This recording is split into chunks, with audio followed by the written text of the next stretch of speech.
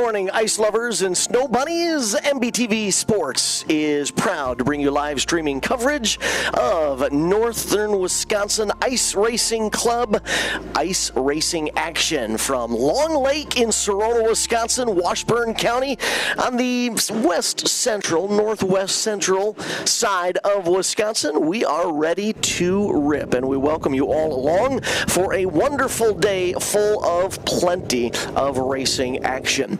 What we have here on Long Lake, built by the Northern Wisconsin Ice Racing Club, is a quarter-mile plus oval and a GP track. We will give you track descriptions and let you know what the racers are going to be battling against as the day progresses, but I guarantee you, you will be seeing the best of the best. $34,000 up for grabs today as part of Northern Wisconsin Ice Racing Club's event today on Long Lake in Sarona, Wisconsin.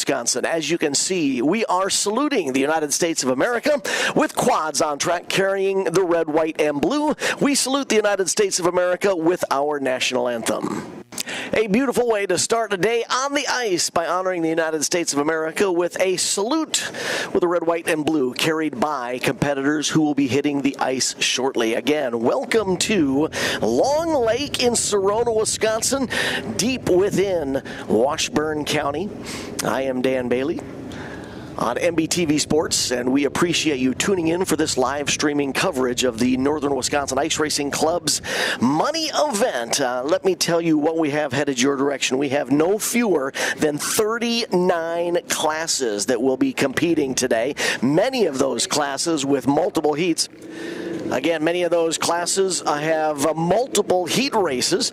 So, for example, we have a class called C Studded. We'll be running a couple of heat races. C Rubber is going to have 3 qualifying heat races. For most of these classes that have multiple heat races, top 4 finishers, the results of those heat races will transfer directly into the main.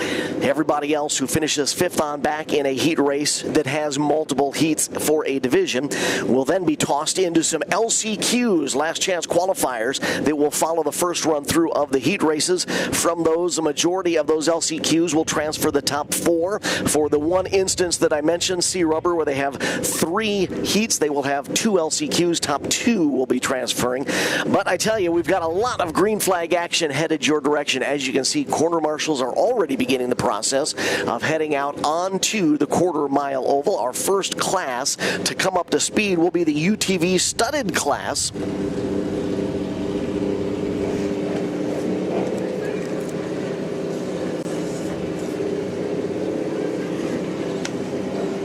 UTV Studded will have 7 racers in the game as we enjoy a flyover from local airplanes.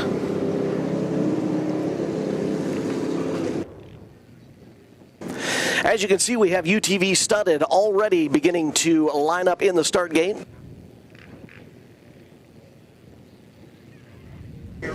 And I tell you, I'm honored to be joined in the broadcast booth by none other than Jason Swan.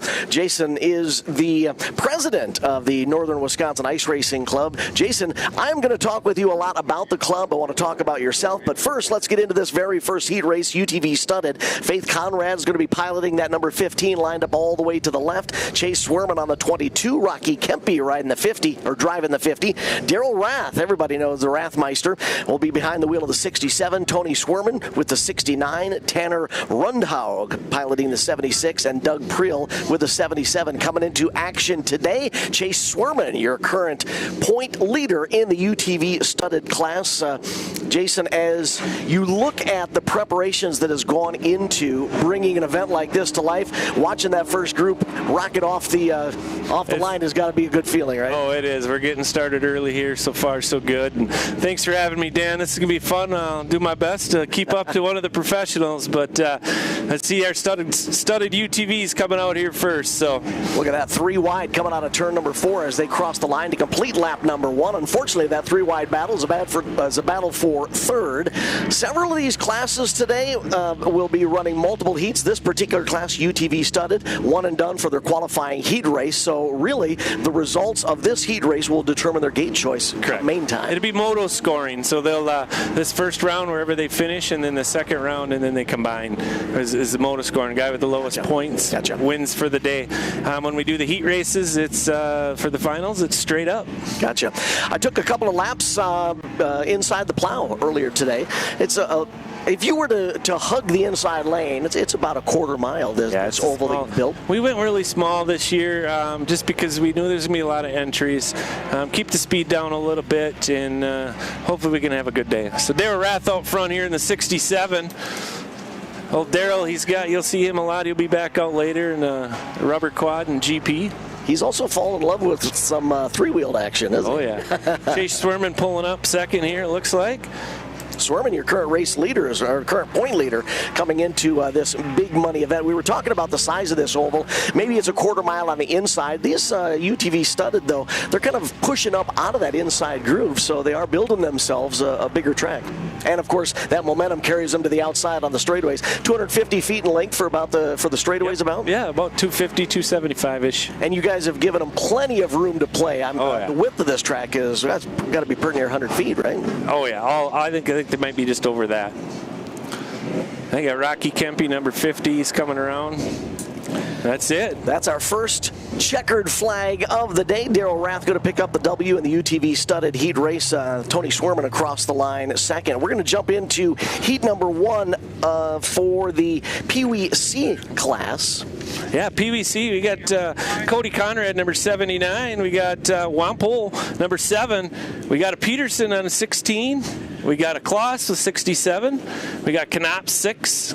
We got Autumn Conrad. We got Olfeltalter, number 3. Deisterhoff, number 23. 22, T. White, and they're off the line. 32, 44, and 10, Berlin. They're off the line. Here they go. Keep your eyes on the 17. Autumn Conrad comes into today's big money event as the point leader in the Peewee C class. As a matter of fact, out front, Watson Wampole on the 7 machine. But here comes that 17. Autumn making a move first to the inside to take over second, then to the outside. We got a Peewee down, so that'll be called for a red. So we got a kid off. We always stop the races. What they'll do is they'll bring them back to the line and we'll restart them. We had them 2 wide, and one racer thought maybe 3 wide would work going into turn number 3. Not quite enough room as they were all trying to stay to the inside of that third turn. So again, red flag conditions right now, which means full stop for racing action, and we bring the field. We're going to bring them back to the start gate, or are we going to do a restart here on the front straightaway? We're going to bring them back to the start gate. You got to get a lap in. So what we do is we'll restart them on the line. If we get 1 lap in, then we'll pull them out to the start-finish line, and we'll go from there. Studded quads, you'll see where they'll actually make a V, where we'll go. Leader will be in the inside, and then the next studded quad will go to the right of them, but back a little bit, and then we keep going. And then the rubber quads, they'll go nose to tail. Gotcha. So while we're under this red flag scenario for Peewee C, gives us an opportunity to talk about the NWIRC almost 20-year anniversary for you guys, right? Yes, we actually had our 20-year last year. So we did the 20 years, and we actually had Barry Serrar, who has been in it since 20 years, still with us. Yeah. We actually got him a pretty cool coat. We did it, gave him a coat, 20-year celebration. Him and Steve, sorry, Steve, I can't remember your last name right now.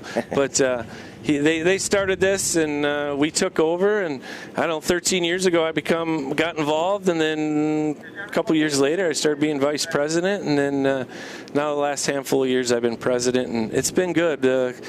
Back in the day, there were 60, 70 entries. We're at 438 today. I know, holy buckets. Yeah, I was writing that down, 438 racers here. And you know what? I think the purist in me wants to say that these 438 racers are not here only because there's $34,000 on the line. I mean, they just love the sport. I mean, you guys have you got a great 10-race schedule for the 2026 season. I think if you only had maybe one that got bit by some warmer weather earlier this year. Right. The very first week we ended up, and we'll hopefully try to get that in. We have a makeup race. If the weather stays good, ice stays good, we'll get that in. But yeah, we ended up missing the first week. It's 8 weeks long. Next week we're out to East Bay on Holcomb, and then the following week we're at Lake Wissota and Chippewa there, and we'll see where that makeup race is. We're going to try to, if the ice is good, we'll head up to Birchwood, get back onto that one. But here we go, as Peewee C gets rolling again. Peewee C back underway. Hopefully we'll keep everybody rubber side down this time and complete a lap or two before we get anybody together. We were seeing the 7 of Watson Wampole being challenged by Autumn Conrad on the 17. There you can see the 3 of Briley Offhaler. But it's still the 7 of Watson Wampole holding on to the number 2 spot as the 17 of Conrad takes the lead to complete lap number 1. What's been the, as we see this battle going into turn number 1 here, challenge for position with the 3 of Offhalter taking over the number 2 spot. My question was going to be, what's been the biggest change that you've noticed in the sport through these, 20, 21 years? Just that, the variety of ages. Yeah. It's from, you got Jim Schweers, who's, he's in his 50s, and then you got these kids here that some of these kids are 5 years old. Yeah. And it's getting to be where it's more family coming in, and dads are racing, and these Conrads here in this Offhalter, their dads used to race, and now they're getting more back into it. I see the one brought a rubber quad today, and now these girls you'll see come out, they'll be on studded quads, little Peewees. It's pretty neat. It's this is the future of this racing, and you got 12 of them out here right now. As a matter of fact, challenge for the lead here as Offhalter trying to get up alongside your race leader, Autumn Conrad, but with the checkered flag flying, Autumn is going to hold on for the W in the Peewee C first race, followed by Briley Offhalter second, and I believe Watson Wampole was able to hold on for that number 3 spot in the finishing order. We will let these quads exit the track as we get ready for the first of 2 heats for our amateur rubber class. So yes, indeed, you can race on ice with just the rubber tires. Obviously, when you think of ice racing, you think of studded up tires or spikes if you're in Eastern Europe. But this rubber racing, I think, has at least it appears to me, it's grown in popularity. It's probably about our biggest classes. They're running a D10 Hoosier tire on the rears. Some of them run a D12 in the front. Some run sand dunes. A lot of different things that they can do. Some will just run a stock front too, but they do a lot of tire prepping. Yeah, I'm sure. Grooving and sliping, and in order to get a little traction out of it, and it's amazing how much traction they can get. Brady Wilson out of Chippewa Falls going to be riding the 07. Tucker Kempe on the 19. Jackson Helen on the 20 as the green flies and they exit the start gate. Ty Osborne on the 28. Ethan Kramer riding the 32. Landon Tiller with the 33. And Parker Riedinger on the 72. It is heat number 1 for amateur rubber class. Looks like you got Tiller. Oh, there's a little slide underneath there by the 28 slash. There's a little Ty Osborne. Well, that's a great speed shot right there. Watching him finish the front straightaway and sling those things down into turn number 1. They're obviously doing the same down there in turn number 3. Keep your eye on that 20. He's only 14 years old, and he's coming through the ranks pretty quick. He's fast. Jackson Helen with youth on his side, all right? No fear. And yeah, that kid runs go-karts. He actually jumped at a Midwest Mod this summer, too, up at the Red Clay Classic for the first time. And he's a good up-and-coming racer here. Making a move to the inside, entering turn number 3. So the 33 machine of Tiller getting a challenge there. A little crossover maneuver coming out of 4. Side-by-side at the line, and I believe he's going to be able to make it stick this time. No, maybe not. Good race for second. Oh, he got into him. He saved it. That's good. They had enough lead there. Tiller still running in third by the looks of it. Now these non-studded classes, these rubber classes, will we find them running more of the cushion on the outside as opposed to where the groove has been cleared off on the bottom?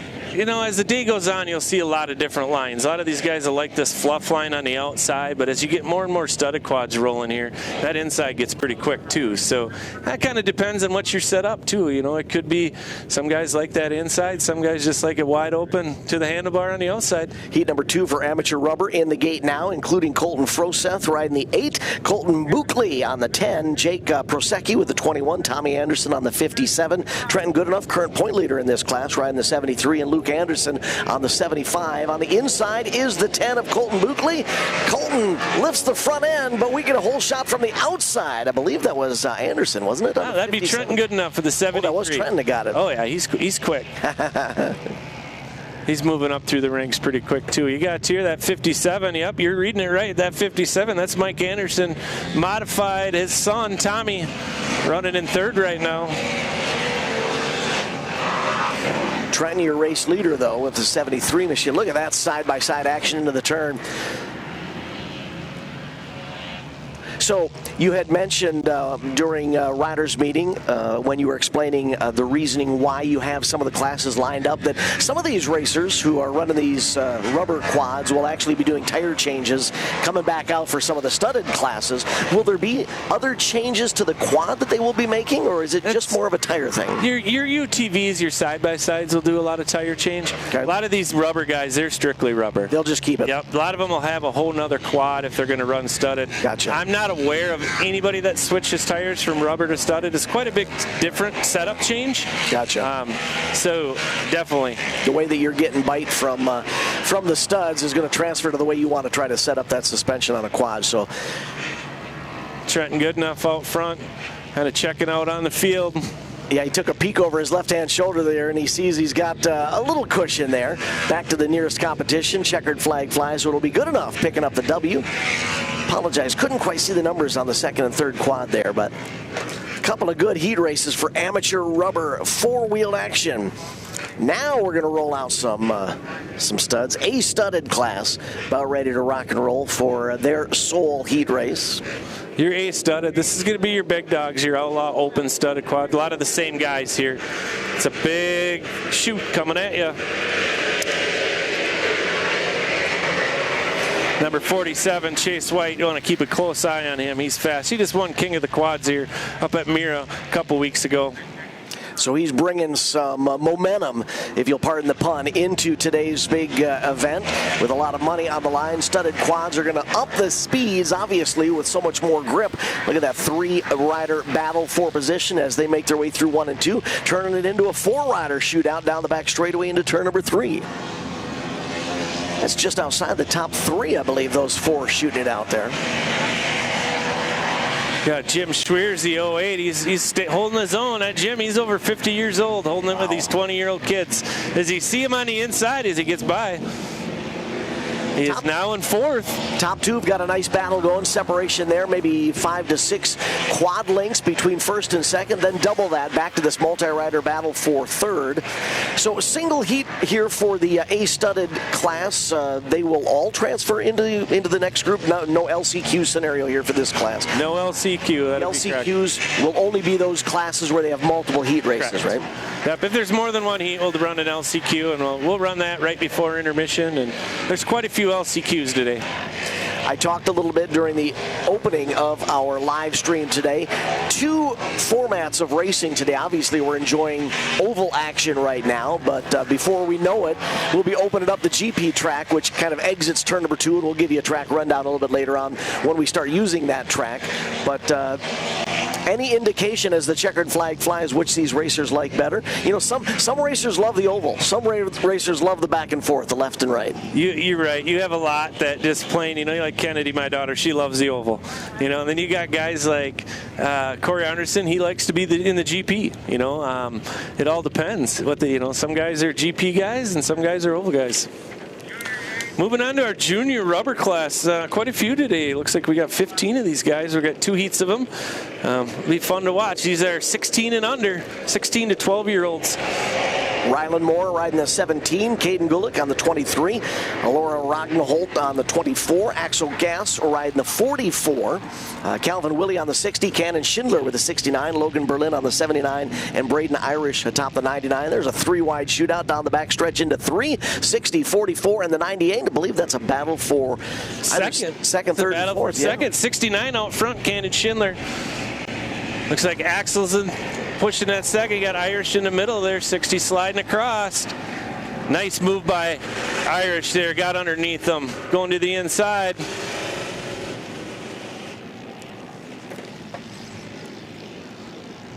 Junior A rubber, these racers Young enough to still be called youngsters, but old enough to bring some experience to this. Oh, definitely. You got kids like Cannon Schindler. He's been doing this since he's 5 years old on a Peewee. You know, he's now, what, 14 years old, 13, 14 years old, and you can see he's out front. You got that Irish kid. They're good. 10 years really of experience good. Will bring a lot of speed to the racetrack, won't it? Trying to get some rear weight there, coming out of turn number 4 and down the front straightaway. Get those rear wheels to dig. There's your... That 44 Axel Gas, this is, I believe, his first year ice racing. He's in 3rd right now, looking pretty good. 3rd or 4th, he's doing good. 69 machine of Connor Schindler out front. Connor looking out to the haulers to the outside of turn number 4 as the checkered flag flies. Connor gets himself a win, or excuse me, Cannon. I apologize. It's all right. Gannon coming out of 4. The way that the pits are situated, they're along the front straightaway and they wrap around there. You can see in the shot there, they wrap around turns 1 and 2. So Gannon was coming out of turn number 4 trying to find probably the rest of the family and everyone else who's watching, and probably had a huge smile under his helmet. Heat number 2 is in the gate now. Jeremiah York's riding the 00. Bryce Ebert on the 15. Ryder Gerwitz with the 32. Chase Fridley riding the 33. Shane Granger on the 38. Henry Levins on the 41. And Kaysen Pretzman with the 88. It's a nice shot from inside turns 1 and 2. It's a unique starting setup here. This start straight is on the outside of turn 1, but they get a nice short chute that brings them into the apex of 1 and 2. Then they finish the turn 2 and head down the back straightaway. Makes it interesting, especially when we get to the GPs. And as I mentioned, we'll talk about that GP track a little bit later on. But right now, heat number 2 for Junior A Rubber going to complete lap number 1. As you can see, Dan, it's getting a little slipperier. They're pushing out, you know. When you run back-to-back rubber like this, it's that second heat kind of gets the downfall because it starts to polish off, you know. So now we'll come back with the studded quads, a couple studded quads here, and then kind of rips it back up. Rips it back up. What about as the 88 machine is able to work past and take over the number 1 spot, I believe, from the 15 of Bryce Ebert. They cross the line there to complete another lap. There you see our top 2 in turn number 1, 3rd, 4th, and 5th following them. Side-by-side battle to get into or stay in the top 5 there as they exit turn number 2 and head down the backstretch. But your race leader is beginning the process of trying to build a little separation. Look at him running that extreme wide exit out of turn number 4, just riding that momentum all the way up to the cushion. There's the 15 of Bryce Ebert trying to fend off the 33, I believe it was, of Friedley. Friedley, though, has got his hands full. Friedley's on the yellow machine there. That's the 33, but running around the outside is the 32 of Ryder Gerwitz. Not sure if that outside lane is going to be friendly to Gerwitz or not as the checkered flag flies. Kaysen Pretzman will get the W to wrap up heat race number 2. Good run for Pretzman. So everybody's aware, too, these juniors, they're all 400 EXs. 400s? 400 EXs. They got to run an airbox lid, so it keeps them from building them too big. You know, you got to have air. So, yeah, now we're moving on to C-studded here. Just got one racer ready. While we wait for the rest of the field to get into the gate for the first of 2 heats in C-studded, we'll give you the lineup real quickly. Deanna Close going to be riding the 05. Clint Close on the 22. Emmett Salter, with the 42. Cameron Stindl on the 45. Mike Tanner with the 47. Sean Fleener on the 55. And Tristan Kalwitz riding the 63 C-studded class. Heat number 1 of 2 rolling into the start gate. What about plowing? Will you wait until intermission to do any track work with the plow? Yeah, we'll wait till intermission and we'll clean off as much snow dust as we can. Otherwise, you get the bikes. It gets hard for them to get through that snow dust to get to the main portion of it. So yeah, we will wait till intermission. We'll plow it off. Gotcha. So this is Division 7 of 39. 39. Oh, we got one rider up off the back. Pulled a wheelie out of the gate. Didn't quite see the number, but you can see that racer is up under his own power. We have a red flag, so they'll restart. So what'll happen here now, that guy jumped like that and flipped it over. He pulled out the red. He'll have to go to the second row on this line And then when that bungee goes, he's got to wait for, there's a green light on the bungee. He's got to wait 3 seconds before he can go now because he caused that red. So when Jason says bungee, there is literally, think of it as a rubber band. There's a bungee cord that runs right in front of the racers. And that would be different than, say, for example, a motocross layout where they're looking for the gate to drop. There's literally a rubber band bungee stretched in front of the racers. And they are trying to watch that bungee for it to snap. That's when they can exit the start gate, except for somebody back on that penalty line, such as we're going to see here. There is a secondary light. A little bit of, is it a standard delay or is it different every time? 3 seconds. 3 seconds. It's set every time. It's all automatic. We actually, this year, Woogie made it's all automatic. He hits a button, and 3 seconds later, that light will go off after the bungee snaps. Gotcha. Pretty automated. Hopefully, it looks like Emmett Salter with the 42 that took over. Looks like he's all right. Let's see. Hopefully, he can keep going here. Getting a pull back from one of the track personnel, and unfortunately it doesn't.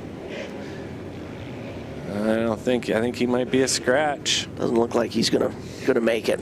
Emmett's been racing with us for a while too. He just got into the studded and he used to race Peewee quite a bit. Throw the studs on the wheels as opposed to a non-studded class.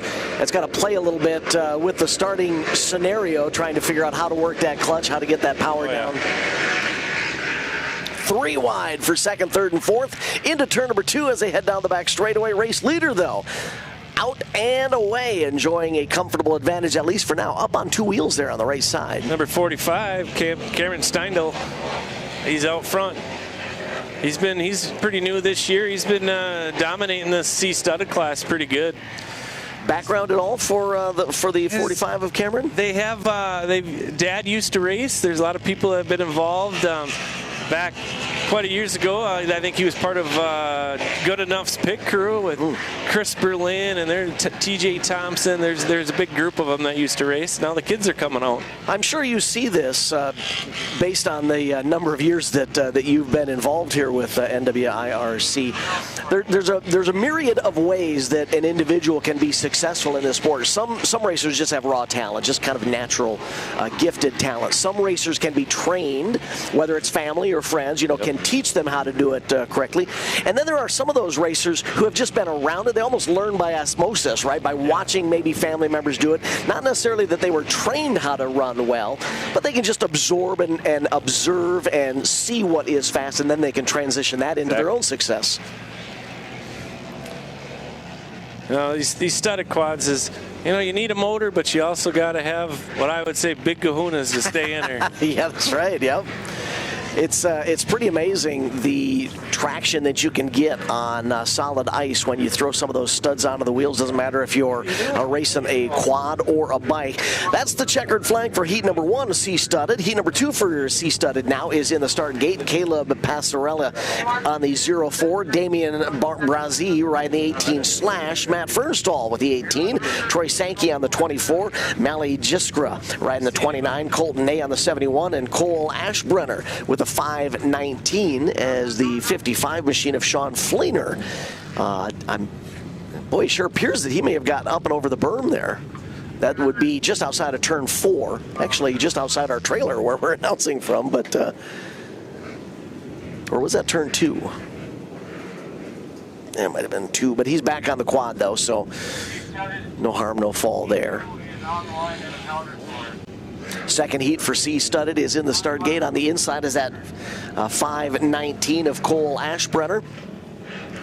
Any advantage, Jason, that you see lining up inside or outside in a scenario like this where you are headed into a left-hand turn, which would be turn 2 of the oval? There's some good things and bad things. The inside obviously is a straight line, but you also get that little swoop a little bit, which helps you carry your speed and you won't push out as far.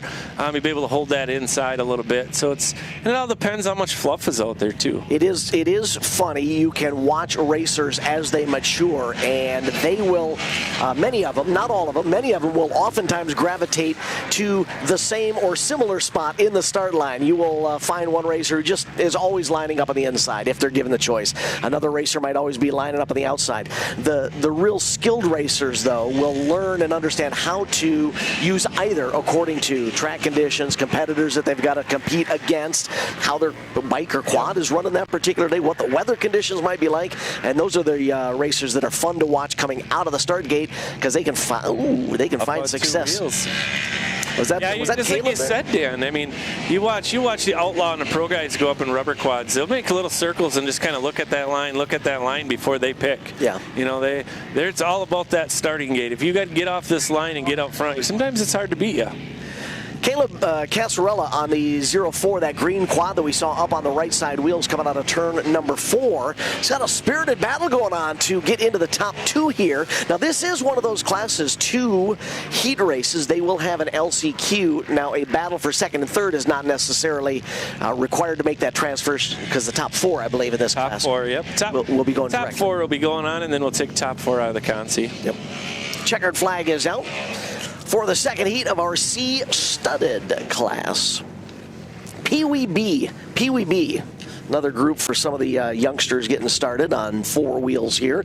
Kate Knops riding the 6, Berlin Bernard on the 11, Leif Peterson with the 15, Tristan White on the 22, Carter Samplowski with the 28, Madeline Anderson on the 32, and Lincoln Close riding the 33. Before we turn these youngsters loose, Jason, well, we're already turning them loose. So let's watch our Peewee B racers head into turn number 2 on the oval. The 11 machine of Berlin Bernard is going to take the early race lead. There's 3 wide at the tail of the field with a 6 of Katie Knops on the inside of that 3 wide battle. Believe we had a change at the front of the field. It's the 20. Is that the 28? Yeah, that'd be the 28, Carter Slampowski. I call him Little Pollock. His dad used to race. They own Slampowski Small Engines out of Stanley. Great family. You'll see his uncle will be out later racing Outlaw and Pro. So. Tristan White actually got the whole shot. Tristan's riding the yellow quad on the outside lane there in that 3-rider battle for second, third, and fourth. The 11 of Berlin Bernard now has moved up to second as our race leader is actually off to the left, already heading into turn number 3. And I believe it's Leif Peterson there trying to work to the outside. There you see our race leader coming out of turn 4 as that 2-rider battle goes way out into the snow. They're going to ride the fluff through turns 3 and 4. They open up that inside lane and let a couple of them freight train them on the inside.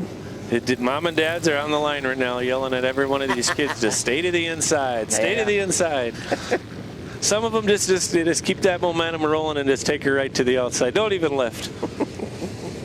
And you'd be surprised, Dan. I mean, there's, 3-4 girls in this class. There's quite a few girls throughout this whole club, and there's a lot of fast girls. You know, girl or boy, it don't matter. They can get after it pretty good. Checkered flag is in the air unofficially. I believe it was Carter out front. Carter Samplowski on the 28 machine. So our unofficial call there is that Carter's going to get the W in the Peewee B class as we get ready for Junior B Rubber. Junior B Rubber, 11 racers in this class. Jeremiah York on the 00. Isaac Anderson with the 1. Rylan Moore riding the 17. Bradley Korn on the 19. Caden Gulick with the 23. Alora Rognhold riding the 24. Chase Friedel on the 33. Shane Granger with the 38. Henry Levins on the 41. Axel Gass on the 44, and Calvin Willie with the 60. 11 racers.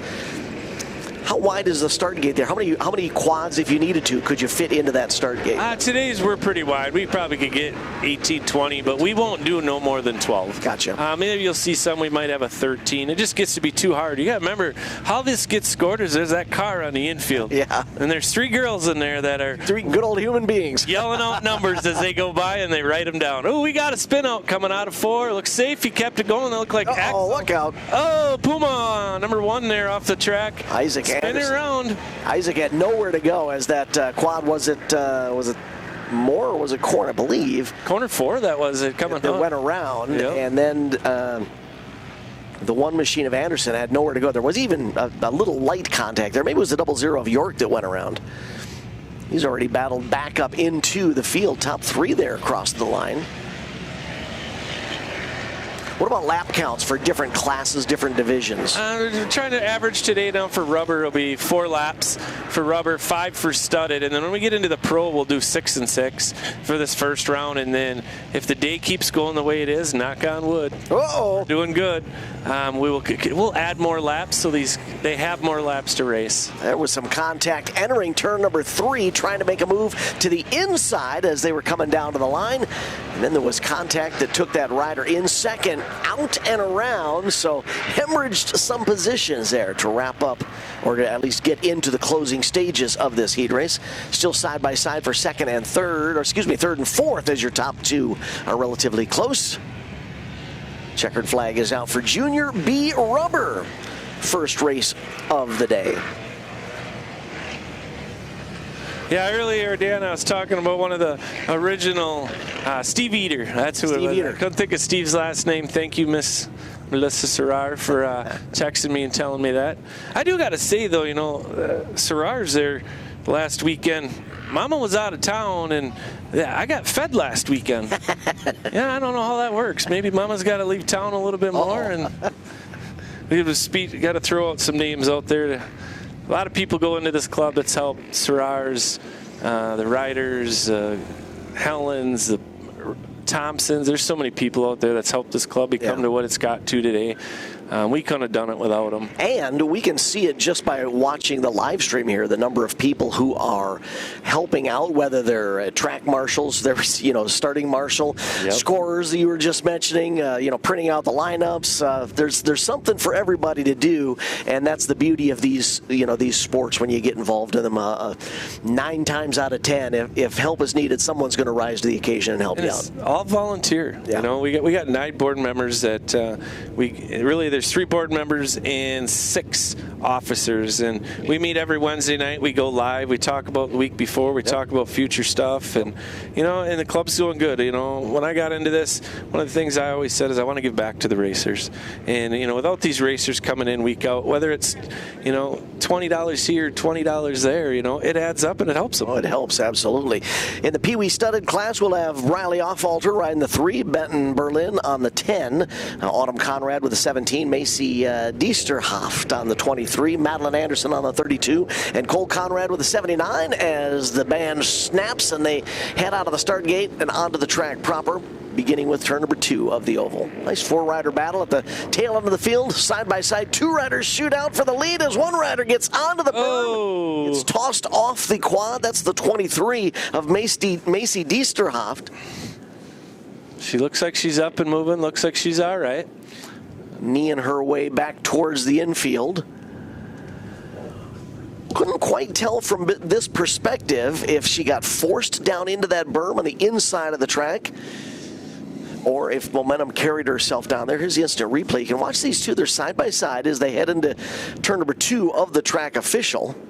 They're close, but I don't think they're touching. Well, there was a little contact there after Macy got her left side tires on the berm there.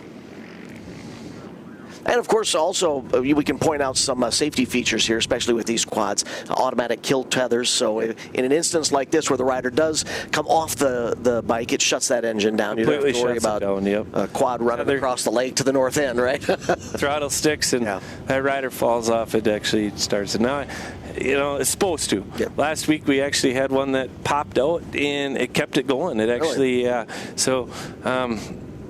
we did a little different in tech this week to make sure they have loops on them, and we checked all their loops this week to make sure that it just didn't pull out on them. Gotcha.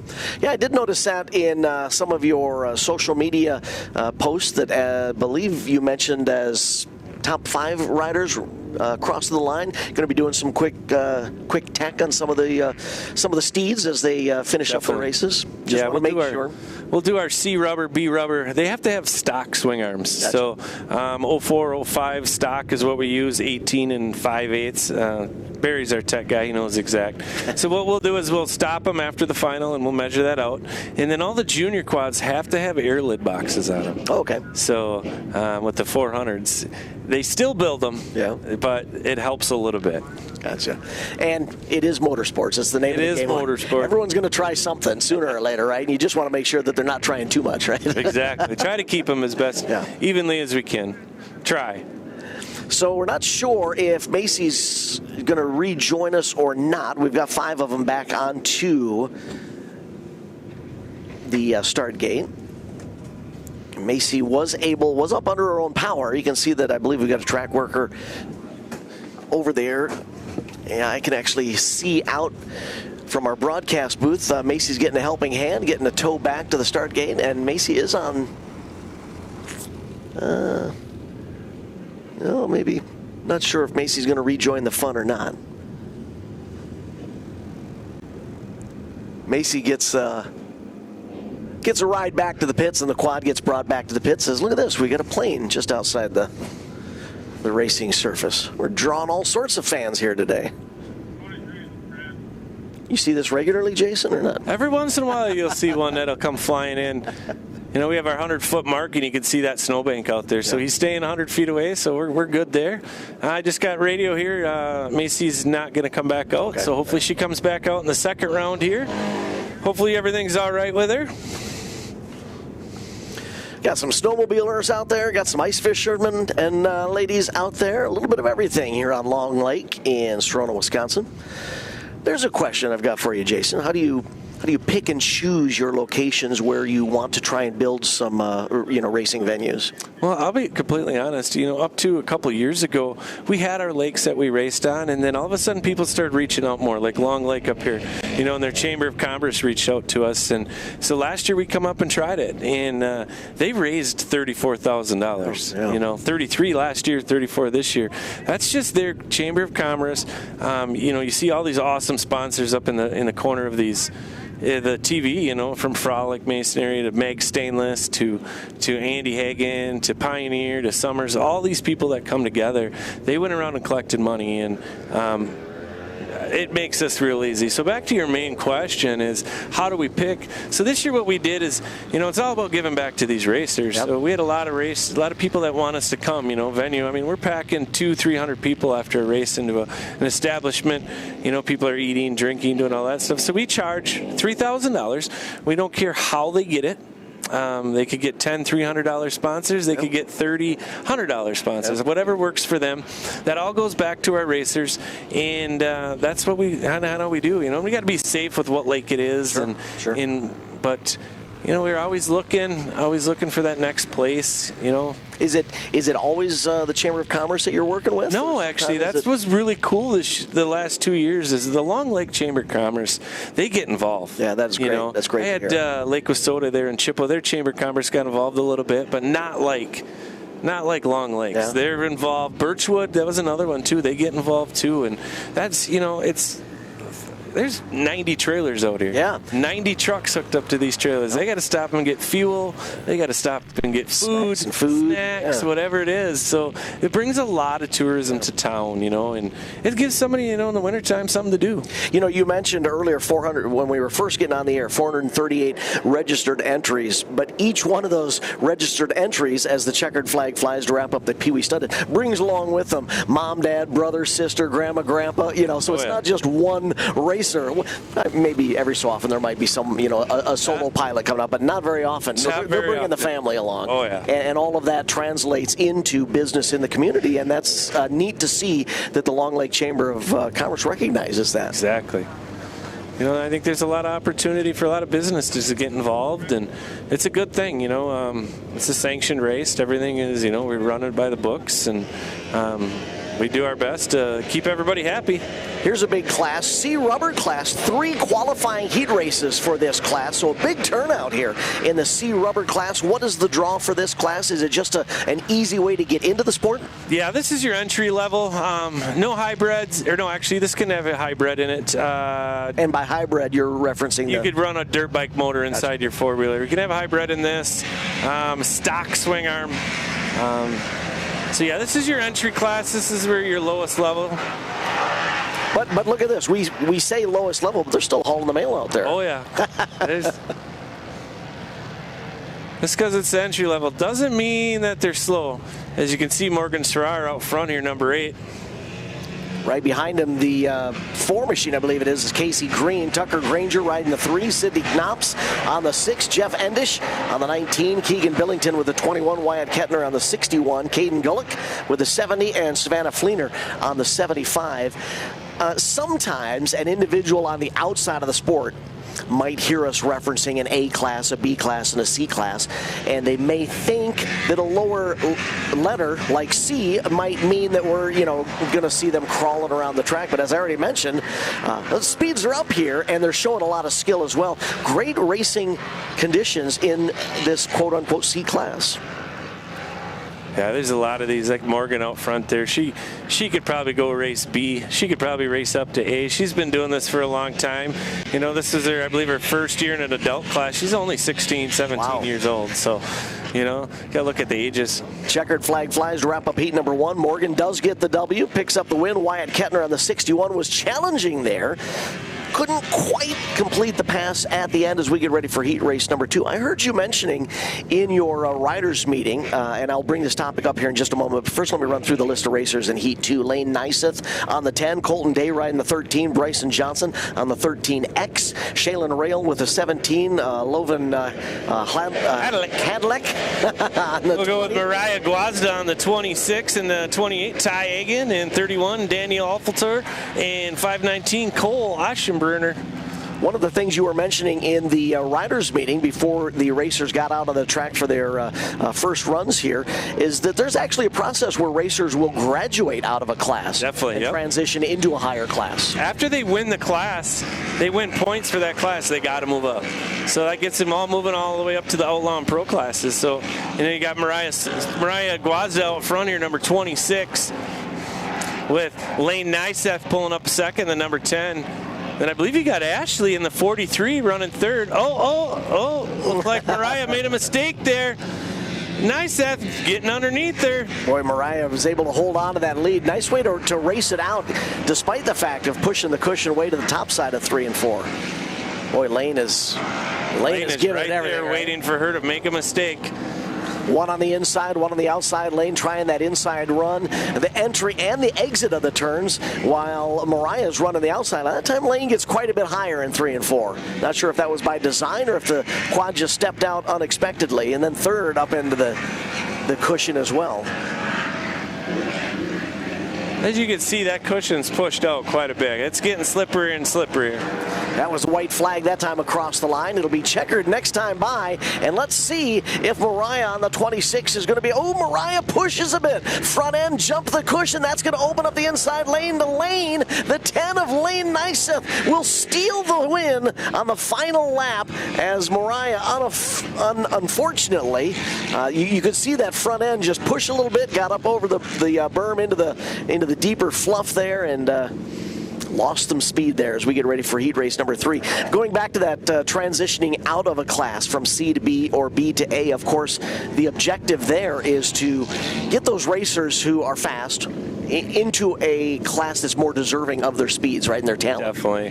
As they get better and better and improve, just keep moving them up to, let the next kid come in and be dominant or however you want to do it. So it works out good. And we keep a close eye on this. We have somebody come in our club and we feel that they're not in the right class. We got the right to bump them up. Yeah. So we do that. We keep a close eye on them and make sure that they're in the right class they're supposed to be. Heat number 3 on the track now. Noah Rudd on the 04. Jonathan Arat riding the 11. Alex Sauer on the 12. Damian Brazee with the 18. McKinn Sminsky riding the 22. Ashley Arneson on the 43. Desmond Gare on the 50. Ben Bohl with the 54. And Eric Goss with a 55. And there is another side-by-side battle for position at the front of the field as they complete lap number 1. Actually, second and third there with a little side-by-side fun just behind our race leader. 55 machine of Eric Goss on the outside. You got Ashley Arneson on the inside. She's working it. That's Corey Arneson's wife. It's a family right here. You'll see her husband come out here later in the pro class, and it's family orientated, and they got a little 1-year-old. She's got to be just under 2-year-old daughter that they bring along too. They're giving it everything there. second and third still up for grabs, but I don't think they're going to be able to reel in our race leader, who has exited stage left and opened it up quite an advantage. The 12 machine of Alex Sauer. Oh, Ashley spun out there on the last lap. See Eric Gass going around on the outside. 43, Ashley spins.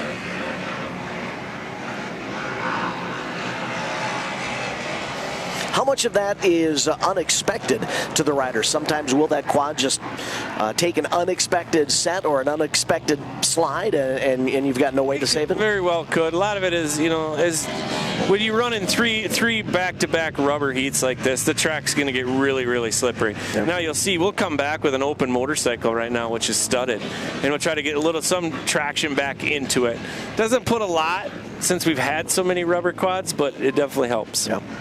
So open motorcycle, exactly as it sounds, run what you want, right, in this class. We've got 11 entries in this race. Ethan Eben riding the 0, Owen Lay on the deuce, Owen Nelson riding the 7, Ricky Staub on the 22, Cody Funk, who is a bit of a master in everything, riding the 25, Mark Will on the 66, Mason Barth with the 80, Nick Berg on the 92, Bryce Backus on the 94, Bryce, a former Nationals racer, John Dillenberg riding the 98, and Ty Fietzer with the 727. 11 racers in here, and we're about to see some speed here with open motorcycle. Yeah, these are your big dogs coming in. You watch Cody Funk there. His sister Megan, she's the president of CWIRC, Central Wisconsin Ice Race, another club that runs a little more in the Central. Yep. Really good family, really good people here. Look at him backing it into the turns, and out front by about 3 cycle lengths is your race leader going to lead lap number 1. It's the 25 of Funk holding on to, I'm not sure if Cody's our race leader. Whoa, look at that move right there. To the inside, 3 wide. That's the 0 of Ethan Eben, taking 2 spots for the price of 1. Yeah, I believe Cody's still running, Cody Funk running second. There's a 727 of Ty Fietzer in that multi-racer battle for 4th, 5th, and 6th. Is that Mason Barth on the 80? I'm not quite sure. So it looked like Mason Barth on that 80 up there out front right now. Tight quarters. They see Riley Ginder here in the 5. He's coming in underneath. Riley must didn't get into this class. He must be an ad at the end. Almost had a high side there in turns 3 and 4. That bike took a set. That's Barth. Yeah. Mason Barth, your race leader. Cody Funk unofficially holding on to second. But Cody's going to have his hands full here. Looks like Ethan's closing the gap on the 0.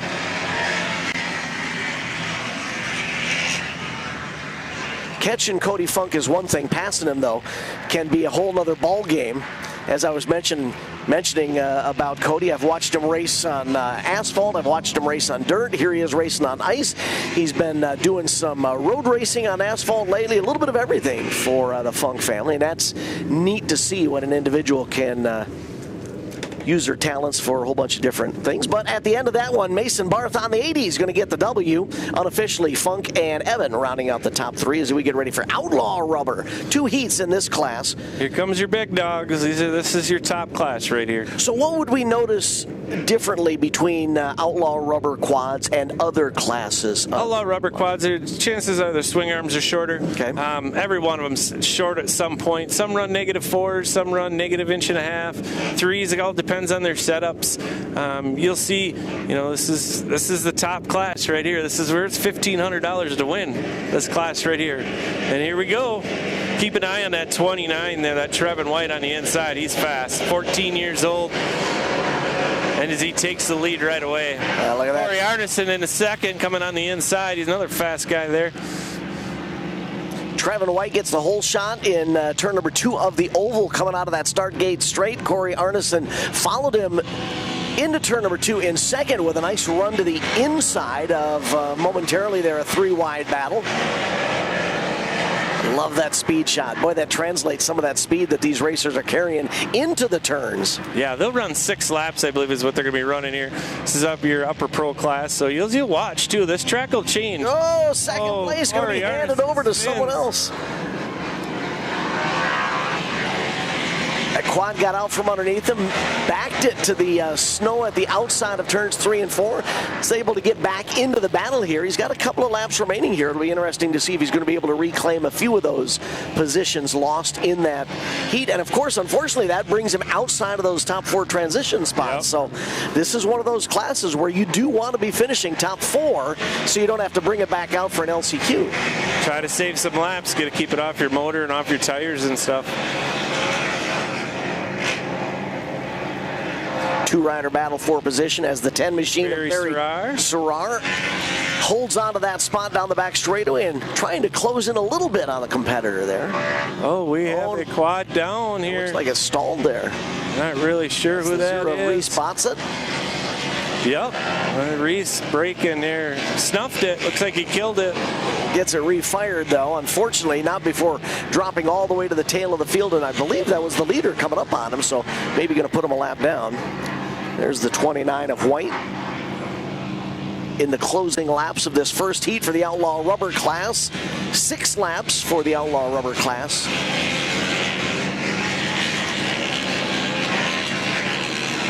Well, he's sawing at the bars there. You can see Trevin with a really shortened swing arm. They're pretty small, he is, and it's still, even if it's slick as it is, they could still pull that front end. Looks like we got Barry, and that is number 4 is Tyler Allen.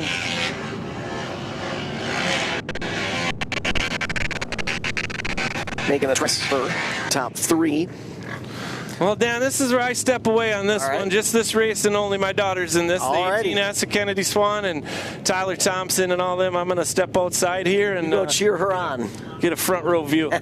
Tyler Thompson's riding the 0-3. Brody Barsamian is on the 4. Andrew Steinmetz with the 16. Kennedy Swan, Jason's daughter, on the 18. Jake Samplowski riding the 18X. Jake Prosecki on the 21. Cody Severson with the 38. Jace White on the 47. Vanden Reese with the 50. And Ethan Coran on the 82. 10 riders. Second group of the Outlaw Rubber class. They're in the start gate. Here you can see Kennedy Swan on the right side of the start gate, that red and white machine there as Kennedy rolls up to the line.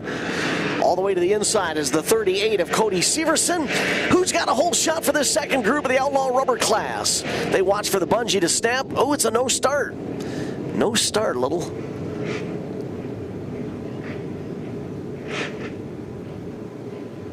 Didn't quite release the bungee, so we'll give it another shot here. Taking a look at their automated system. Oh, it might be battery time. So Outlaw Rubber, this is the 13th group of 39. You heard me right. 2 heats for Outlaw Rubber in this 13th group of 39, 13th class. Next will be Outlaw PW Studded as we're going to give it another shot here. Bungee snaps and away they go. Looks like we might have a whole shot from the extreme outside. Coming across the field into turn number 2, your race leader with a power move from the outside. We've got him sideways in turn 2 in that transition from the start gate straight onto the oval proper. Kennedy Swan and the 16 machine of Andrew Steinmetz battling for position. Another quad making a run around the outside, but this is all 4 positions, 2, 3, 4, and 5 as our race leader has opened up a commanding advantage. The 62 machine, the 82, excuse me, of Ethan Coran up to the number 2 spot. Here's your race leader just now coming out of 4, headed down towards the line. Can't quite get a number on that quad. 47, maybe Jace White. I believe that might be Jace out front. There's the 4 of Brody Barsamian. Brody making that extreme inside lane work magic for the 4 machine. To the inside of Andrew Steinmetz on the 16. And coming into the mix, the 0-3 of Tyler Thompson. Thompson on that yellow quad with a yellow helmet, working around the outside, trying to use that cushion to his advantage. Kennedy Swan on the 18. Ooh, ran out of running room there on the inside as the 4 of Barsamian took that inside lane away. Swan is going to get it back, though, exiting turn 2 and down the back straightaway with an inside run. Race leaders across the line to complete another lap. Look at this back and forth. sawing for positions. They all get moved to the outside as Swan tries to do a crossover maneuver on the 16 of Steinmetz. First look into the outside, then the inside. Coming back into the picture is Brody Barsamian on the 4 machine. 3 quads battling for, I believe this is 3rd, 4th, and 5th up for grabs. 6th also in play there. 5 quads all battling for position, and again, this is a class where you've got to finish in the top 4 to make that direct transfer. Otherwise, you're going to be in an LCQ. Ooh, race leader pushes the cushion, gets up into the snow. Checkered flag is out. Second group will write their names into the books in the Outlaw rubber class. Wow, that battle just outside the top 2. Again, 5 racers battling for 3rd, 4th, 5th, 6th, and 7th. Of those 5, only 2 of them will transfer directly. Finishing positions 3 and 4. Outlaw PW studded up next. 8 entries in this class. Rhett Marion riding the deuce. Dalton Schweers on the 4. Colbin Guizda riding the 12. Gage Jerskra with the 14. Bronson Taylor on the 19. As they rocket out of the start gate, rest of the field, Dax Graham on the 20. Bentley Samplowski with the 28. And Bentley Irish on the 29. Well, they all slide to the outside. Heavy traffic down the back straightaway. Top 3 single file. Top 4, actually.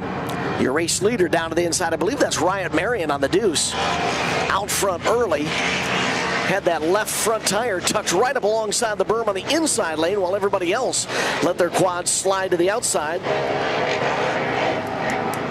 5 added to the mix. Up there in the top 4. Got a little huckabug going as he jumps the cushion. So 29 of Bentley Irish. Bentley way up to the outside through turns 3 and 4. Back to 1 and 2 they go. Interesting aspect when you get into these classes is watching the different lines and lanes. Even this Outlaw PW studded class, some running the inside, some trying to use that fluff on the outside, some running right down the middle, as these 2 are going to go side by side into turn number 1. That's battle for 2nd and 3rd. The 6 on the outside, the 12 on the inside. Colbin Guizda on the 12 machine, going to give up 2nd, I believe, settle into 3rd now. There's your race leader all alone on a turn number 4. Finger guns back to the rest of the competition as he takes the checkered flag and the opening race win to the Outlaw PW studded class.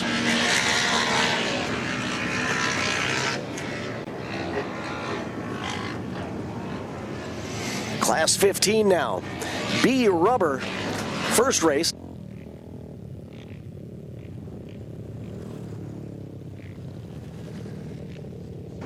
This is B rubber first group.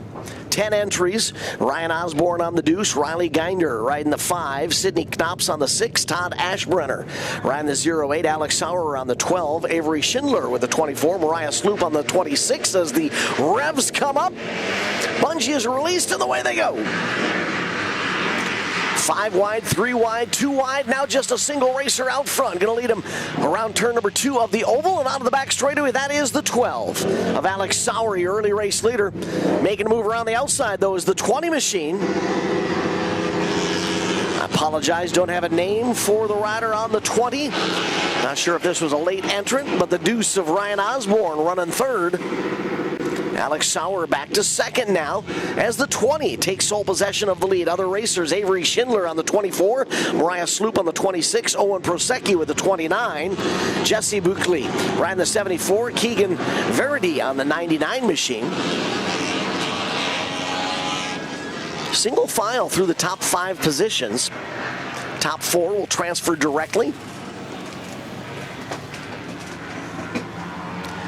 That is the 20, and I apologize, don't have a name for number 20 machine. That's Dax Graham. Dax Graham? Yep, Dax Graham, number 20. I'm back, Dan. Had to go congratulate Kennedy. She made top 4, so she's pretty happy with that. Got a direct transfer. Not going to have to battle through an LCQ when the emotions can get high, right? Definitely. So Dax was able to take the lead away from Alex Sauer on the 12 machine and has since opened up a commanding advantage here. Dax number 12 is actually Colvin Guazda. Colvin Guazda, the number 12. Okay. It's all right, buddy. That's all right. This is actually Outlaw Peewee studded. I'm thinking they skipped a class on us. Sorry. No. Yeah, they ran Outlaw Peewee studded here, and I think they ran B rubber already.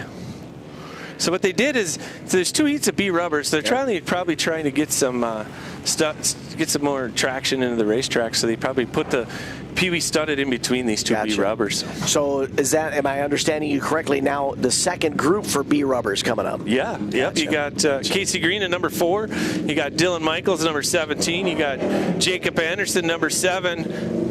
Macy Smitsky, number 22. Morgan Serrar, number 8. 25. Austin Henneman, 28. Ty Egan, you probably hear that number. Used to be number 26. Runs a streeter. And then Jacob Ackley, number 18. And then Braxton Johnson, number 13. 9 racers, B rubber second group.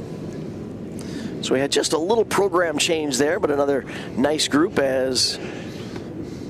And me not being in here, I would have seen that. But we're trying to just bouncing around a little bit just to try to keep as much traction as they can in this racetrack. Well, there's something that a casual spectator may not understand is you and your team, you are watching this track. You're trying to make sure that not only are you getting through the program, but you're also putting the correct classes on the track that are going to help that track last the day and race the best for all the competitors. You know, if you ran rubber quads all day long, it would be like a complete skating rink, just polished right over. There's the 8 of Morgan Sauer trying to make a move to the inside of the 13 machine of Brayson Johnson. That's a battle for 3rd, 4th, and 5th as one rider gets up over the berm there. Jacob Ackley up front there, the 18.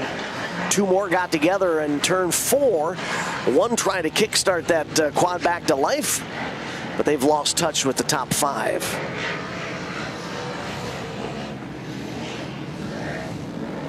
Race leader right down to the inside. That is the 18 machine of Jacob Ackley.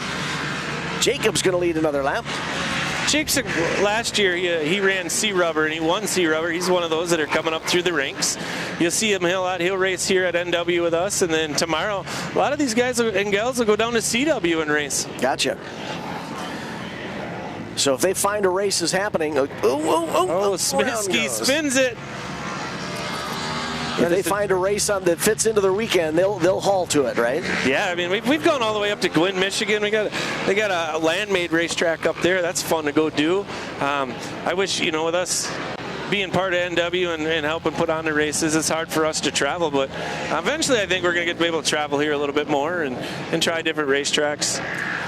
Sundays is easy. Ackley on the 18, looking over his shoulder, making sure he's aware of where the competition is. Thankfully for him, none of the competition is right around him. Jacob Ackley going to pick up the heat race win in the second group for B rubber. Now we'll get into junior studded, right? Yep, that looks like junior studded will be up next. There's your starting lineup on screen for those of you watching from home. By the way, welcome to Long Lake in Sarona, Wisconsin. Thank you for tuning in to MBTV Sports live streaming coverage of Northern Wisconsin Ice Racing Club. Ice racing action, both an oval and a GP coming up a little bit later on today. Right now, junior studded about ready to hit the oval. Lillian Gessler will be piloting the 00. Dalton Schweers on the 4. Gage Jiskra with a 14. Emily Close on the 22. Matthew Fernstall on the 33. Maddie Jiskra on the 52. Remington Gessler riding the 58. And Braden Wolf will roll the 87 up to the line for race number 16. This is junior studded. Jason, how many of the racers have you noticed through the years are multidisciplinary racers? For example, they might be riding their quads on the ice in the winter, and then they might take it to the dirt in the summer. Quite a few. You got, you watch Dalton Schweers, you watch Dax Graham on these Peewee studded quads that just got done here in the Marians, Slampowski. They all race in the summertime too. They go up to GFI or wherever. You got Chase White, the White Boys. They go race all over. There's a lot of people. You got Tyler Allen here. He's down by Madison, and he's a professional rider. You'll see him all over the place. Even in 2025, Tyler Allen was a Hoosier Hero along with Kennedy Swan there. They big Hoosier Hero thing that they had, and here we go as they're out front, junior studded. Braden Wolf on the 87 gets the whole shot coming out of the start gate straight and onto the oval proper, followed by the 4 of Dalton Schweers. Not only will they take their quads or their bikes to the dirt or the asphalt, as you just mentioned, some of them also getting into the full-size car racing action. Yeah, that's where we come. That's our background. Is you know, Kennedy obviously runs a modified, but there's a lot of guys out here that run a B mods or like Ty Egan. He's here. He didn't race this last year, but eventually he'll get back into, I think, the dirt track side of things. Racing is racing. My dad always used to say, it's like a disease. Once you get it in your blood, you'll try to race anything that you can, right? It's you know, when I got out of racing with Kennedy, started racing, I didn't think that would be enough. But when I watched her in a go-kart and I realized we had something there, it's like, you know what, I'm going to put all my time and everything that I can into her. Yeah. And it's been awesome. You know, I get the goosebumps even thinking about it. You know, she's got her little brother coming up through the ranks now. He's into karting too, and you know, you got Jackson Helen. He's coming through the karts. I think he'll be full-time B-mod this coming year. Really? It's cool. You know, they run at Thunder Hill, you know, MBTV, which is at Thunder Hill every single Wednesday night. Yep. And that's where it all started for us. And it all started with a 5-year-old girl telling me she wanted to go racing, and I hung up the helmet and she put it on. How did that go? Was it, Dad, your time's over, my time to shine now?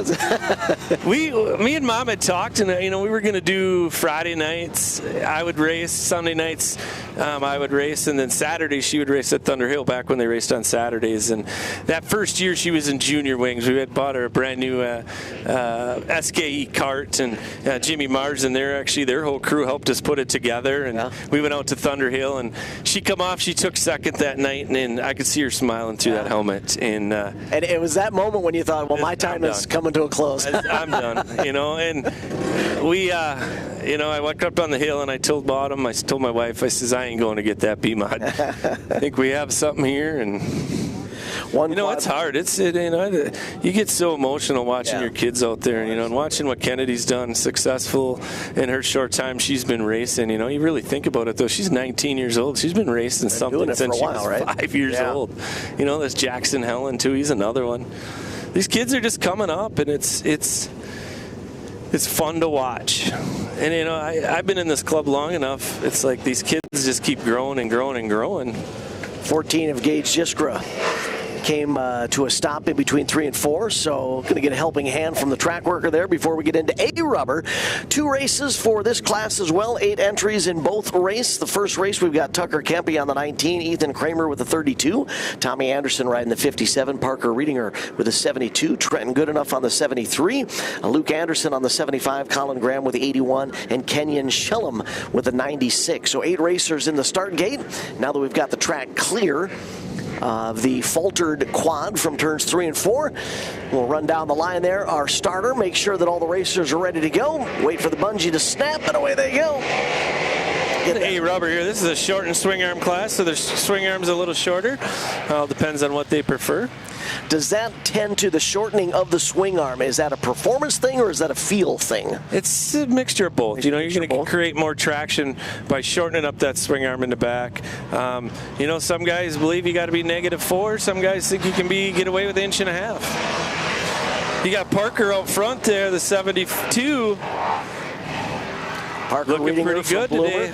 Look at that 3-wide battle for position just outside the top 2 positions, I believe. Parker being challenged by the 81 of Colin Graham.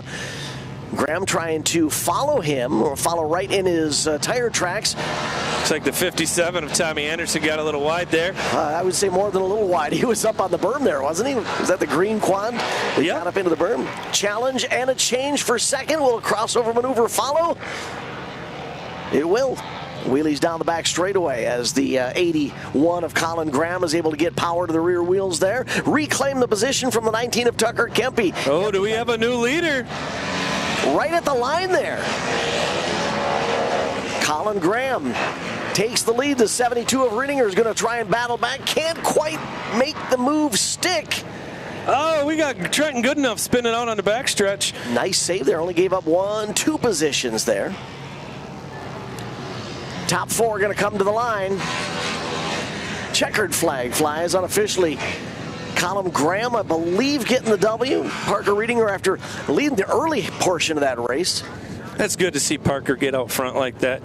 He's been having kind of a rough year this year, a couple wrecks and in the wrong spot at the wrong time. So it's really good to see Parker out front. Group 2 in the start gate now. Brady Wilson from Chippewa Falls on the 07. Colton Froseth with the 8. Colton Buckley riding the 10. Matt Bloomer on the 11. Jackson Helen with the 20. Jake Prosecki on the 21. Ty Osborne with the 28. And Landon Tiller riding the 33. What happens if your quad or your bike gets into the bungee before it releases? Before it releases, and they'll throw a red, and you'll actually go to the second row. You'll be penalized if you get into that bungee before.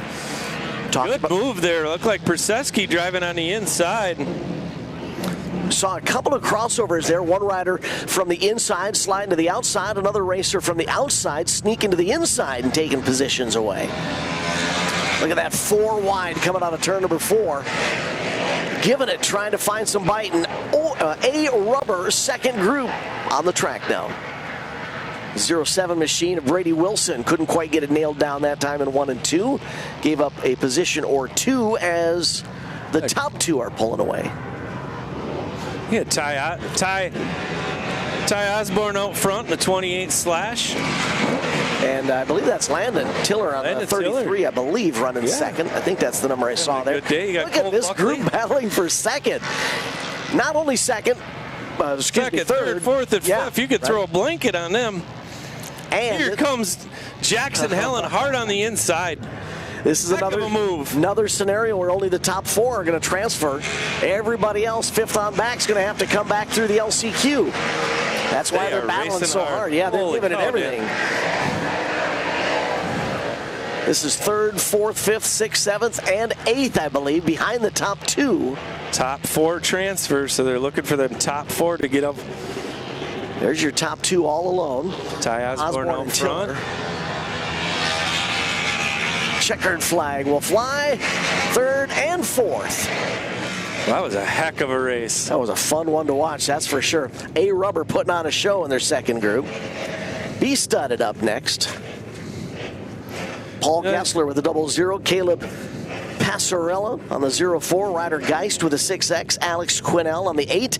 Matt Bloomer riding the 11. Braxton Johnson on the 13. Loven Hedlick, sorry, you've corrected me last time on that one. I don't even know if I say it right. Josh Lawrence I like saying his last name. Dan Offalter with a 42, Troy Sankney on the 44, and Braden Wolf with the 87. Keep a close eye on that 6X Ryder Geist. He runs a lot of dirt in the summertime. He's only like 15 years old. They're out of SWIRC, which is Southern Wisconsin. Gotcha. Young kid. I've seen him about 3-4 years ago come and race with us, and he's fun to watch. Up and comer for sure. 87 of Braden Wolf lined up on the inside with the 42 of Dan Offalter right next to him. The 04 of Caleb Passarelli. You remember that name? He's going to be in a legendary car this summer. Passarella will? No, actually, Ryder Geist. Geist will. Yeah, he's going to run legendary, and they're going to run stud or 4-wheelers too. So very busy family. Love the race inside. Great family. The legend cars running at.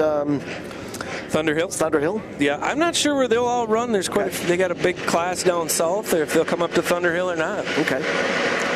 Revs are up. B Studded is away. Full gate rocketing out of the start lane. Headed into turn number 2 of the oval. Check out my son's up next. Jason is going to go cheer on the next member of the second generation of Swan racers as our B Studded class puts on a show. Look at this pack battling for second on back as our race leaders out front all alone. 2nd, 3rd, 4th, 5th, 6th, 7th, all battling for position. There's the 20 machine of Lowen Hadalick, the 13 of Braxton Johnson. Johnson trying to work to the inside. Everybody looking for a lane that's open that's going to give him an entry. Oh, we've got one rider off the quad. Quad high flies up and over the berm. That's the 23 machine of Josh Lawrence. Kill switch did its duty. Shut the quad down, but it just slid on the ice across that berm. Launched into the exit lane, as our instant replay will show here. Look at him carrying a lot of speed. No, it's the 44 machine of Sankey. Troy Sankey comes off the quad. No, gets into the 23. I apologize. Rider exited from the quad. Quad goes up and over the berm into the exit lane.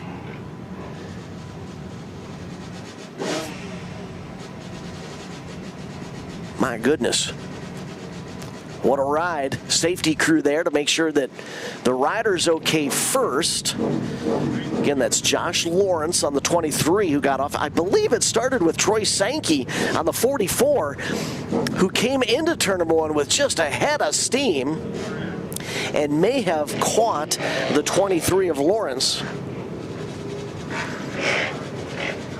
Lawrence came off the left side of the quad. There you can see him plugging his kill switch tether back into the quad. Not sure if the race is done for him, if that quad is locked up. Going to be able to get it refired or not. Might need a helping hand. That was a hard tumble by that quad. So now what we're going to have is a restart from the front straightaway. They had completed that first lap. We're going to line them up on the front straightaway of the oval, the remainder of the field. It'll be single file restart.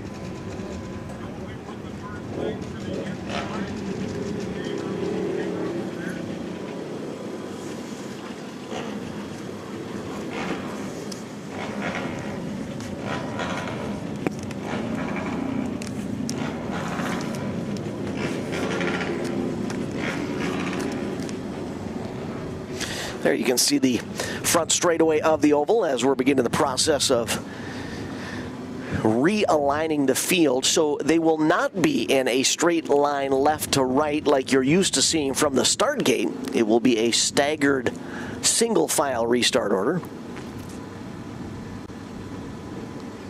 Race leader on the start finish line to the inside, and then the second place quad, the quad that was scored second, will be back and to the right of the race leader. Third will be back and to the right of the second place restarting quad, and so on through the field.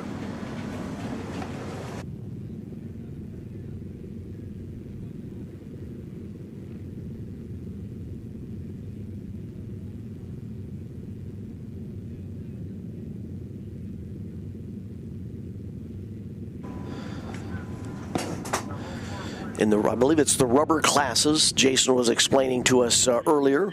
We'll restart literally single file, nose to tail, but in these studded classes, there's a bit of a stagger if you were to look at them from the air, looking down on the track. The race leader would be to the front left, second back and to the right, third back and to the right, fourth back and to the right, fifth back and to the right. That's what you see in them trying to get them lined up here for this restart.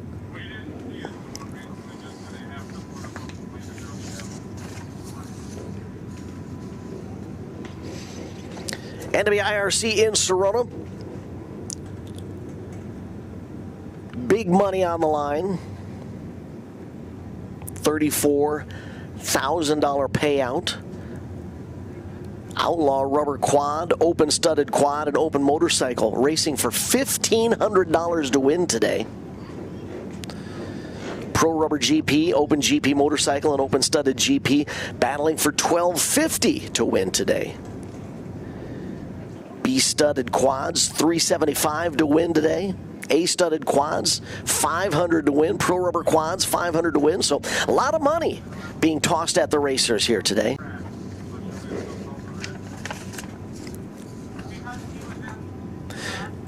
B studded quads, really choice open to these racers. Any studded two-wheel drive ATV can run lowering links if they want. Sway bars, Nerf bars are mandatory.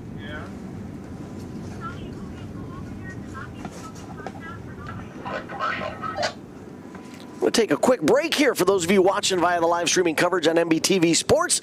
We'll be back with more green flag action from Sarona, Wisconsin as the Northern Wisconsin Ice Racing Club attacks the ice. When you've got to ship it from anywhere to anywhere. QualityFreightRate.com. The LTL Freight Logistics Specialist for your small business. QualityFreightRate.com. We simplify shipping, eliminate those surprise charges, and negotiate the best rates from most LTL qualified carriers. QualityFreightRate.com. Special residential and liftgate rates available for automotive and ag implements. QualityFreightRate.com. Use the promo code ICE and get 10% off your first shipment. Startup is so easy. Get a quote and ship today. QualityFreightRate.com. At AmRamp Accessibility, our goal is to help people, and that means providing them with the best quality product and service possible. Built with powder-coated steel, our ramps are stronger and longer lasting than those built with wood or aluminum. Installed in a matter of days to ensure your safety as quickly as possible, our teams are here for you. I can get out. Yeah, much easier. Better, a lot better. Yeah, nice. I don't even have the words to explain how much easier it is. We're just so thankful for it, so thank you. Thank you very much.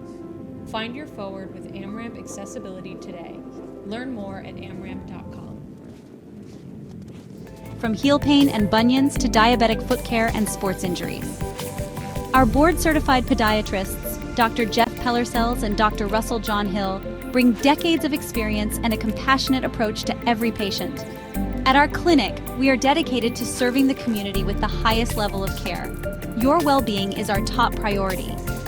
Serving the communities of Woodbury, West St. Paul, and Edina, we're committed to providing personalized care tailored to your needs. Don't let foot or ankle pain hold you back.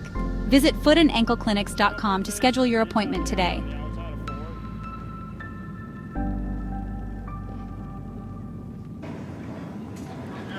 Welcome back to Long Lake in Washburn County, Sarona, Wisconsin, as MBTV Sports welcomes you to Northern Wisconsin Ice Racing Club action. Our B-studded first race ready to return to green flag conditions. Green flies and away they go. We had one racer exited from his quad. Red flag conditions followed, and now we're back to green as that battle for the lead continues. The 20 machine, Amlovan Hadlecki, tries to work to the outside of the 8 of Alex Quinnell. Alex on the inside. But the 20 machine's got the speed and the momentum, making an outside run around turns 1 and 2. And just like that, he has taken sole possession of the top spot. Now the battle for second intensifies. The 8 machine of Quinnell gets invited to the outside. Checkered flag flies. It'll be a third place finish, but across the line first. Lovin Hladilek with the W in our B-studded race. Race number 19 up next of 39 scheduled classes. Some classes with multiple heat races. This is Peewee A. Peewee A action in the start gate. Racers include Rose Shilka riding the 2, Leif Peterson on the 15, Trip Swan on the 18, Bentley Irish with a 29, and Lincoln Close with a 33 as they're released. Top 2 going to battle for a moment out of the start gate straight, but headed into turn number 1. Got an early race leader. The deuce of Rose Shilka running second right behind your race leader. Tight quarters down the back straightaway. Rose says, nope, second not for me today. I'm going to take the lead on the outside. Snuck around the 18 of Trip Swan. Swan back to second. Trip's going to try to battle back on the inside as they complete lap number 1 crossing the line. This is Peewee A class quad down into turn number 1. Top 2. Tight quarters into that first turn. Another change for the lead. Swan back to the front. Shilka back to second. They're carrying a lot of momentum down the back straightaway and distancing themselves from 3rd, 4th, and 5th. Third place racer all alone, then a side-by-side battle for 4th and 5th as the white flag flies for Trip Swan. One more lap to go in our Peewee A race. Rose Shilka on the 2 machine, trying to back it into turn number 1, letting that rear end slide to the right. Trip putting some racecraft to work there, getting that weight to the back of the quad, trying to get as much bite as possible, coming out of turn number 2. Does the same out of turn number 4. Checkered flag will fly, and Trip Swan is going to make Dad a happy man. Rose Shilka on the deuce will cross the line in second to wrap up Peewee A's first race of the day on the oval. Outlaw trike action, that's right. 3 wheels making a comeback. Outlaw trike class includes Brody Barsamian on the 4, Brock Hladalek on the 05, Josh Fernstall on the 6. I'm going to get Brock's name zeroed in before we get to the end of the day, I guarantee it. Barry Sauer on the 10, Alex Sauer on the 12, Jason Rademacher riding the 20, Josh Lawrence with the 23, Austin Henneman with the 25, Evan Anderson on the 32, Matthew Fernstall riding the 33, and Michael Tanner rounds out this 11-rider lineup on the 47. Yes, 3-wheelers back in play. Revs are up. Bungee has snapped it, away they go. Try to make their way out of the start gate, down the start gate straight, and into the first and second turns of the oval. Making a move to the inside is the 10 of Barry Sauer. Sauer going to take the lead as they head towards turn number 3. But the 23 of Josh Lawrence is battling with him on the outside, and they both fall in behind the 4. Brody Barsamian. Brody, your race leader. Top 3 trying to pull away from 4th on back. There was a time 20, 30 years ago, 30, 40 years ago maybe, when all you saw were 3-wheelers. Then, due to some concerns, they disappeared for a while, and now they're enjoying a bit of a resurgence here. Look at that speed shot. Turn number 2, or 3 rather. The end of the back straightaway. Cross the line to complete another lap. It's still a 2-rider battle at the front of the field. The 10 of Sauer has been looking both to the outside and the inside of the 4 of Barsamian. Now to the inside. Oh, there's contact. Look out, look out, look out. Over goes the 10 machine. He's up on his knees. It'll be a battle to the line. Will it be the checkered flag? It will be a red flag. No finish here.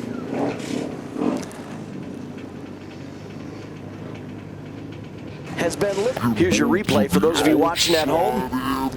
Watch Sauer on the 10. He's going to try. He's going to get the momentum. He's going to try that inside run. Contact. And up on the 2 wheels on the right side there. The front wheel on the right rear. The 4 of Brody looking back on his competitor who went top over tea kettle. 12 machine of Alex stopping to check in on Barry. Make sure that everything's all right. Barry had enjoyed some time at the front of the field. An interesting look to that quad. A unique stance and rake to the front. A rake would be, how can I describe it, the angle of those front forks from the steering stem of the frame down to the front wheel. It has more of a chopper look to it than many of the other 3-wheelers that you see out on the track. Barry's going to get a helping hand. Not sure if he's going to be able to race on or not, but we're going to get back to a restart lineup. Now this is going to be different than what we saw prior. Remember that restart that we saw a couple of races ago was a staggered single file restart where they were offset.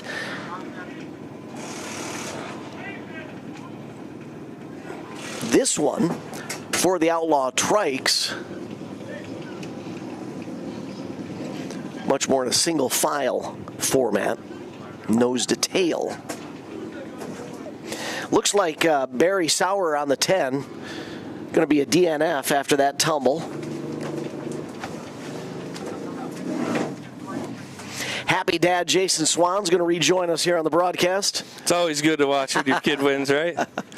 He's and the thing that was neat about that race, it wasn't a gimme. I mean, he was battling for that one. Him and Rosie, yeah. they go at it every week.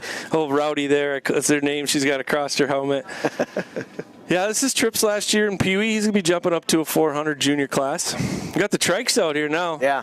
The old school. You know, I got to walk around a little bit, and the name that everybody probably knows if you're in relation to dirt track, you got the old Blake Adams I just got to see. He's over at Kennedy's trailer hanging out. Up and I can't even say up and comer. He's already there. Yeah. I mean, he's phenomenal. Yeah. It's pretty easy when, I mean, I shouldn't say it's easy, but when your dad's Buzzy Adams and the knowledge, and I mean, can't take nothing away from Blake. That kid can wheel anything. So they had been given the white flag. Do they revert back? Will it be green-white checker? Will it be green straight to checker? This should be, I think they're going to go green checkered. Okay. It all depends how many. I'll have to, you know, and they kind of make the decision. They let the guys know too. I know on this last B-studded race we did one more lap and we were supposed to, but, you know, nobody's perfect. And, hey, it happens. You got to watch that flag guy. Yeah, Brody Barsemian had to fend off a challenge there, and the checkered flag will fly. So Brody's going to get the win. Brock Hladilek. Did I get it right? Oh, yeah. I might get it wrong. I don't know. I call him and his younger brother there, Loban, Peewee as we call him. I like saying their name, if that's right or not. But Open studded up next. Tyler Allen on the 4, Jim Schweers with a 08, Mitchell Williams on the 12, Trenton Hewitt riding the 20, Michael Randall with the 25 between his legs, Parker Guan on the 32, Jace White on the 47, and Jared Guan on the 88. Revs are up, open studded. 08, Jim Schweers. That's the only two-stroke out there. Is it? Yeah, Jimmy's he's in his 50s, and he's still giving her. He'll be up at the top 3-4 for sure. So do you talk with Jim much? Is it one of those scenarios where he likes this? This is what I've always run. This is what I'm used to. I'm just He's a full-blown two-stroker. His son runs a two-stroke. It's pretty neat. That's a great family. They're Cal's from Rock Dam there. She owns Cal. She's one of our longtime sponsors and race holders. She holds a lot of races. You can see Tyler Allen there trying to chase down Chase White, 47. That kid's just phenomenal. Yeah. He is in a league of his own. He won King of the Quads here a couple weeks ago. And he's bringing that momentum here to Long Lake. He's got himself a comfortable advantage over this two-rider battle for second and third with Tyler Allen on the 4 running second. Allen's got his hands full. Parker's getting there. Parker wants to put a little pressure on him. He might be able to. Jim Schweers, I believe, is at the 08 there, running third. No, I'm sorry. That was that's that two-rider battle for fourth and fifth. Parker just got by Chase. I spoke too soon. You don't see that kid get past. That's a heck of a run, Parker. Parker's just as good, though. There's your race leader across the line. Oh, no, Chase is still out front. I'm sorry. My bad. Chase is out front. Parker must be in second. Got by Allen, Tyler Allen. Attack position there, elbows up. Checkered flag comes easy.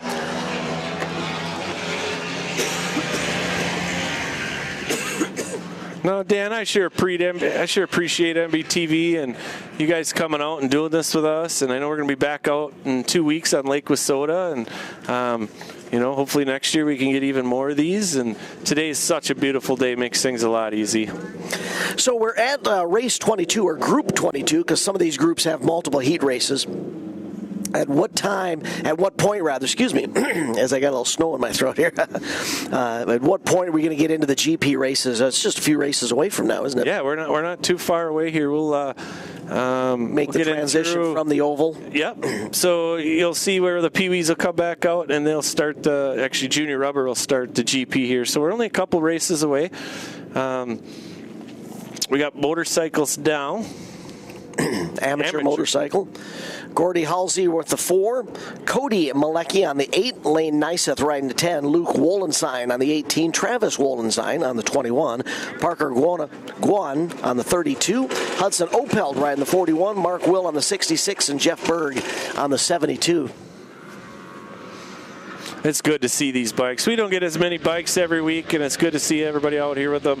That just, to me, is just a whole different set of kahunas. 2 wheels. 4 wide for third as they went side by side for the lead into turn number 2. That first turn after the start gate straight. We got a bike down. We got a bike down. Will this bring a restart, or since he's up and getting the bike back up? Yeah, we always restart on the bikes when they go down. It's just we got to be safe here. Safety. Well, speaking of safety, thing that you see on these bikes that you don't see on. We're actually staying green here. Nope, there we go. Maybe the riders didn't quite see it.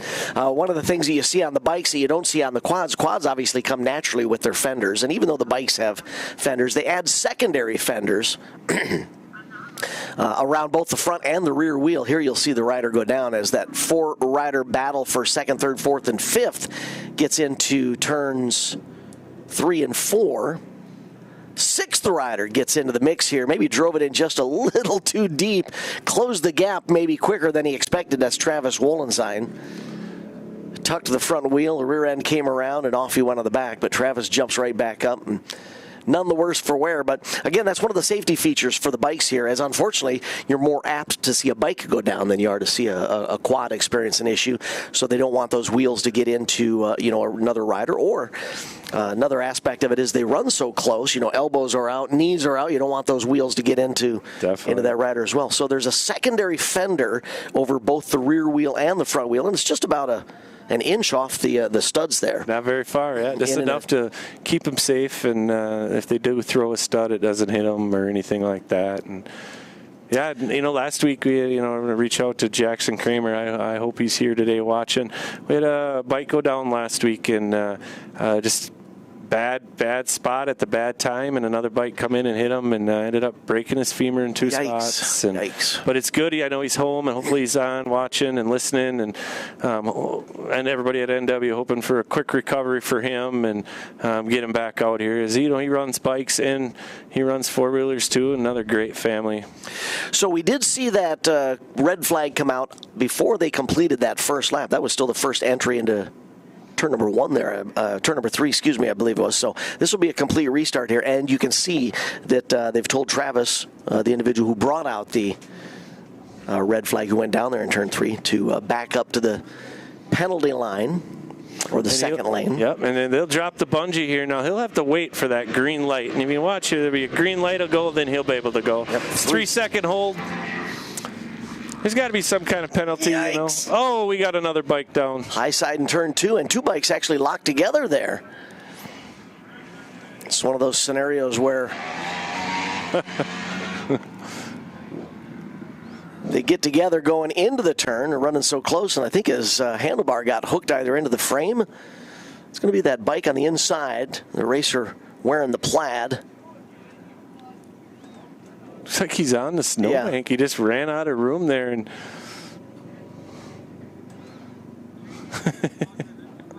looks like he could have held that bike for a little bit.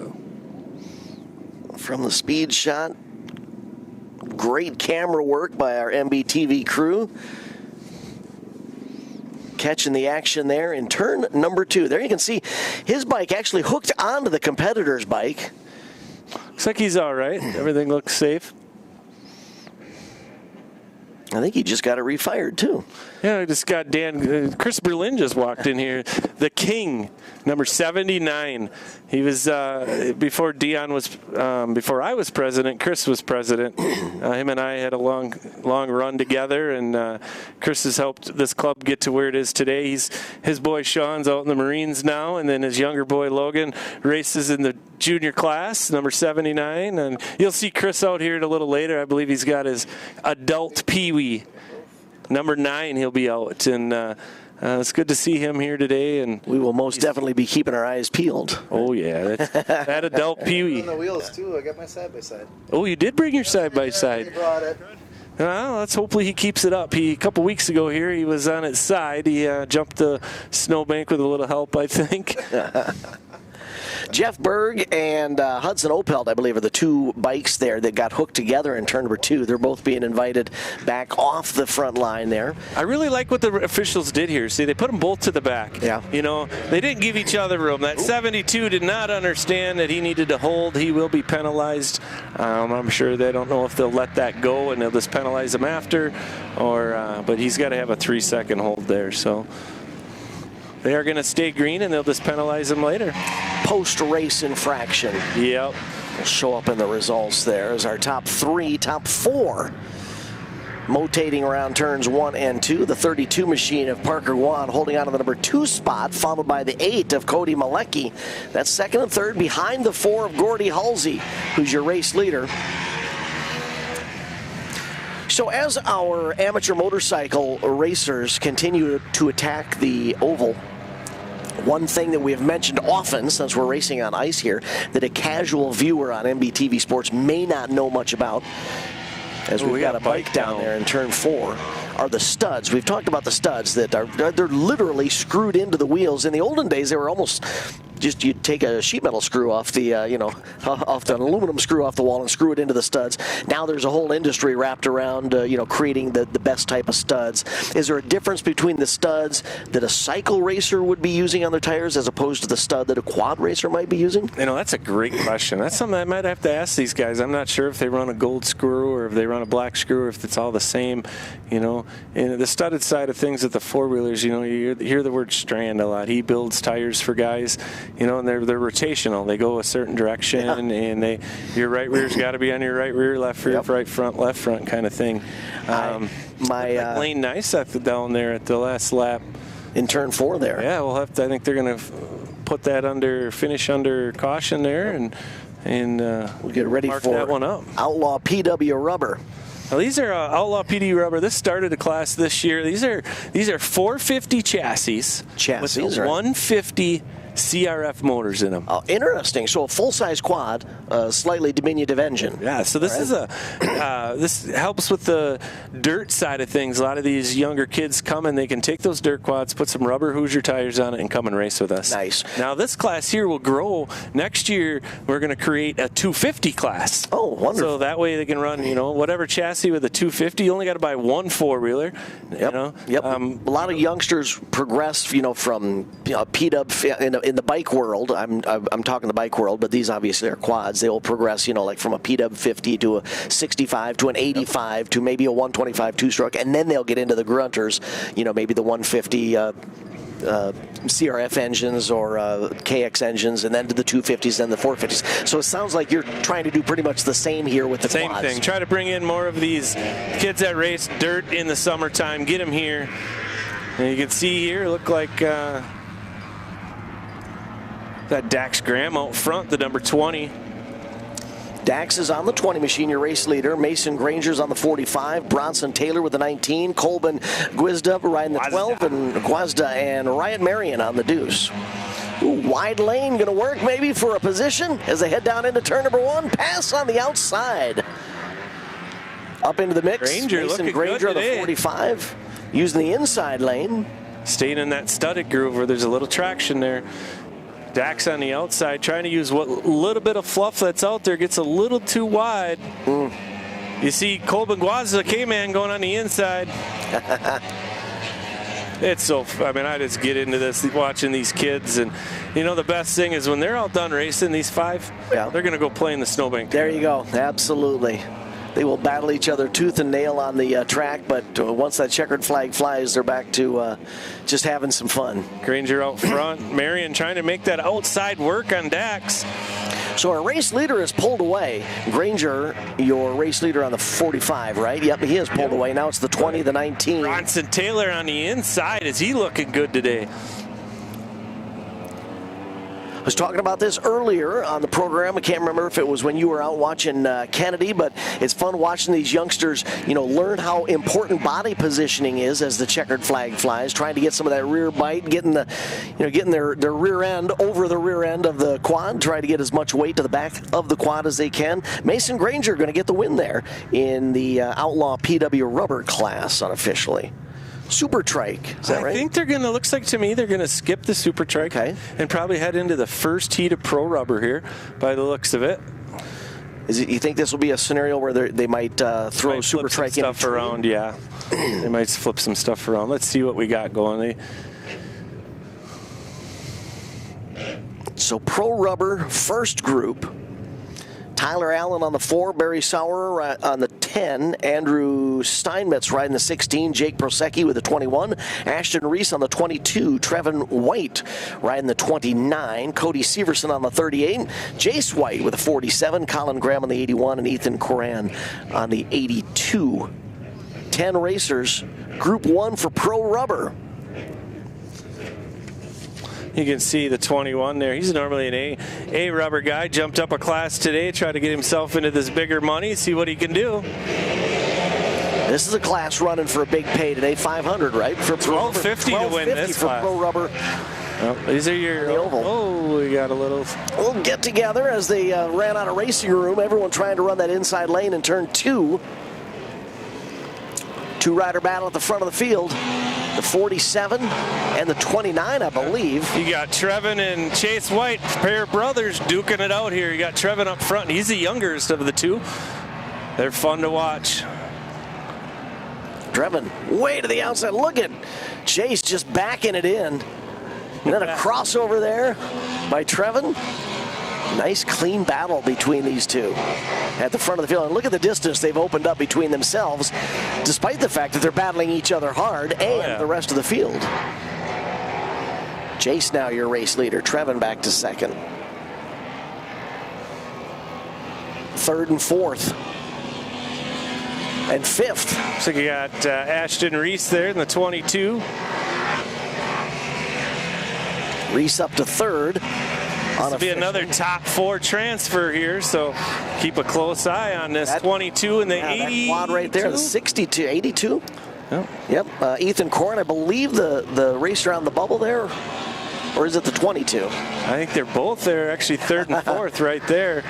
And on the outside, both in as of right now. Let's see what's coming up on fifth here. On the outside looking at, I believe is the 10 of Barry Sauer. I believe I saw the 10 there running fifth. This is third, fourth, fifth, sixth, seventh, all on camera. Now third, fourth, and fifth as the top 2 still running side by side down to the line. And we've had a change out front as I believe Trevin reclaimed the lead for a moment. Oh, they're racing hard. A little rubbing there. Older brother kind of pushing younger brother out. Trevin back to the top spot. Chase to the inside. He's got that quad completely sideways, maybe 2 sideways. Scuffs off a little too much speed. Checkered flag is out. Trevin's going to get the W. Chase across the line second. Third and fourth. Barry Sauer, the number 10, makes the final transfer spot. Wow. Well, Dan, this is where I'm going to walk out and stand on the snowbank and watch Kennedy here. And, cheer the family on again, most definitely. Jason Swan will be back momentarily.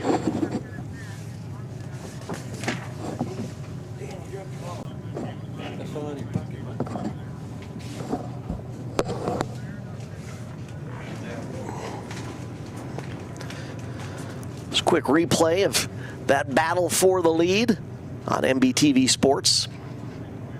Those of you watching from home, please do feel more than welcome to get involved. Get in touch with us through our social media outlets. Send us a note. Let us know from where you are watching. We would love to hear. We'll get some of those social media posts up on the screen as the day progresses. Look at the whites battling each other side by side on a turn number 4. Chase with the front wheels up in the air. Trevin's got all 4 of them down until just coming out of the turn. What a phenomenal battle to watch there for position as we get ready for Pro Rubber second group. There's Kennedy Swan in the 18 rolling up to the inside of that start line. Other racers include Reese Botsett on the 0, Tyler Thompson riding the 03, Brody Barsamian on the 4. Mitchell Williams with a 12, Hunter Wedward with the 29, Corey Arneson on the 43, Vanden Reese riding the 50, and Kenyon Shellum on the 96. 9 riders in this second group for Pro Rubber.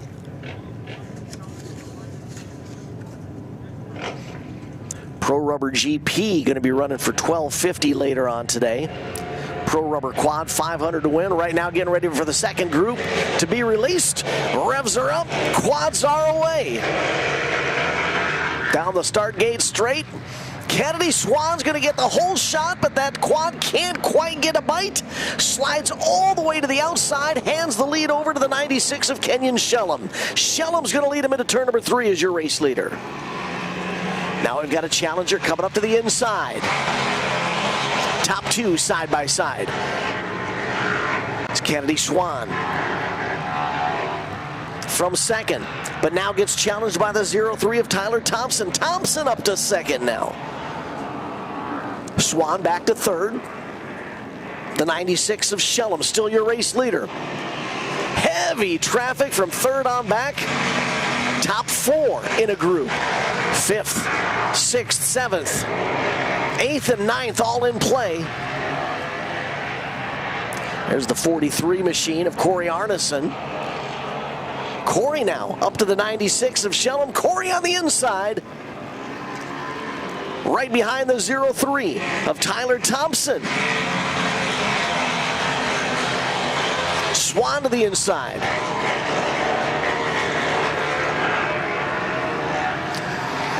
Looks like Kennedy can't quite get that quad to take a bite in 1 and 2. Wants to push to the outside in turn 2.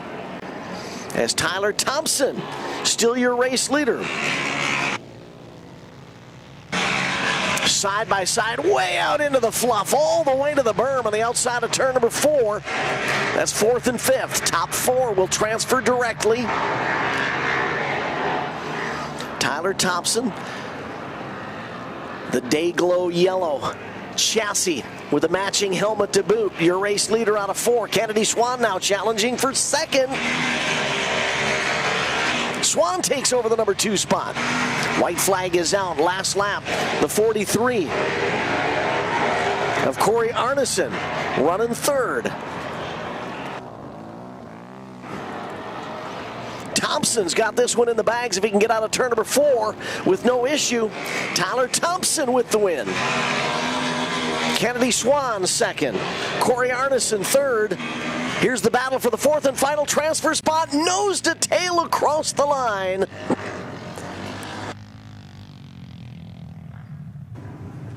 Pro Rubber 2nd group. Put on a show, that's for sure.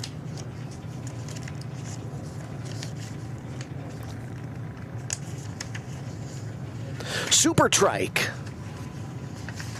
rolling into the gate now. 4 racers in the Super Trike class, and they're ready to rock. Barry Sauer on the 10. Remember, Barry had an issue earlier on his other trike, on his other 3-wheeler. Barry going to get the whole shot coming out of the start gate on the 10 machine. Other racers, Alex Sauer on the 12, Austin Henneman riding the 25, and Michael Tanner on the 47. Top 2 set sail from the rest of the field. 3rd and 4th nose to tail. Leading lap number 1, it will be the 10 of Sauer out front. The 12 of Sauer, Alex, that is, running 2nd. So Barry, your leader, Alex running 2nd. Then a bit of ground back to Henneman and Tanner in the battle for 3rd.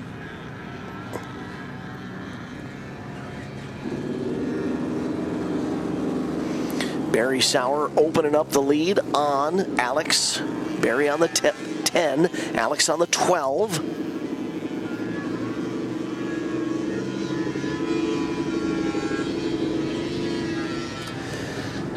Of course, there's the view that you're used to seeing on 3-wheelers. A whole lot of body English.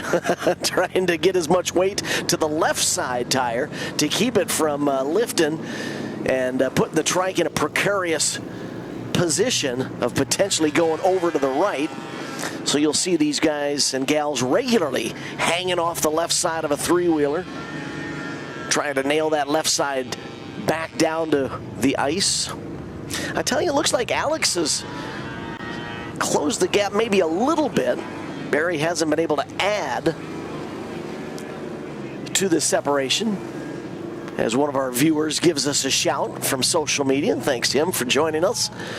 Hope you're enjoying the show as the checkered flag flies in our Super Trike first race.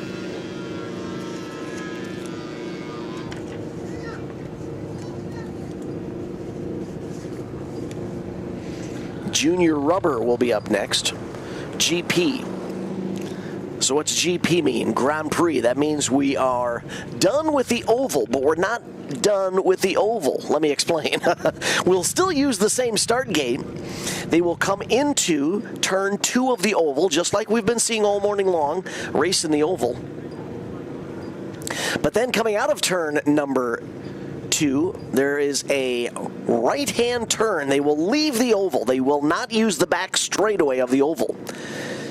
And what follows, as Jacob Helgeson joins us and gives us some kudos. Thank you very much, Jacob. Hope that our live feed is meeting your expectations. Looks like it is as we turn loose our junior rubber GP racers. We're going to get into turns 1 and 2. Here's where things are going to change. They will exit the oval. A slight right-hand turn to a bit of a straightaway here. Now what follows is a very tight 180-degree left-hand turn.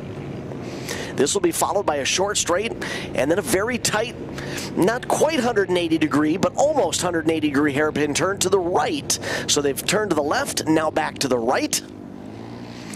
A short shoot here to another left-hand turn that'll set them up for a straightaway into another left-hand 180-degree turn. There's that left-hander. It's about a 90-degree turn there. Sets them up for a short straightaway as one quad appears to be faltering down into another 180-degree left-hand hairpin turn. Then there's a bit of a lazy right-hander. In total, about 120 degrees that brings them back onto the oval in turn number 4. They use the same finish line, and that completes one Grand Prix lap for our junior rubber GP class. Every GP class that follows will use this exact same track. So the only portion of the oval they're not using is that back straightaway, and I suppose technically turn 3 of the oval. There's that straightaway that sends them to the 180-degree left-hand hairpin.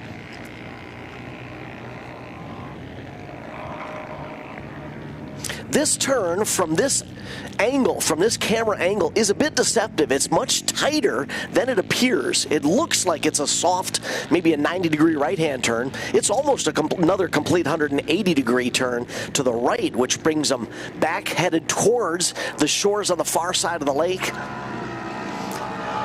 Then a gentle left-hander, another straightaway, and then here's another tight 180-degree left-hand turn, and then this sweeping right-hander, it's about 120 degrees, brings them back onto the oval again. It's the 32 machine of Ryder Garrett's setting the pace. Alora Reinhold riding the 24, Henry Livens on the 41, Axel Goss riding the 44, Calvin Willey on the 60, Logan Berlin with a 79, and Braden Irish on the 99. First group of junior rubber GP competitors. There'll be 2 of them. So again, top 4 are going to make the transfer as the 44 of Axel Gass holds on to the number 2 spot. These top 2 have opened up a bit of a gap back to the 3rd and 4th place quads. Top 4 will transfer. Everybody else through an LCQ, from which it'll be the top 4 from that LCQ that will then join them in the main. Ryder Garrett's your race leader, but I tell you, Axel Goss in the 44 is not losing too much ground. As a matter of fact, every so often it looks like he closes the gap, especially entering the turns. That time he got a great entry into that right-hander, setting him up for the exit of the GP. Too little too late as the checkered flag will fly. Ryder Garrett's will get the win on the 32. Axel Goss in the 44 crossed the line in second to wrap up the first group of junior rubber GP racers. Group number 2, 7 entries. Bryce Ebert will be riding the 15. Rylan Moore on the 17. Caden Gullick will be atop the 23. Chase Fridley atop the 33. As that lineup is displayed to those of you at home on the screen. Shane Granger with a 38. Cannon Schindler on the 69. And Kason Pretzman out of Cadott, Wisconsin, riding the 88. Junior Rubber GP second group in the gate.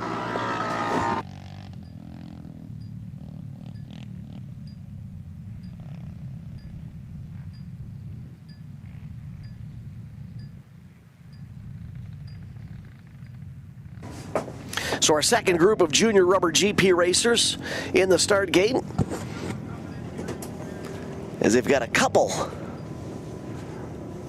of racers who are still out on the track, came up lame on their final lap, so we will have a short break here before we can release junior rubber GP second group.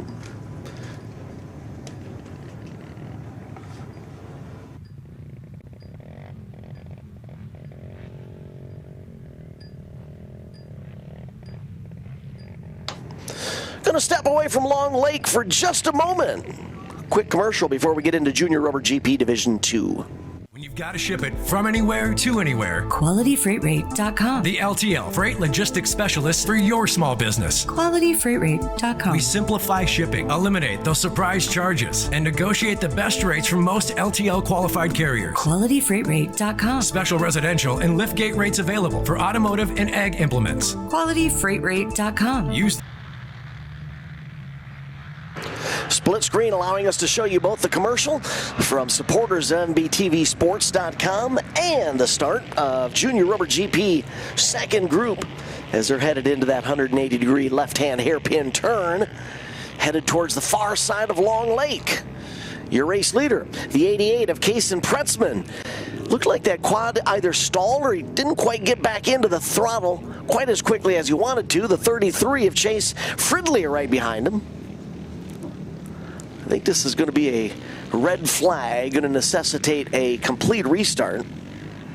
Yeah, I do see the red flag conditions there. So that would explain why Kason suddenly slowed there in that hairpin turn. So I believe we're going to bring him back to the start gate for a complete restart.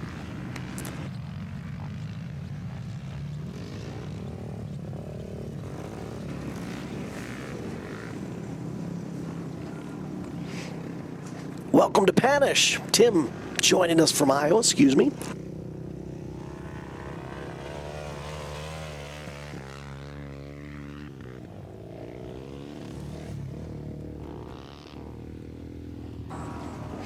Will Fowler, another one of our supporters, tuning in, enjoying the quad racing, excuse me.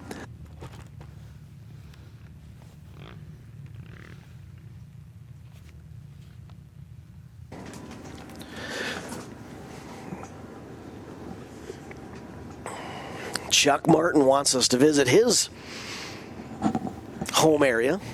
Anigo.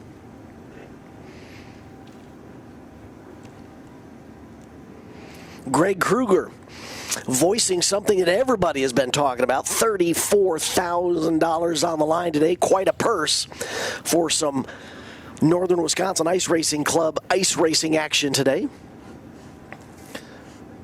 Dylan Meyer, 286, thank you very much for your compliments. We'll be looking for you at our next event next year.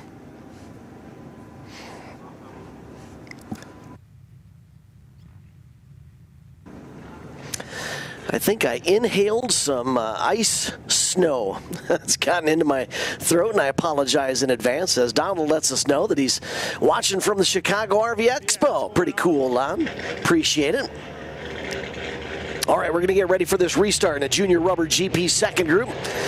Another quad stalled there on the line. I think he was waiting for that green light. The delayed start from the penalty lane. That's what it was, as our top three now head into the GP portion of the course.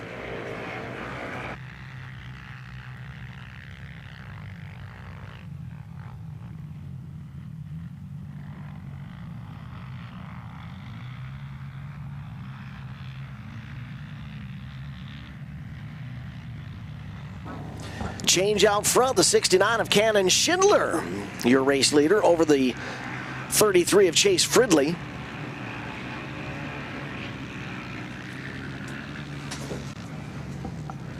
Two-rider battle for third and fourth, nose to tail behind Fridley's yellow 33 machine.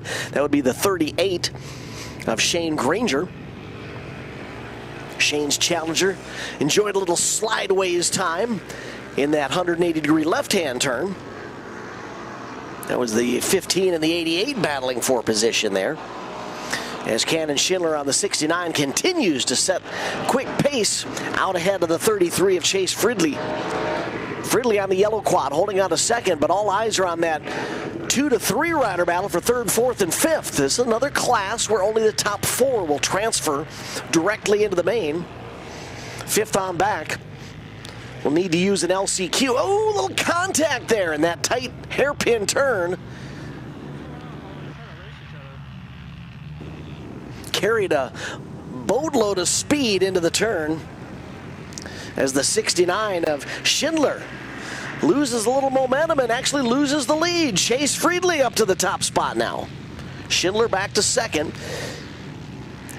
I'm going to draw your attention to the rear wheels of these quads. They're running extremely low air pressure. So you will see at times they're almost down on the rims. Amazing that they've got the beads holding. Top two, still nose to tail. However, it's Friedli now your race leader on the yellow 33 machine. There's a speed shot from inside the GP course. A little right-hand turn action. 3 wide. That is a battle for a transfer position. That's why they're pushing it so hard. It's not for the win, it's just to get into the main. Again, driving it deep into the hairpin turn. Can he get it to stick? Nope, up and over the banking he goes. That leaves us with 4 racers who are in transfer positions. Here's where you can really see that left rear wheel down low on all these quads. The 33 of Friedli, still your race leader. The 69 of Schindler, second. The 88 of Pretzman up to third now.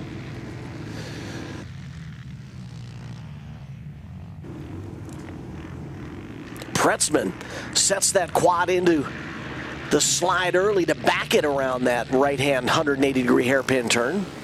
He was all over the 69 of Schindler. Bit of a drag race onto the oval proper, down to the line, checkered flag flies. There are your 4 that will transfer, including the top 3. Friedli with the win on the 33. Schindler, I believe, held on for a second-place finish. Pretzman across the line in third. Junior Rubber GP second group. Some great racing action to watch there, but don't worry, those racers who finished outside the top 4, 5th on back, they'll be back again for an LCQ.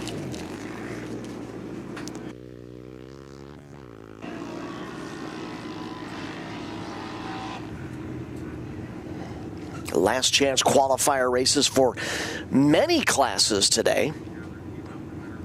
More than 10, I believe. Had such large turnouts, we had to break them up into multiple groups and LCQ scenarios. Up next, Peewee GP. Rose Shilka on the 2. Trip Swan on the 18. Bentley Irish on the 29 and Lincoln Close on the 33. They're down and away. We saw these 4 battling earlier, but on the oval, remember, it was Rose and Tripp had a spirited battle for the eventual win. Now we've got 3 of them battling as they make that transition off the oval via that gentle right-hander onto the GP track. The deuce of Shilka sandwiched between 2 competitors as the top 3 head towards that left-hand hairpin turn. Uh-oh. The deuce and the 33 have some issues, and that's going to allow Bentley Irish on the 29 to take the lead. Bentley Irish, your new race leader. Trip Swan, second. Rose Shilka, third. Lincoln Close on the 33 got up into the berm. I don't think he climbed over it. So I'm guessing he's going to be able to rejoin the battles for position here. There's your race leader, top 2 actually on screen. Trip on the 18 trying to make an inside run on your race leader Bentley Irish. The 29 gets up alongside of him, going to try and steal the lead with an outside power move. Then he dives down to the inside. That makes Bentley Irish go to the outside. Trip Swan will lead him back onto the oval. The 18 machine is your race leader. Bentley back to second. Rose Shilka still running third. Lincoln Close fourth on the 33. Green flag conditions still on the track in the Peewee GP class.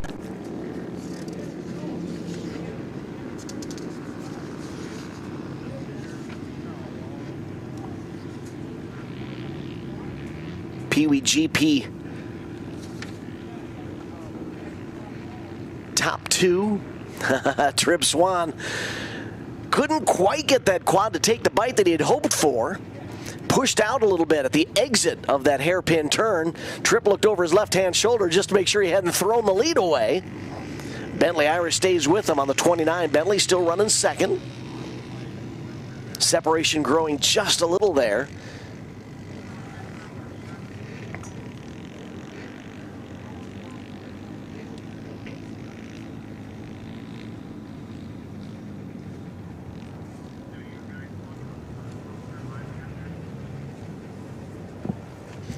You can see the rest of the field there, still making the way through the back straightaway.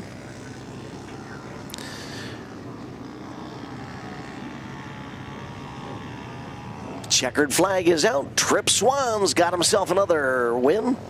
Bentley Irish, though, great run. Bentley's going to hold on for second. Bentley actually got to spend some time at the front of the field, led a lap or two, crosses the line second. Third place racer will come across the line now. I believe that's still Rose. Yep, Rose holding on for a third place finish. Lincoln Close on the 33 will round out the running order in the Peewee GP class. Got a quick one coming up next. Amateur studded GP. Ryder Geist on the 6X. Alex Quinnell riding the 8. Matt Bloomer on the 11. Braxton Johnson atop the 13. Matt Fernstall's riding the 18. Lovan Hladalek on the 20. Emmett Salter riding the 42. Cameron Stindl top the 45. Tristan Kolwitz riding the 63. Braden Wolf on the 87. Cole Ashbrenner on the 519. Revs are up. We're down and away. Big quads headed towards the GP track. 5 wide, 4 wide, 3 wide. Now single file for the top 3, then side by side for 4th and 5th. Now the oval track that we've seen the action on through the first half of the program thus far as 2 quads get stuck together there in that hairpin. The regular oval about 100 feet wide. That's right, 100 feet wide. You get back onto the GP course here, you're lucky if you got 25 feet. So it really does funnel them down, especially that exit from turn 2 of the oval onto the GP proper. Now they come back onto the oval. Loads of space in that 3-rider battle for 2nd, 3rd, and 4th. Race leader opening up quite an advantage ahead of them. Split screen there showing us a speed shot from the GP track momentarily. Oh, here comes a run to the inside. He's going to be able to make it stick. Does. Excellent racecraft by the 11 of Matt Bloomer. Bloomer up to 2nd. The 20 machine of Lovan Hladalek back to 3rd. And I believe it's Wolf on the 87 rounding out the top 4. We'll have to verify there. No, 519 of Cole Aschenbrenner, I believe, holding on to that 4th and final transfer spot, at least for now. But as we've seen in the opening laps here, that could change many times between now and the waving of the checkered flag. There's your race leader, making that transition from the oval to the GP course.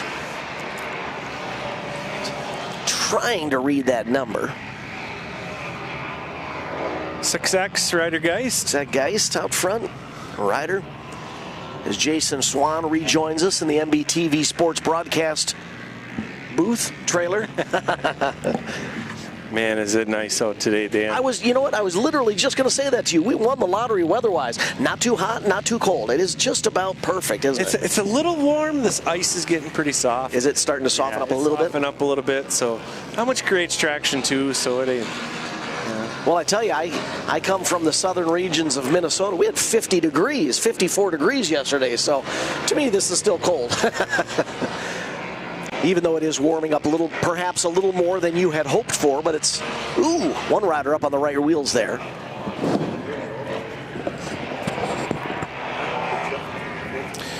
Ryder Geist still your race leader, top 2. Alone and away from 3rd on back. Look at this bunch coming into the right-hander there. That is a deceptive shot. I've mentioned it a couple times. That turn is sharper than it looks from this camera angle. Loban Hadalik, the number 20 there in your screen. I believe running 3rd unofficially. So 3 riders battling for 3rd and 4th. Those will be the final 2 transfer positions out of this race. race. To chase down the 8 of Alex Quinnell.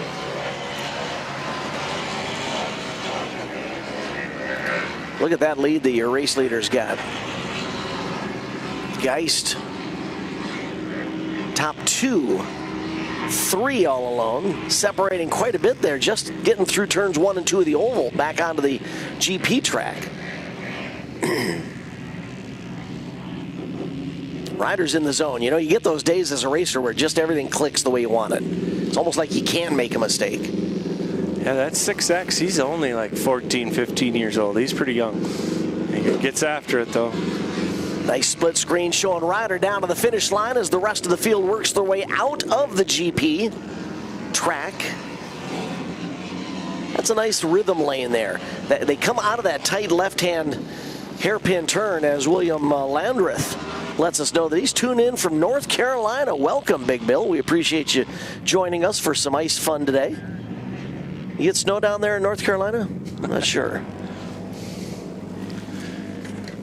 That'll wrap up amateur studded GP. Outlaw PWGP rubber class up next. 29 of 39 in the start gate. All of these remaining race groups, except for two, will just have a single group. A Rubber GP and Pro Rubber GP will have two divisions. Riot Marion on the 2, Colbin Guazda riding the 12, Bronson Taylor on the 19, Dax Graham with the 20, and Mason Granger on the 45. Dax Graham, number 20, with the whole shot. Look at Granger on the inside, made up some ground there. Yep. Got by Colbin Guazda, the 12. Colbin's getting gobbled up here as they head into that hairpin turn. Colbin gives up another position. Oh, that time to the deuce of Marion. Marion. In the back of Colbin a little bit there on the corner. A little rubbing. That's part of it. Rubbin's racing. Like I said earlier. There is a lot of respect, though. Oh, yes, Rubbin is racing, but we haven't seen anything untoward from any of the racers yet. You know, and that's in the drivers' meeting, I spelled it out pretty well. I hate even to say it, but we're no bullshit club, and we're here to have fun, and we all got to go home at the end of the day, and we all have jobs. Yeah, we're racing for some good money, but let's be smart. Yep. And we set preference, and we ain't scared to use that black flag if we have to. If you have to, it's there. There's your race leader. Dax. Again, exiting the oval. That's a new quad this week. He brought, Dax has been running studded. He's got a blue one for studded. Now he's got a black one for rubber.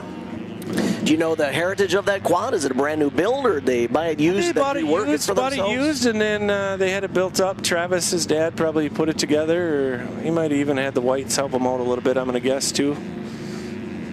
That's one thing that you go around trailer to trailer. There at NW, there's somebody to help you with anything that you need.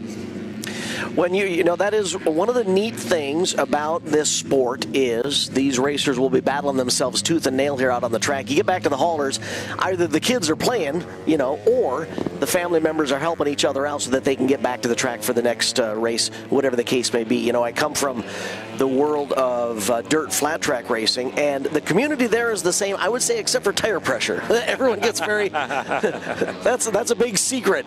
Are there some portions here where everyone's like, I'll help you, but I'm not going to tell you X, Y, Z, whatever that may be? They get you pretty close. They ain't going to give you all your secrets, Tire pressure and gearing, I suppose, is where you're not going to get much help usually.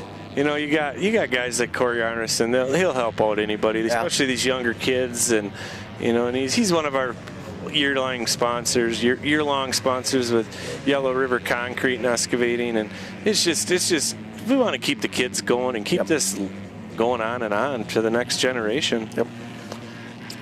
And it's very similar to what you and I were talking about earlier, racers graduating from classes to a higher class, C to B and B to A, etc.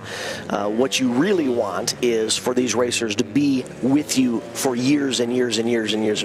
And if someone shows up to an event and no one helps them out, they're not going to be a lengthy competitor. So it behooves the competitors to help their competitors, their fellow competitors, so they'll stick around longer. We just took number 11 there, one of Kennedy's relations friend, come along with us last Sunday down to CW, and we helped him out, and actually called up Schindler Small Engines and had him give me some pointers on some jetting and stuff. Got the kid going, rolling good, and just helped him out. It was only his second time ice racing. It was night and day for him, and then his buddies were over and they're copying everything that he changed. So we just got to keep them coming. Now for something completely different. Two wheels on the GP track. Amateur Cycle GP, Owen Lay on the deuce. Riley Ginder riding the 5. Cody Malecki on the 8. Lane Neiseth straddling the 10 with the Wolzine family on the 18 and the 21. Luke on the 18, Travis on the 21, Parker Guan on the 32, Hudson Opelt riding the 41, and Jeff Berg on the 72. Side by side, who's going to get first into that GP track? top 3 single file quickly. It funnels them down relatively quickly when they make that transition from the oval to the GP track. 32 is that Parker Guan, your early race leader. Parker's out with a studded quad earlier. Now he's back on a motorcycle. Ooh, nice save there. Flannel will do that. Keep you on the bike. Is that the 72 of Berg, I believe, holding on to second with the yellow and orange helmet there. He's going to get up alongside of Juan. Can't quite complete the pass. Look at this. 2 riders battling for the lead, 2 riders battling for third, 2 riders battling for fifth. I just love seeing the bikes backing it into the turn like that. Whole bunch of grip with the studs. The 72 of Jeff Berg, your new race leader. We have a healthy ice racing community here in Wisconsin. Another healthy ice racing community in Michigan. Yeah, we got guys from South Dakota here today. Our longest haul ended up being out of South Dakota. Wow. We got guys from Minnesota, Michigan. Actually, no, the guy that won it was from Michigan. He actually was farther. Last year we had a guy that won our longest haul, was from Alaska. He came down and raced with us. That is quite the haul. I think he was down seeing family and friends, and it just happened to come over and brought his bike with. I can almost hear that discussion. Honey, since we're gonna be there, you mind if I just throw the quad in my suitcase and bring it along with? Boy, this battle at the front of the field has been fun. Battle for third and fourth there has been just as intense. Oh, change there, an inside move, lifting the front wheel to get out of that hairpin turn. It's the 8 of Malecki taking over the number 3 spot there.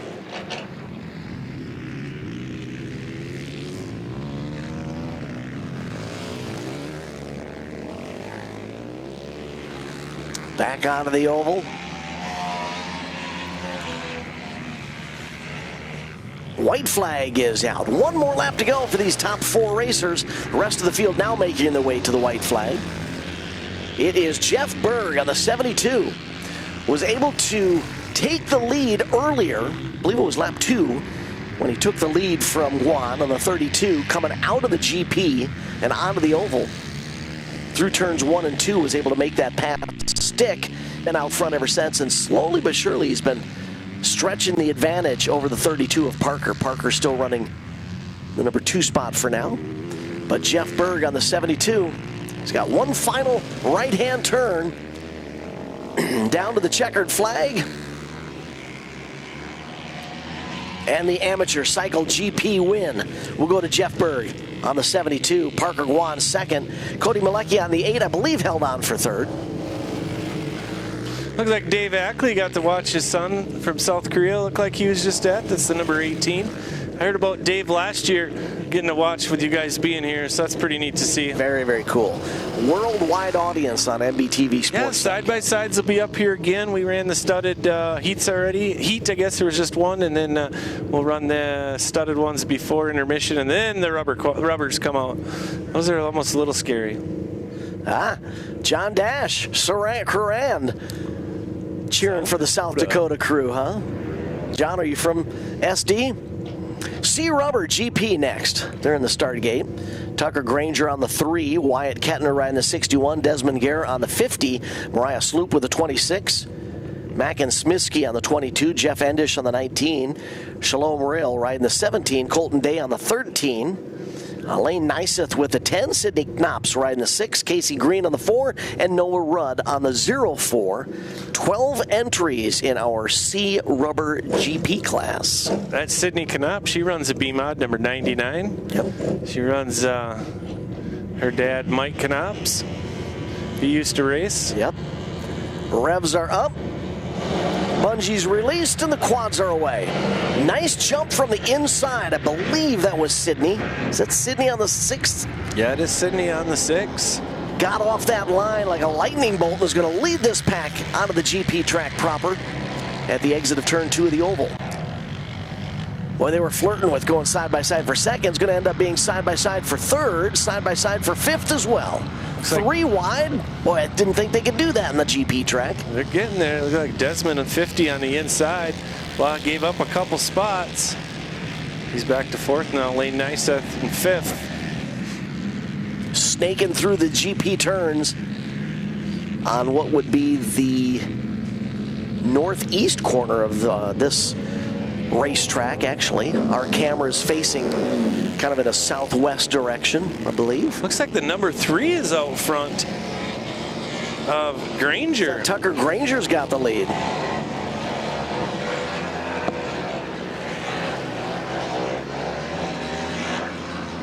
They could switch so fast. It's hard to keep track of them all. When they leave turn 1 and head onto the GP track, they are heading in an easterly direction. There you see one of our quads up over the berm on the outside of that right-hand turn. That shot there, that gives you a little indication of just how tight that transition is from that right-hander, which is almost a 180-degree turn, right back into a left-hander as the 61 and the 3. Wyatt putting pressure on him. Rub a bit coming into that left-hand hairpin turn. Had a good race up front. Tucker holds on to the top spot, fends off the challenge. Tucker Granger still your race leader. Wyatt Kettner running second.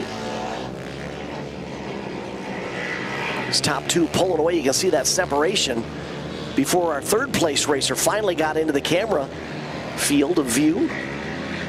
They were exiting turn 2 of the oval while our 3rd place quad was just headed towards turn 1.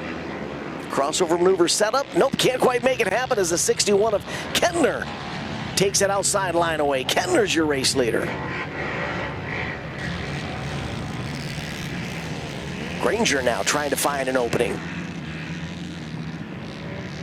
Tucker Granger on the 3. Led the opening couple of circuits with that hole shot to the inside. I incorrectly thought that it was Sidney Knops who had made that run from the inside of the start gate, but it was Tucker on the 3 who got a great start, led early, and Wyatt was able to take the lead on the oval the last lap as we go split screen to show you the top 2 come to the start-finish line and the rest of the field work their way out of the GP portion of the track. Checkered flag is out. Wyatt Kettner unofficially going to get the W in the C Rubber GP class. Tucker Granger across the line second as you enjoy Northern Wisconsin Ice Racing Club action from Long Lake in Washburn County, Sarona, Wisconsin is where we are. Question being asked here, Mr. Swan, do you still race? I hung the helmet up. I'm getting too old for that. You got the kids out there, but when you lay your head down on the pillow, do you have dreams of maybe doing it once or twice again before? You know, I always said, you know, I wouldn't mind jumping in a modified and going out there and racing with Kennedy, but, you know, if she ever beat me, I don't think I could live that down. Junior studded GP up next. 5 racers on the line. Dalton Schweers riding the 4. Emily Close on the 22. Matt Fernstall on the 33 as they snap the binder and let them loose.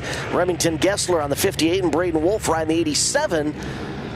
Very quick separation as the top 3 try to pull away.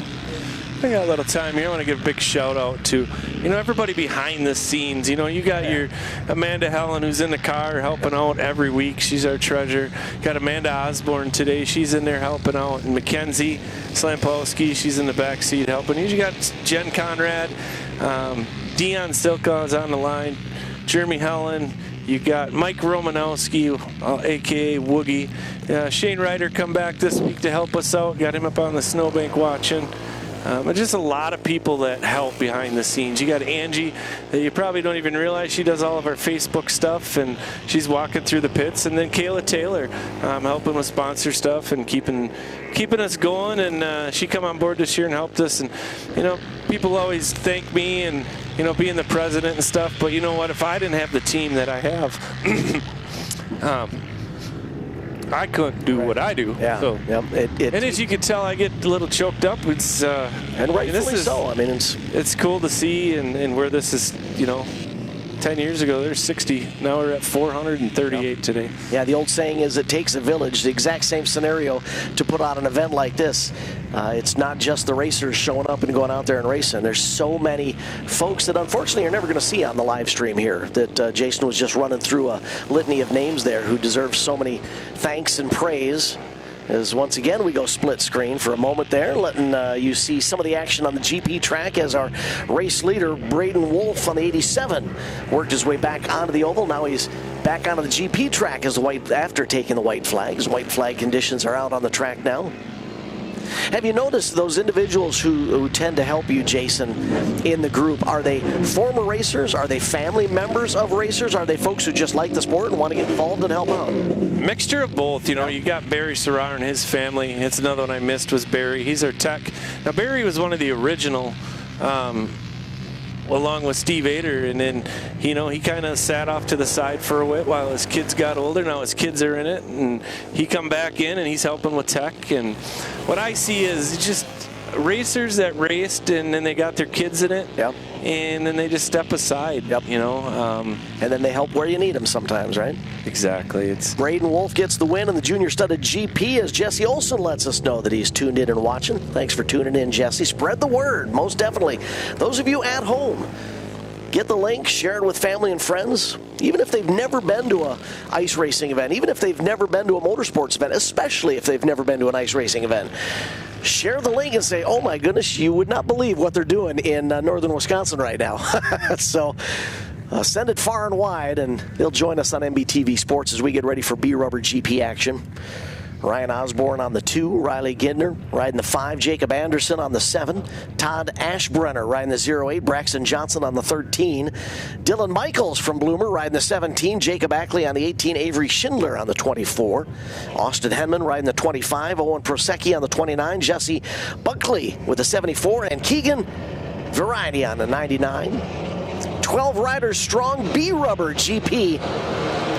There's just so many families that help out. You got Avery Schindler here. She's in this race. Her dad, Jamie, he takes you guys watch, there's in each corner there is 2 lights. Yeah. And Jamie's got a remote in each hand, and that's how we pull our yellows and reds and all that good stuff. And without Jamie Schindler, he helps every single week, and we couldn't do it with all these people. LED technology keeping the racers aware and safe.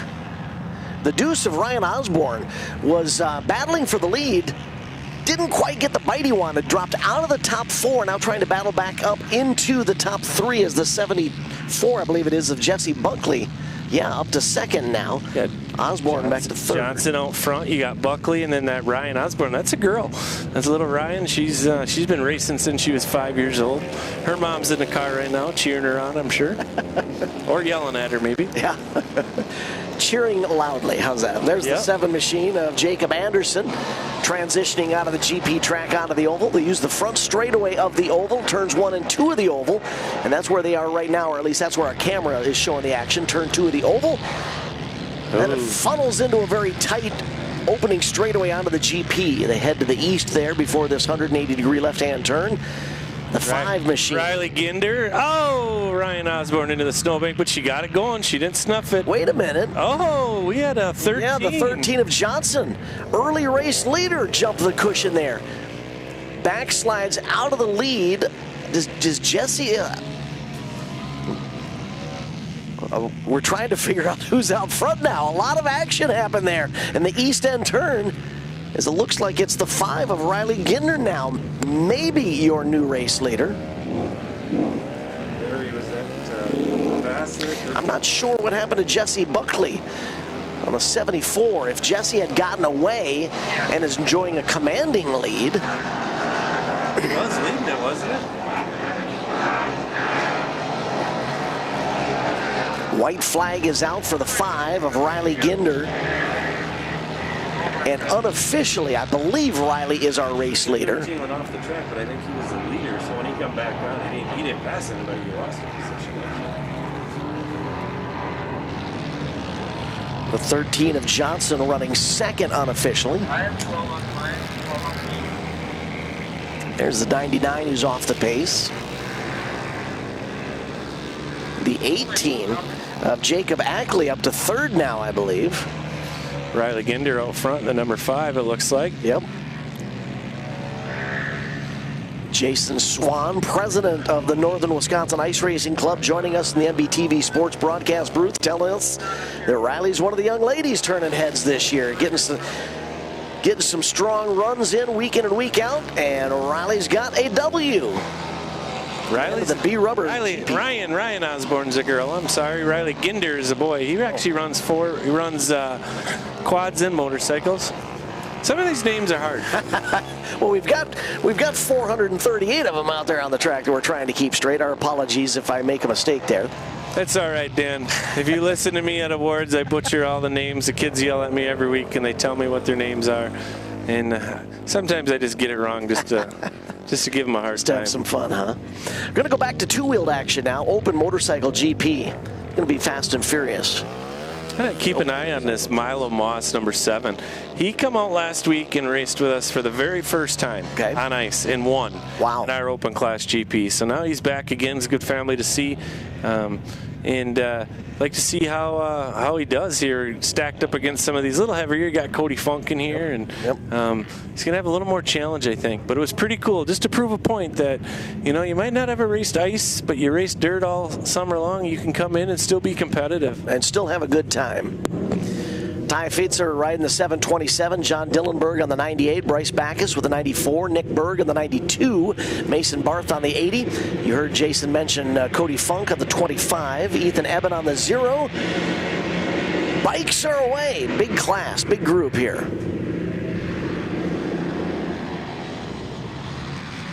Oh my God. Look at him go in there. 2, 3 wide. 4 wide into that hairpin turn. Was that Funk trying to make that inside run work for him? No. Oh, they got biked down. We got biked down. The 80 machine of Mason Barth running second. We'll see if that's going to call out a restart or not. 94 of Backus, I believe, was on screen there for a moment. Your early race leader, though. Coming off the GP as they snake out of that right-hand turn. There's your race leader. Is that Backus? No, out front? Not sure. Hard to get the number. Yeah.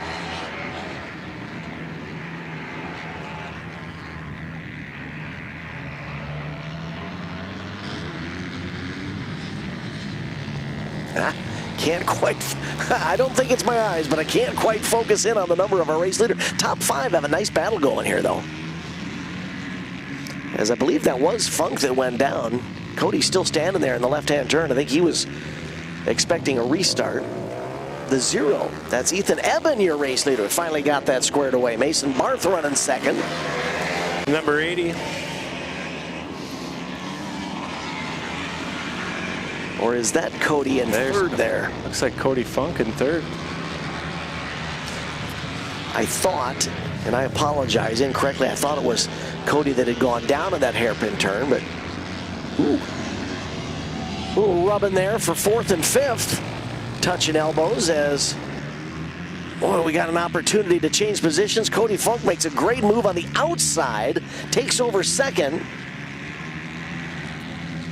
He might get the lead here after that. The 0 went a little wide. Cody took it to the inside, got by him. What a progression. We have a new leader coming to the flag. Ethan Eben back to second. Mason Barth third. Top 3 giving us a show here. 4th place racer all alone.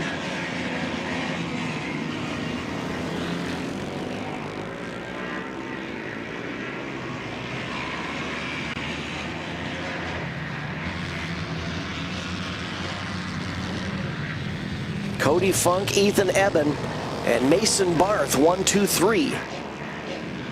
Barth lifting the front wheel there in that left-hand turn. Had to feather it a little bit. That allowed Eben to pull away just a little bit more. I believe they might be coming down to the white flag. We'll see as they cross the line here.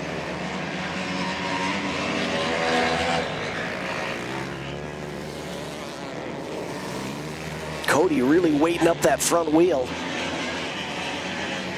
Sitting about as far forward as possible.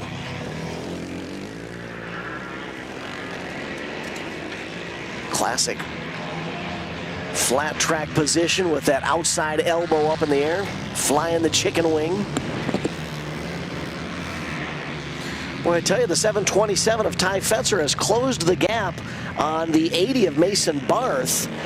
Not sure if Ty has time to challenge for a top 3 finish or not. He's going to give it his everything here. Final time. Oh! Barth on the 0 goes up and over. High sides out of the top 3. He's still 4th. Now he's 5th. Now he's 6th, 7th. Hemorrhages positions. I just looked away. I didn't see what happened there. Came around that right hand turn. Caught too much grip and up and over. High sided he went. Here's a replay as Fietzer was trying to take a look to the inside, let the bike drift a little bit. Mason was like, I got to drive it just a little bit deeper, and he drives it just a little too deep. You see his rear wheel's going to come out, catches grip, and over he goes. It's good to see that he's up and moving. Yeah. Everything looks good. That's actually Bacchus. That Bacchus there, number 94.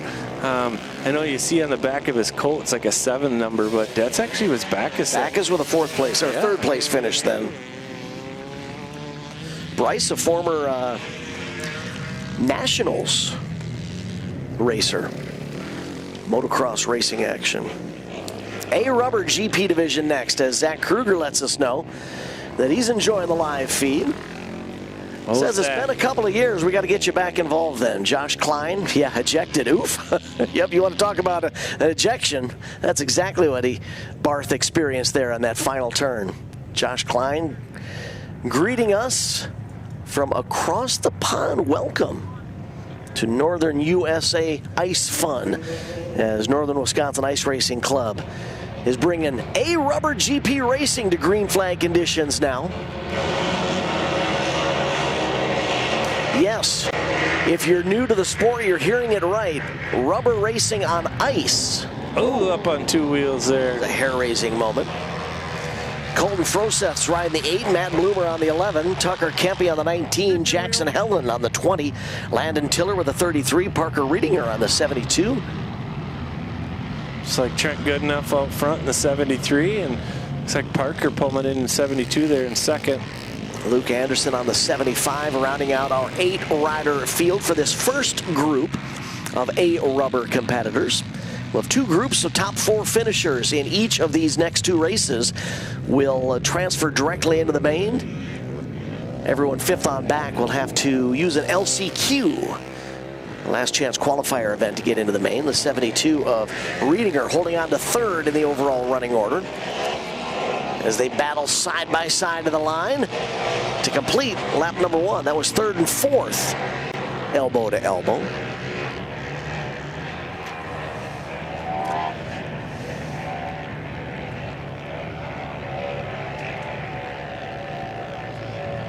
Looks like Trent Goodenough and Jackson Helen in the 2.0.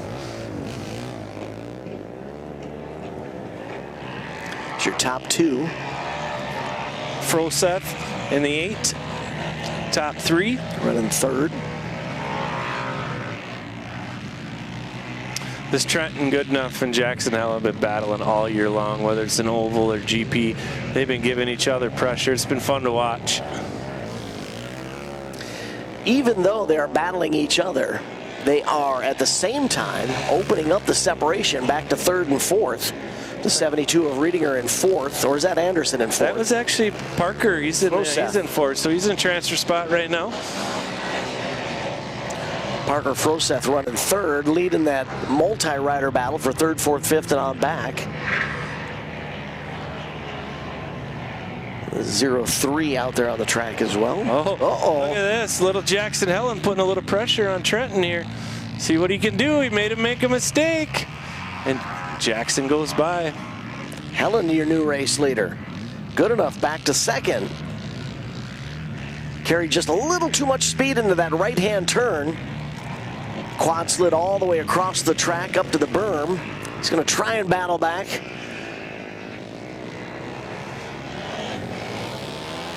Be smart here, guys. You don't want to take each other out. That's You're both right. in transfer spots. Checkered flag is out unofficially. Jackson Helen going to get the win in the 2.0. Trenton Goodenough crossed the line 2nd on the 73. 3rd unofficially, Colton Froseth, as Lance Loftus lets us know.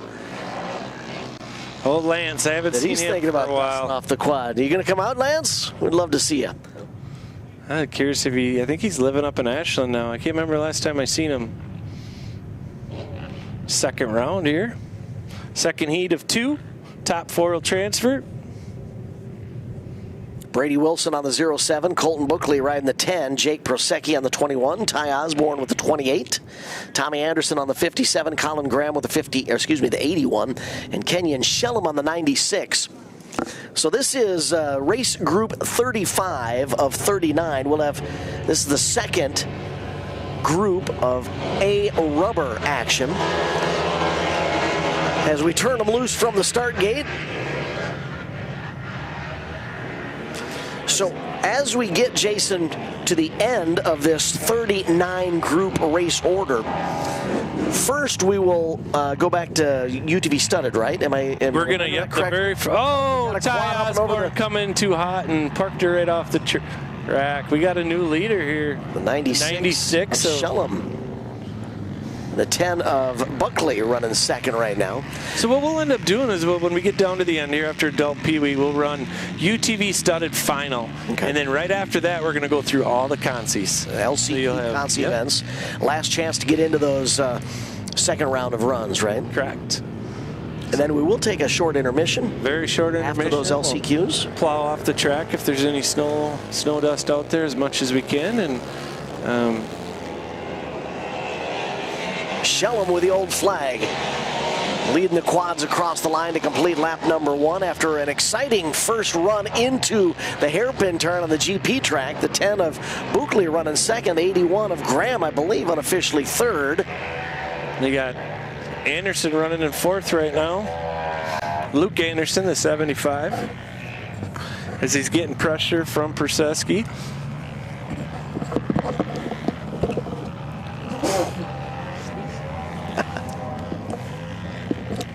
I tell you, this group is keeping it pretty tight. We've seen a lot of the other classes on the GP course really stretch themselves out, while our top 2 are a bit stretched out here. The competition from third on back still pretty intense as they slide around that left-hand 180-degree turn. Challenge for the lead maybe by the 10 of Colton Buckley. 10 gets by. Got a new leader. Buckley's out front. The 96 of Shellum back to second. Got a drag race to the finish. We have one more lap yet, don't we? Yeah. There you can see that separation back to third, fourth, fifth, sixth.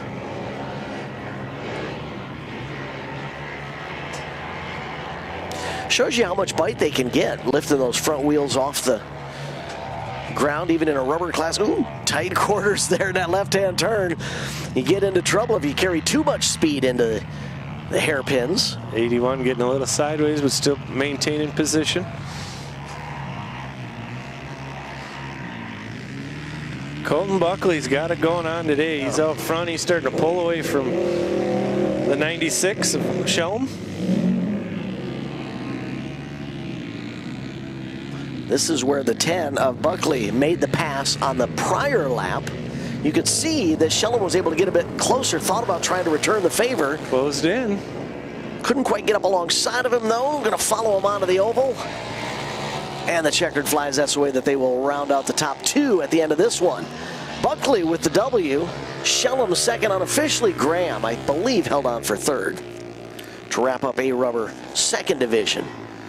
Fifth on back into an LCQ as we get ready for open studded GP action. Tyler Allen on the 4. Mitchell Williams riding the 12. Trenton Hewitt top the 20. Michael Randall will be trying to manhandle the 25 with Parker Guan on the 32.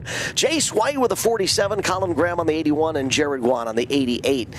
The name that we should be looking for, perhaps Jace White. We talked about him a lot earlier. He's a quick one. Yeah, he's been pretty dominant all day long, and even anywhere he goes, he's the guy that a lot of people's heads drop when he comes pulling into the pits because he's hard to beat. Yeah, kid's on his game, and his brother's not too far behind him. I see his brother mostly sticks to the rubber for right now, but I would get to believe Trenton will be out at some point. I think maybe on studded. I really don't know, but man, it would be nice to see somebody give him. He's in a league of his own for sure. You mentioned that Jace White is hard to beat, but if there's one thing that we have seen, it doesn't take much of a mistake to get off the pace and allow everybody to get past you.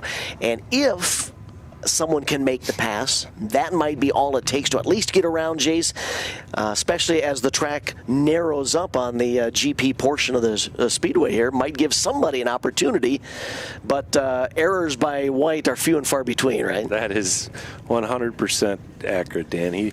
He don't make mistakes. And that's one of the reasons why, I mean, it seems elementary, but we'll mention it anyways. You will find a racer who is so fast, and they will check out to a lead, and they will continue to stretch that lead. And sometimes people will think that that's showboating. It's not showboating. They're trying to protect that lead just in case a mistake jumps out and bites them. They don't want to give anything away. Are we in intermission? Yeah. Yep. We are doing intermission. Are we doing any driver interviews?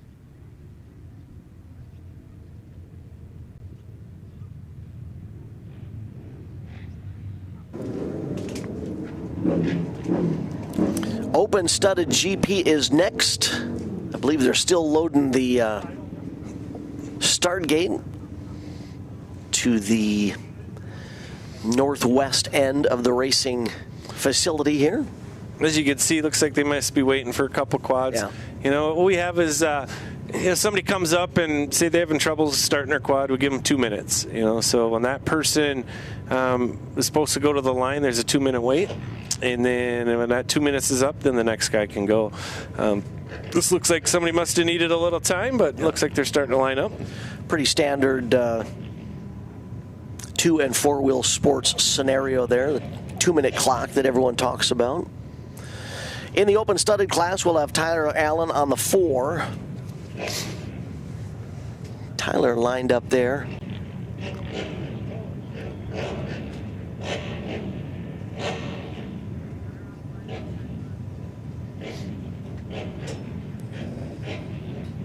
All 8 on the line that we're expecting, so we get ready to turn them loose. Open studded GP.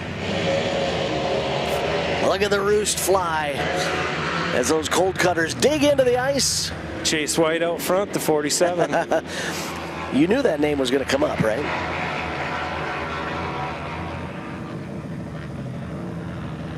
Chase leads him out of that hairpin turn.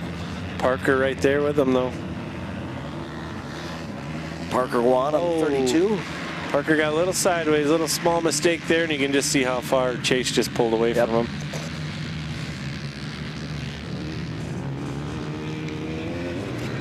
Mag Stainless, you got to look at them, thank them, Matt and Sean Aguazda. They're big supporters of ice racing. There's your top 2 across the line. Look at this battle for third on back.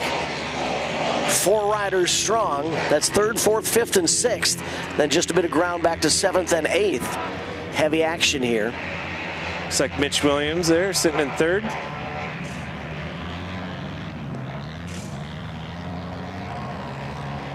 Four machine of Tyler Allen trying to make a move. Can't quite get up alongside the 81 of Colin Graham. Graham, meanwhile, with an outside run on that left-hand turn onto that short shoot back straightaway. As your race leader comes out of the GP. I love these speed shots when the camera's right up alongside the track. Gives you a sense of the momentum that these racers are pulling.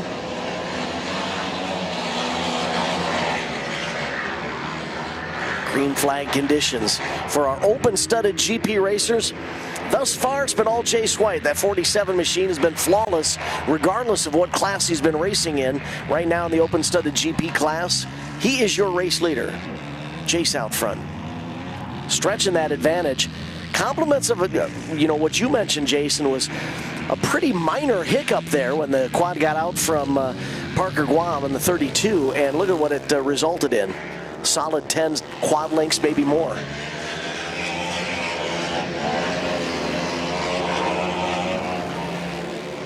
Parker, meanwhile, distancing himself from 3rd on back. He's a 3rd place racer, 4th, 5th, and 6th, 7th and 8th as well. What was a 4-rider battle, now a 3-racer shootout.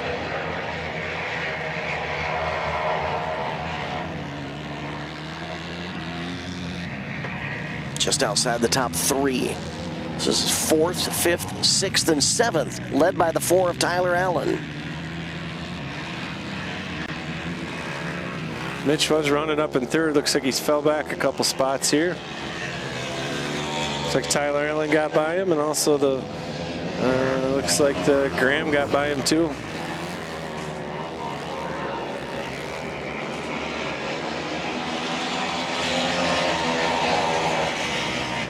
Back to our leader, Jace White, the 47 machine.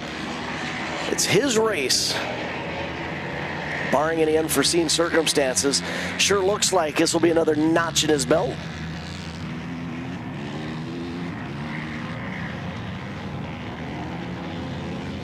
He knows one speed, and that's wide open. He might have a 20 quad length on him, but he's still pushing hard and hard every single lap. Checkered flag for Jace White. Open studded GP first race winner. Parker Wan's going to hold out for second. Was it Colin Graham? Did the 81 get up there or not? They're just across the line as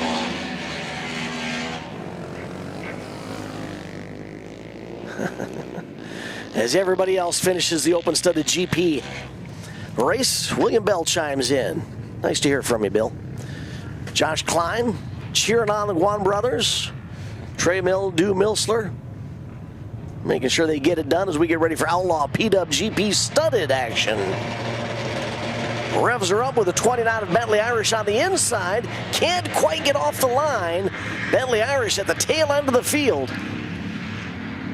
Top 4. Now top 2 battling for the lead. Side by side onto the GP track. It's like Dax Graham getting in the inside of Colbin Guazda. Riley Marion sitting third. 2.0, 12, and the deuce. 1, 2, 3. See if these 3 can pull away.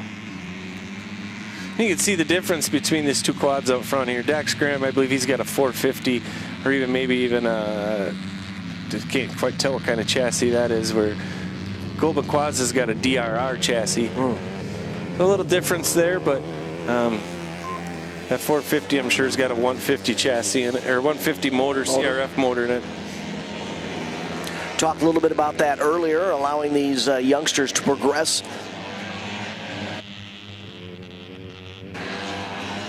into a higher power level, I suppose you could put it that way.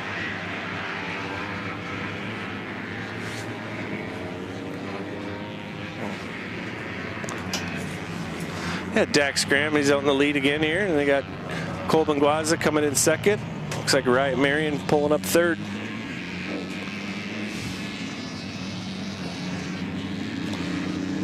These are the Outlaw Peewee studded.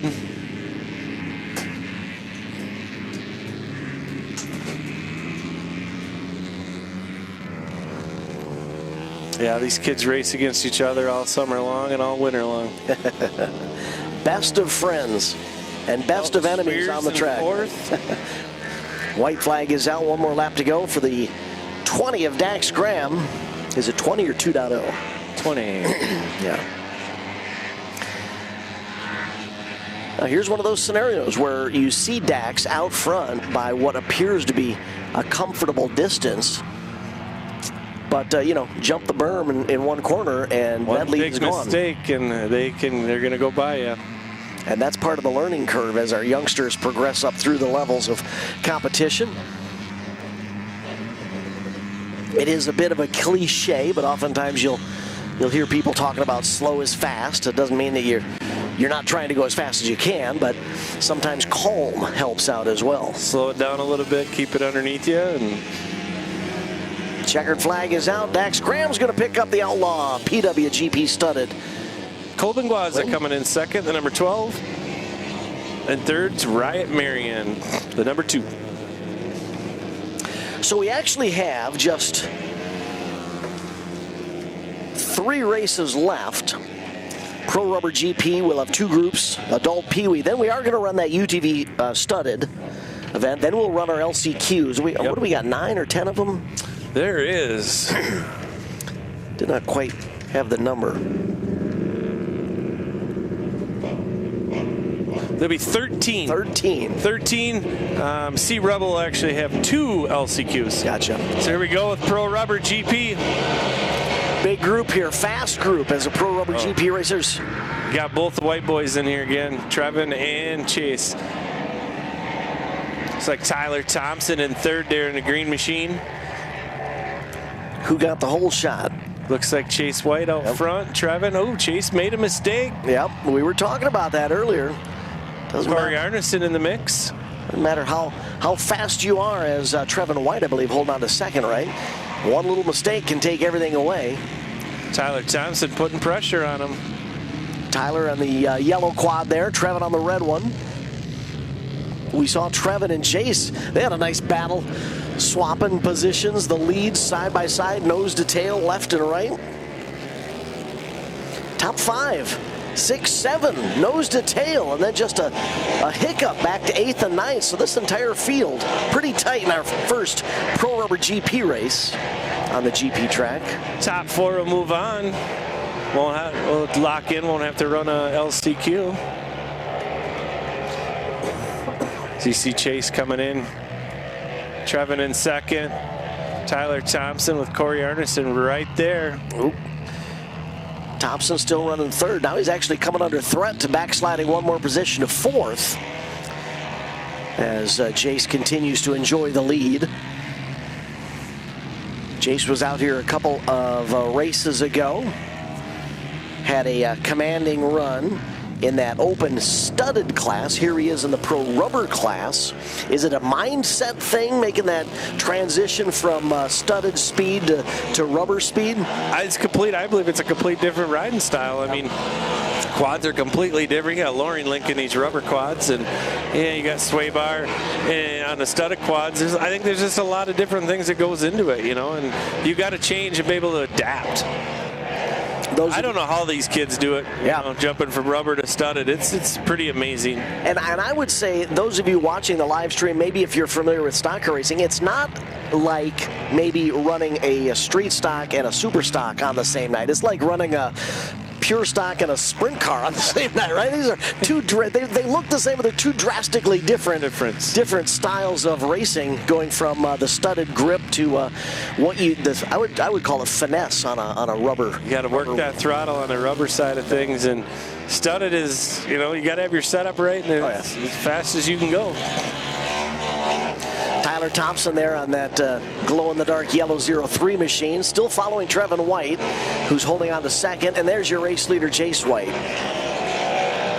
Has yet to show a chink in the armor. No flaws that we've seen. Well, maybe that first time through this hairpin on the opening lap. Yeah, and it kind of closed in on him. He looked right away to make sure. He knew he made a mistake. Had to see where his brother was.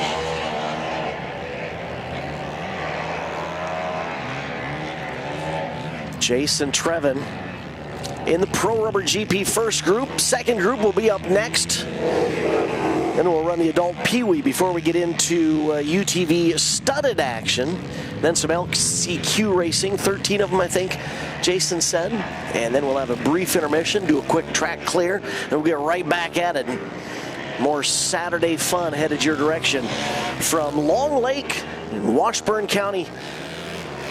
Sarona, Wisconsin. With the win, and we got 29 Trevin White second. Tyler Thompson third. The rest of the field will follow him. Fourth place finisher gets the direct transfer, 5th on back. We'll be back for an LCQ, and that was a hard-fought two-rider battle there for that I'm thinking transfer position. That must have been changed. Corey Arneson was in there, but I think I'm not sure who ended up 4th in that one. Pro Rubber GP second group will include Brody Barsamian riding the 4. Tyler Allen on the 4X or 4/ if you'd like. Andrew Steinmetz riding the 16. Kennedy Swan on the 18. Yeah, I'm going to sit in here and watch it from the TV. You're going to watch the TV, huh? Jake Samplowski on the 18/. Ashton Reese riding the 22. Tony Bender on the 24. And Colin Graham on the 81. It's funny seeing Tony Bender's name in here, the 24. He's on a 400 EX. This is his stepdaughter, Lady A's four-wheeler, so he's actually we'll see how that's going to stack up. Yeah, it might be a little underpowered, but when it comes to these corners and stuff, it's a little different. Looks like Swan there up through the middle. Trying to make it work. Side by side for a moment. Side by side now for second and third, fourth and fifth. 4 riders battling for second. 1 racer pulling away. Or trying to, at least. Yellow Brody. Oh, Jake Samplowski Looks like Brody Barsimian out front, Ashton Reese in second, Kennedy Swan in third. That fourth spot looks like Jake Salamplowski, the other 18. There's the 22 machine of Ashton Reese, trying to challenge the 4 of Barsimian. That's a battle for the lead on this opening lap. It's got the inside lane, can't quite make it work. Kennedy right behind him. What do you think? At a time like this, is Kennedy thinking, let them settle it out, figure it out before I get up there into the mix? Let them race it out and let them make mistakes and just sneak in underneath them. Kennedy likes that outside entry. She can get that quad to rotate, set her up for that second turn of the oval.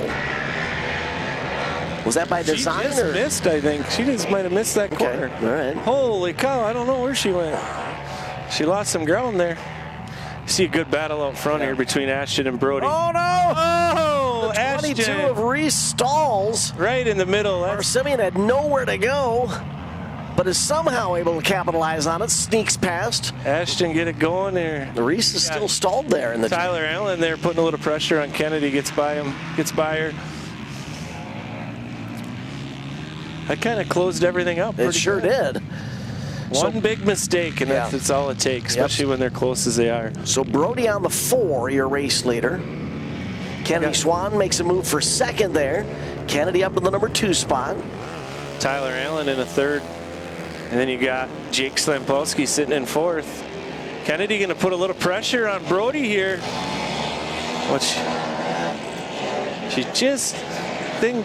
Oh, nice corner, guys. Nice corner. Able to keep it right down to the bottom. Kennedy up alongside. Completes the pass. Put a little pressure on Brody there. We'll see now. She's got to hold it if she can. Got a head of steam coming into that hairpin. She's able to get that quad to rotate. Oh, quite a wide exit, but everybody followed her that way. So she holds on to the lead.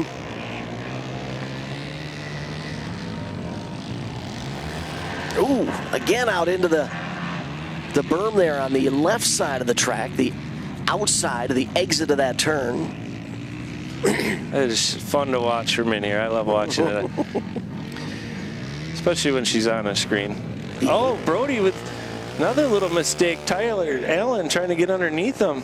You don't see big mistakes like that by Brody. Brody's he's usually on his A game. 1 lap to go. Let's see if she can hold it. Makes you wonder if Brody might be something going away on that quad. Not quite feeling comfortable.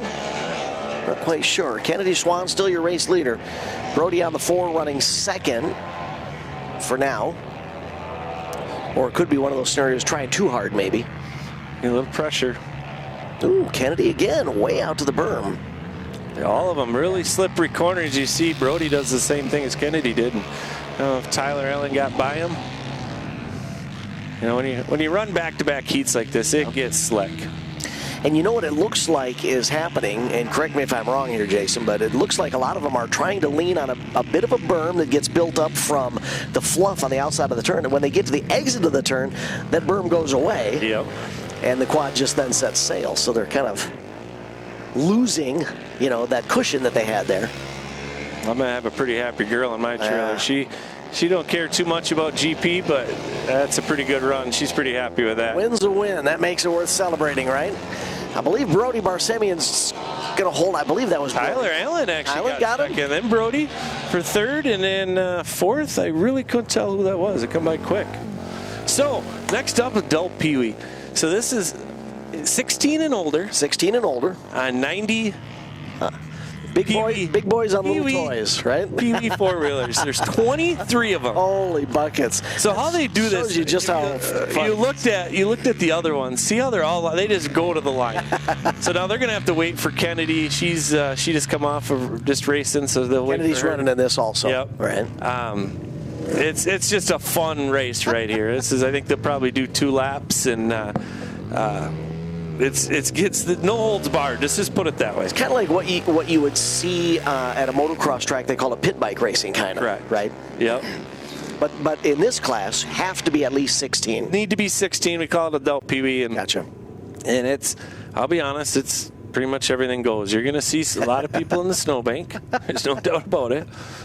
Will they be back for a second race? Oh, yeah. So they do get the full format? They get the full format. Okay, all right. It's funny is that they, most times we line them up by how you draw. Okay. This one, they line up pretty much, and it's whoever can get up there the fastest. It's a race to start the race. Yep. Kennedy's brother Tripp, she makes sure he's right up front, and he makes sure she gets a good spot. So it's fun. I used to run this class. I won it here a couple years ago. Me and Chris Berlin used to. Chris is back out there. And, it's just something to, pretty entertaining. I tell you what, honestly, I am on the edge of my seat because I know that funnel is coming up, the exit from turn 2 of the oval onto the GP track, where it goes from 100 feet wide down to about 20 feet wide. 23 of them going to go into that. Holy buckets. We got that whole shot. Got to watch that three-wheeler there. That's Ashton Reese. He ain't even up there. No, there he is. Fifth. He's pretty quick, though. Top 3 single file, 4th and 5th. There's your three-wheeler in 5th. Now onto the GP track, headed towards the first hairpin. Looks like Cody Conrad in first. Chris Berlin, Kennedy Swan sitting. Oh, a slider move in front of Chris Berlin. Kennedy's in second. Conrad out front.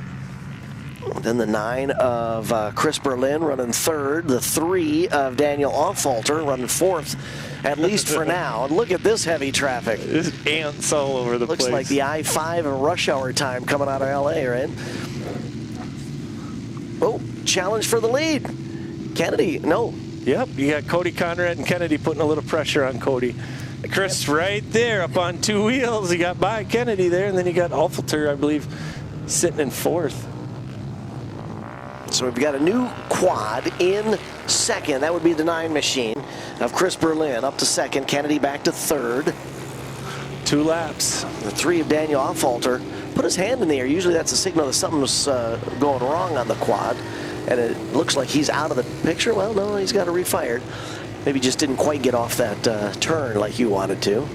It's hard to say. There's a lot of hand signals that go along in this one. Cody Conrad, still your race leader, the 9 of Berlin, trying to challenge him. Then just a whisper back to Kennedy on the 18. Oh, challenge for the lead. Chris putting underneath them. They kind of both. Does Kennedy get them both? Look at that. It was like a slider from the Saturday night dirt tracks. But the 79 of Conrad comes back around. You lose a position in one turn, regain it in the next turn. Now the 9 of Berlin up to the lead. So in 2 turns, we've had 3 different leaders here. Kennedy going to put a little pressure on Cody here. Got by him for now, but we'll see what happens here in this corner here. Hey, don't forget about Offalter. Remember, he had fallen about 10. Oh! Little contact there. That's no holds barred in this situation. That allows the 9 of Berlin to pull away. 79 and the 3 now, side by side for second and third. Conrad and Offalter. Looks like the 22. Ashton Reese up to 3rd. Kennedy back to 4th. They've got enough time to look over they're doing another lap. I'm wrong. There's 3 laps. A little extra time as the back half of the field comes out of the GP in our split screen coverage. Front half of the screen is headed into the first hairpin on the left. Looks like Chris Berlin out front. Yeah. Cody Conrad. Dan off the track. Look at Chris. He's one-handing it. He's waving back at the competitors. He's just having a good time.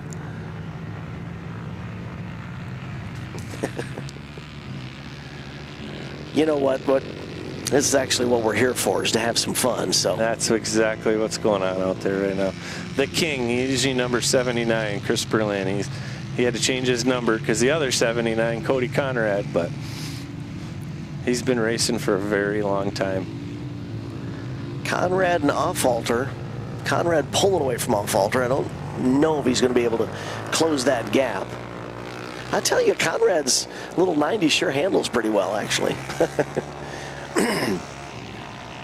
And the checkered flag will come out unofficially. Chris Berlin gets the W on the 9. Conrad, I think, second. Always fun to watch. Offalter 3rd. Now we're going to do something pretty wild. We are going to go after UTV studded. I'm going to take a 5-minute here, Dan, and I'll come back and join you here in a little bit.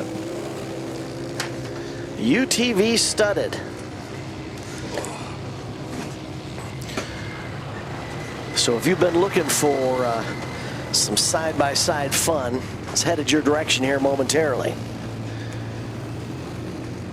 Remember, after this UTV studded race, we will have 13 LCQs.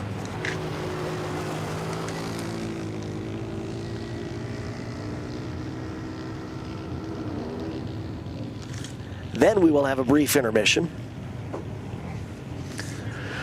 Let our track workers stretch their legs for a bit, plow the course if needed. But right now, UTV studded is in the start gate. Faith Conrad's piloting the 15. Chase Swerman's behind the wheel of the 22. Rocky Kempe with the 50.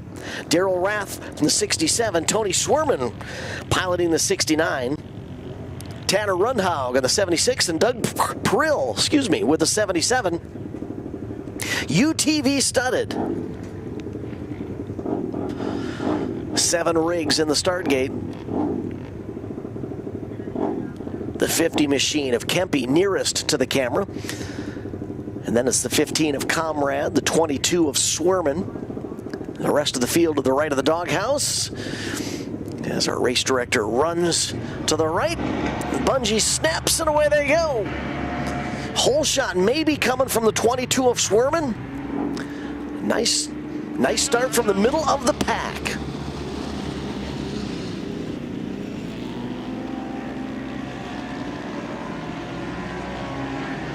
Obviously, as you can see, back to running the oval for the UTV studded group here. Oh, we've got one around in turn 2. That's the 50 machine of Rocky Kempe. Rocky is going to keep that spin going, 360. Rejoin the fun, but out front. As for now, it's Daryl Rath in the 67, or in the 67. Quite an industry popping up with the UTV excitement. See them racing over in Crandon, places like that in the summer on the dirt. Now we've got them out on the ice. See a lot of performance parts, safety parts, roll cages, etc. There's the 22 of Swerman.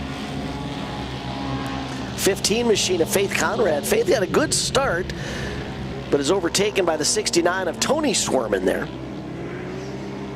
Entering turn number 3, down the front straightaway, back into turn number 1. Quick flash from the brake lights just to get a set, and into turn number 2, heading back down the back stretch.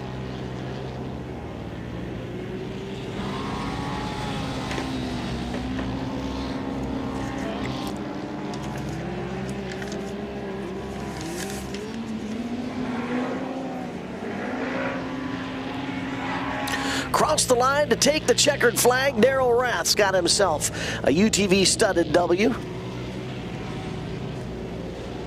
Sherman unofficially across the line second. The rest of the field will follow to wrap up our UTV studded oval event. As the Long Lake Chamber of Commerce welcomes you back to Northern Wisconsin Ice Racing Club action on a Saturday. Got started bright and early. Practice around 8 this morning as we get ready for our first A-Oval Rubber LCQ.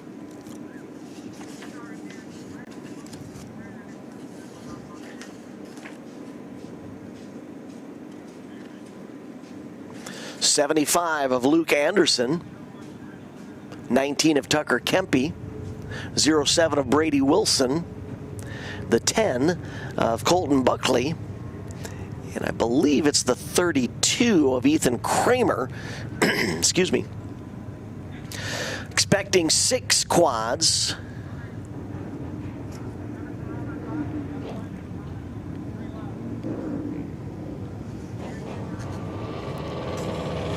Revs are up. And they're away. 5 quads. Back on the oval. Top 4 will transfer.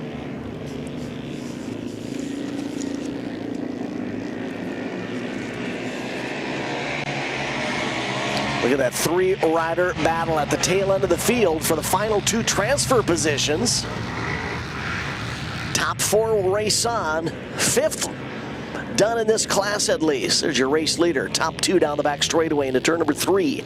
It's the 75. Luke Anderson, early race leader. The 10 of Colton Buckley. Giving chase and maybe even throwing a challenge at him. Couldn't quite get up alongside of him in turn number 2, but he's got the momentum. Let's see if he can make it work here in 3 and 4. Looking to the inside in turn number 4.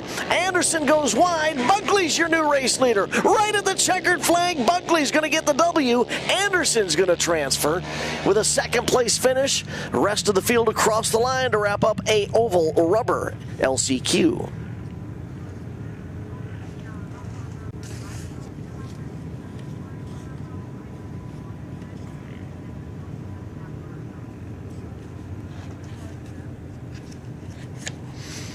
Next LCQ, I believe, is going to be our AGP rubber class.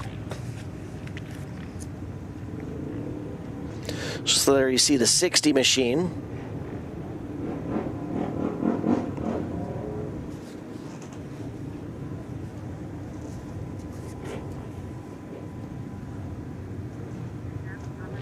'79, 00.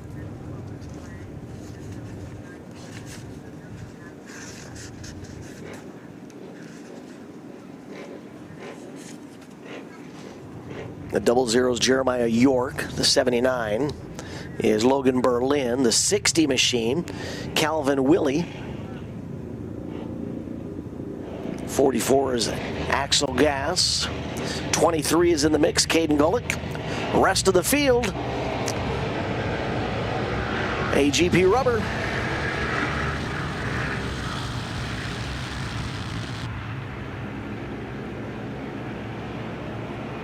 On the oval down the back straightaway. Junior A rubber oval, excuse me.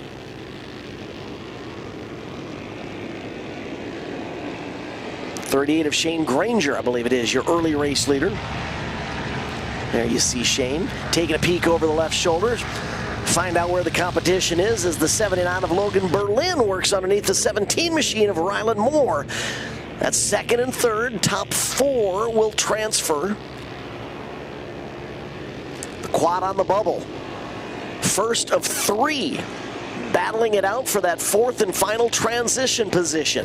White flag is out. 1 more to go for the 38 of Shane Granger. Shane looking like he's got this one well under control. Final trip down the back straightaway into turn number 3. Get it to rotate, set it up for turn number 4. Power out of that fourth turn. Challenge from the 79. Berlin can't quite get there. That's 1, 2. There's 3. Battle for 4th. Oh my goodness. That was 3 wide for that 4th and final transfer position. Way beyond my pay grade to call that finishing order. There you see Shane. That quad got just a little into the snow. That allowed the 79 of Berlin to mount a charge. Berlin couldn't quite get there. So that's first and second. You'll see third zip across the line here all alone. And now here comes this 3-wide battle for the 4th and final transfer position. Look at that battle right to the checkered flag. My, that was a good one.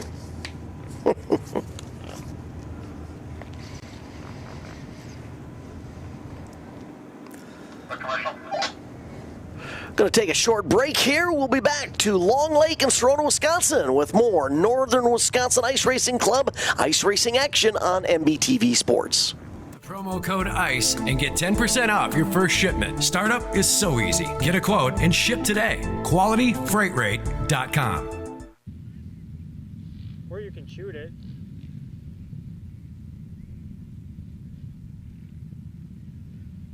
I want to drive one. You know how fun that would be?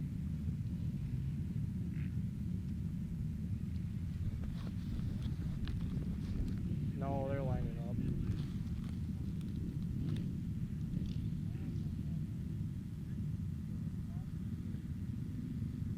Oh, that's tragic. One is.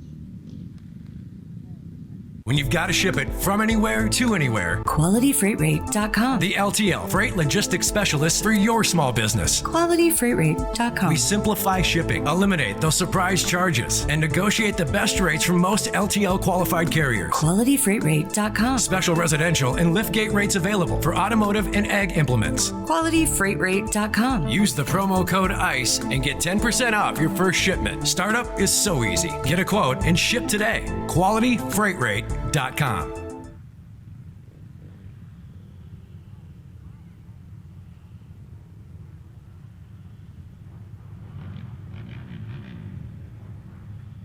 Welcome back to Long Lake in Sarona, Wisconsin. Pride and joy of Washburn County as MBTV Sports welcomes you back to Northern Wisconsin Ice Racing Club ice racing action. We're in the LCQs. Last chance qualifiers C-studded class out on the track right now, I believe. Race leader's going to pull away. Then we've got a 4-racer battle for second, third, fourth, and fifth. Quickly drops down to the potential of a 4-rider breakaway, but still 3 racers battling for third, fourth, and fifth. Top 4 will transfer on, fifth on back. Done in this class. Race leader's a 42 machine of Emmett Salter. Battling back after a flip and a DNF in the heat race. White flag is out, 1 more lap to go for Emmett.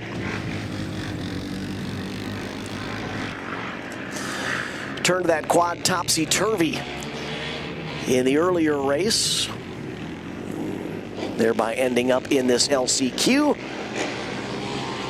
Battle for second, third, fourth. There's your top 4 transfer positions into their next event, C-studded.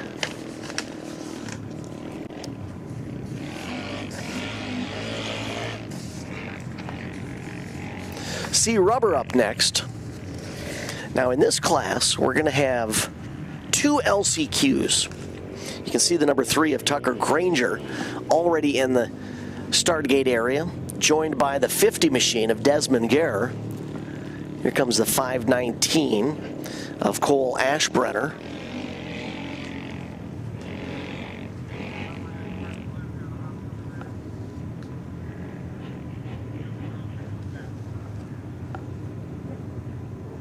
I think that's Lovan Hladlek on the 20 machine.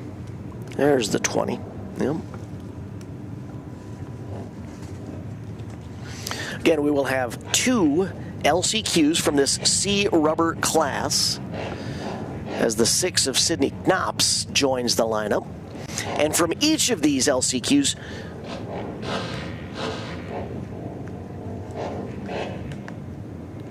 only the top 2 will transfer. So we had 3 heats in the C-rubber division. Top 3 finishers transferred. Whereas in the other classes where we had 2 heats, it was the top 4 transferring. So the top 3 transferred from the heats. And then from these 2 LCQs in this class, top 2 finishers. There's the 18 machine. Damian Brazee in the gate. Lines up right next to Granger's number 3. And then to the right of Granger is the 6 of Knops, followed by the 519 of Ashbrenner. They're on the left side of the doghouse, just a technical doghouse for ice racing. Those of you from motocross action will understand the reference. Not much of a doghouse here, but there is that mechanical separation between the left and right start gates on the line. Again, for those of you who have never been to ice racing action, rubber band bungee start. There is literally a bungee stretched across the starting area there, and once that bungee snaps, the racers can zip away.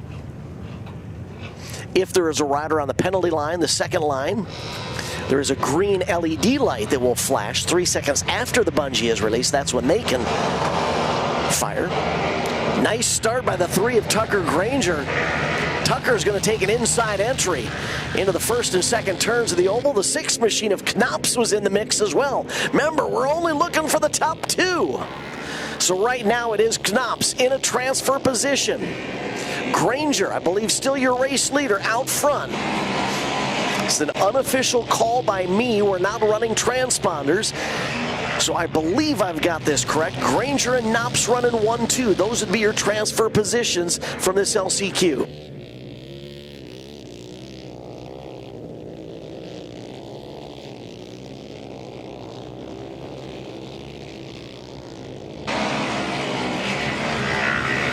There's the 3, Tucker Granger. Preparing to write his ticket under clouded circumstances, having to go through an LCQ, but the best way through an LCQ is by winning it. Checkered flag is out. Tucker Granger wins the LCQ. Unofficially, I believe that was Sidney Knops who held on to the second place spot. The second and final transfer position into the rest of the show in the C Rubber class.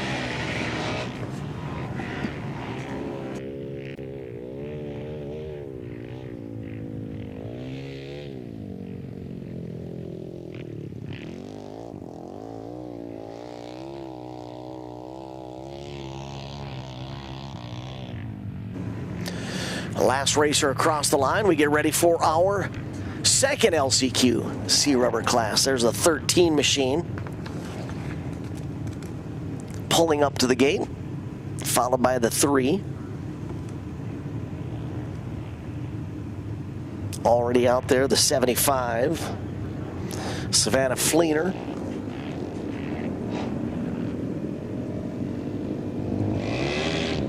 '19 machine of Jeff Endish in the game.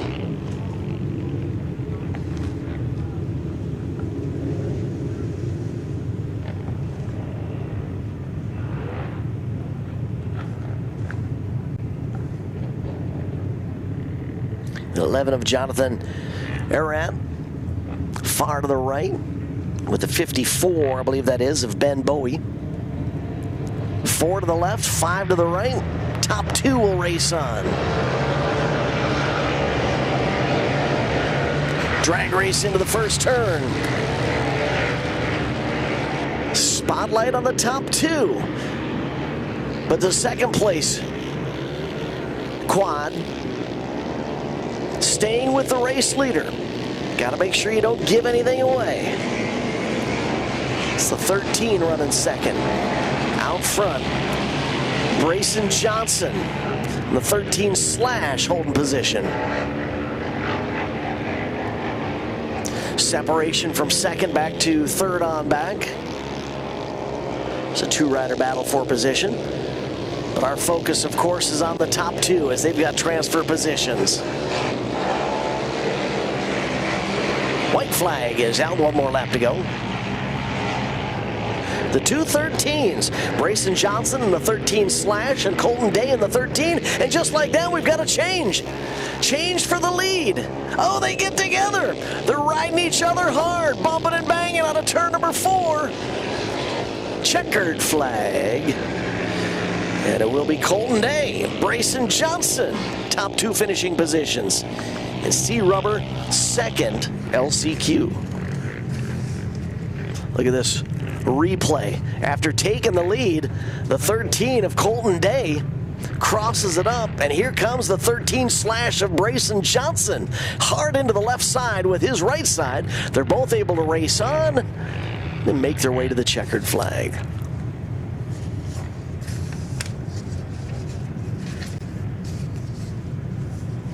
Outlaw Rubber up next, I believe. LCQ.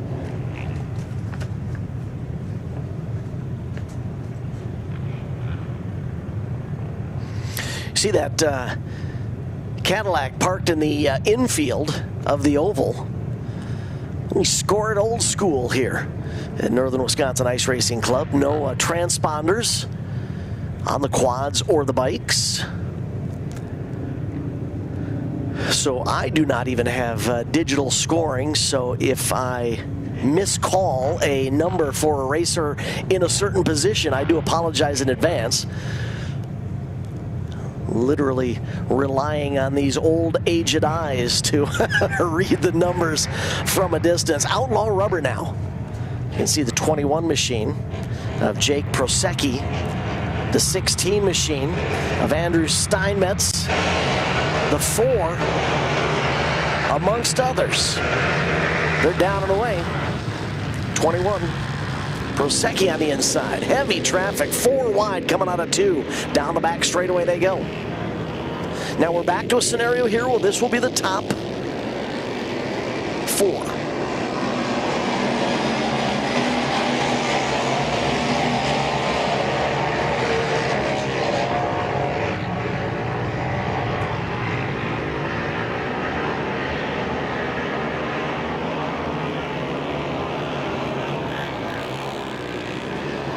There's your lead of the 43.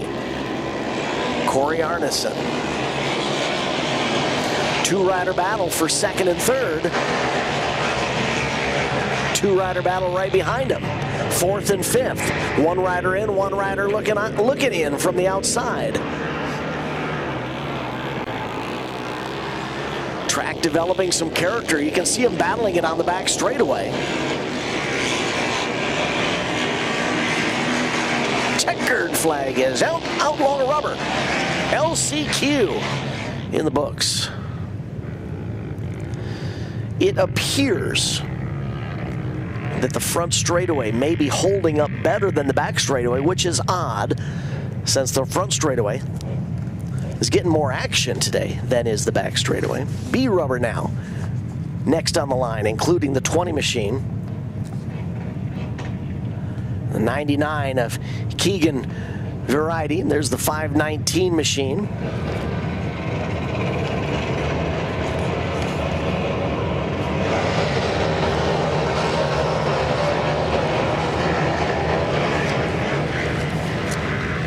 Into the turns they go. Top 4 will race on. Everybody else loaded up at least in this class.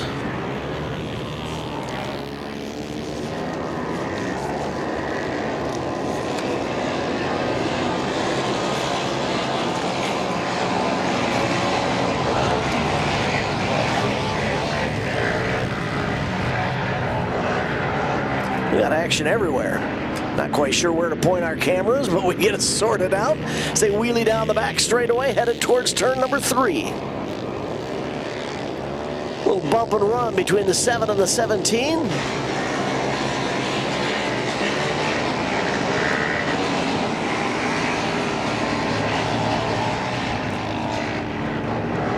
The Deuce leading this one. Looking comfortable around the northeast corners. Checkered flag is out. We'll call it a race. This LCQ gets logged into the books.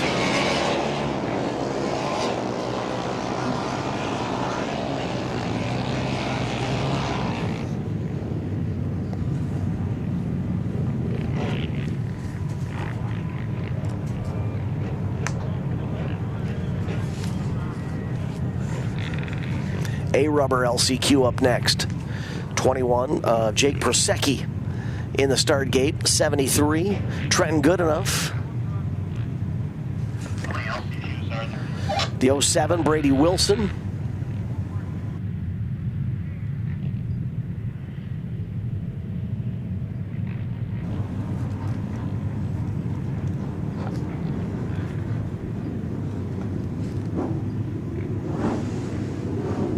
.32 of Ethan Kramer in the start gate. Ethan lined up far to the left.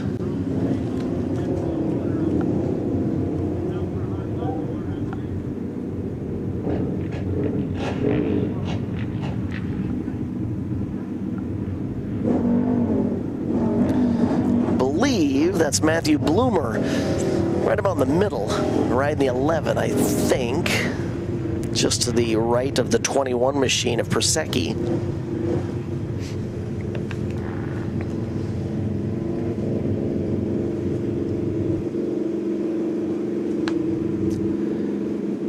.32 of Kramer's on the inside. We will see if lining up on the inside will be an advantage or not. Revs come up, starter heading to safety, and we're about ready to turn them loose. Nope, inside not going to work for Kramer. Couldn't get off the line.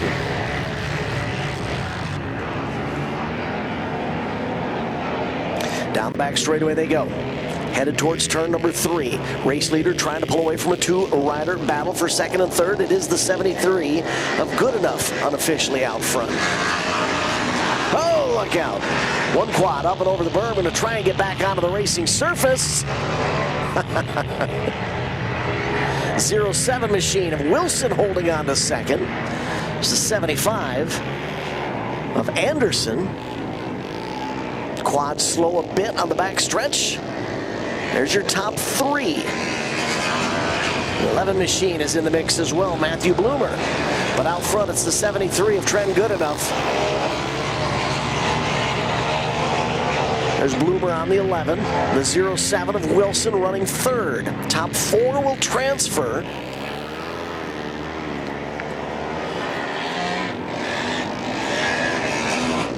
Challenge for second. Not required, but it's always nice to get another position. Checkered flag is out. Here comes our 4th and final transfer. Right across the line.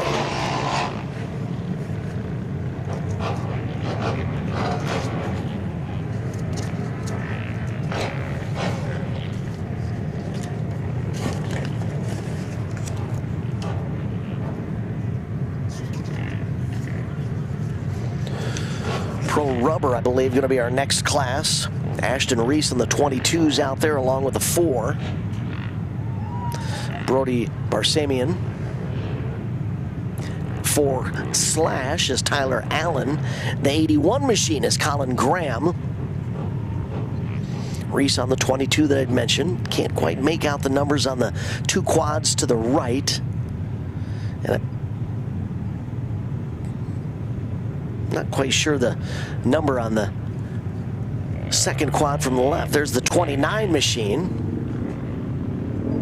That's Hunter Wedward.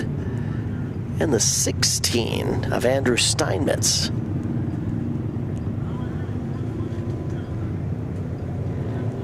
Sending the track worker out front straightaway.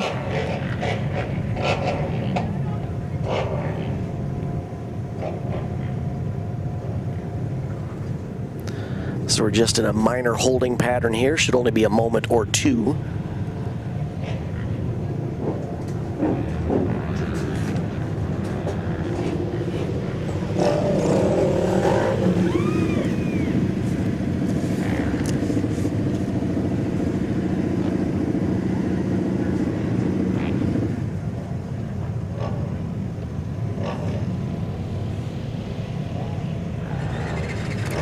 Repositioning a couple of flaggers.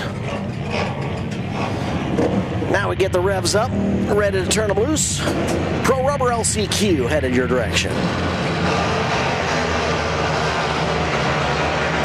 Down and away. Sliding it into that left-hander. Turn number 2 of the oval. Down the back straightaway. Heavy traffic, top 4 positions, all being contested. The number 4 machine, Brody Barsamian, your early race leader. 3 wide, coming out of 4 in a battle for second, third, and 4th. Anybody's guess who's going to take a transfer position with them. 4/ of Tyler Allen up there in a transfer spot. Rubbin is racing. 22 sneaks by. Ashton Reese up into the top 3 now. 3 wide for 4th. White flag is out. 1 more lap to go. Ooh, little contact there. Turns 1 and 2.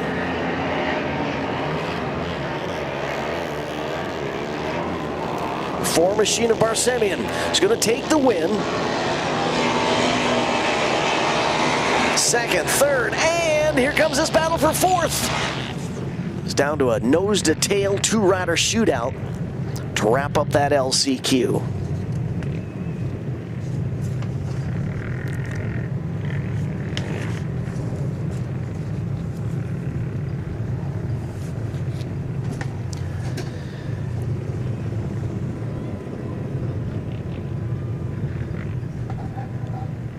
Brandy joins us, cheering on Wrath Racing. Thanks, Brandy, for watching.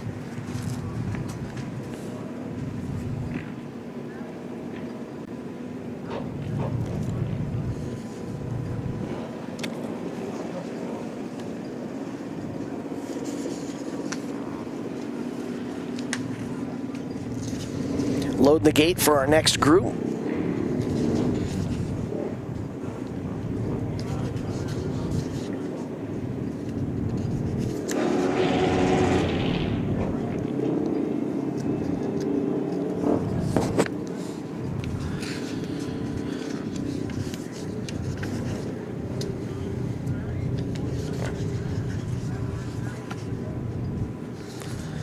This is a rubber GP, I believe.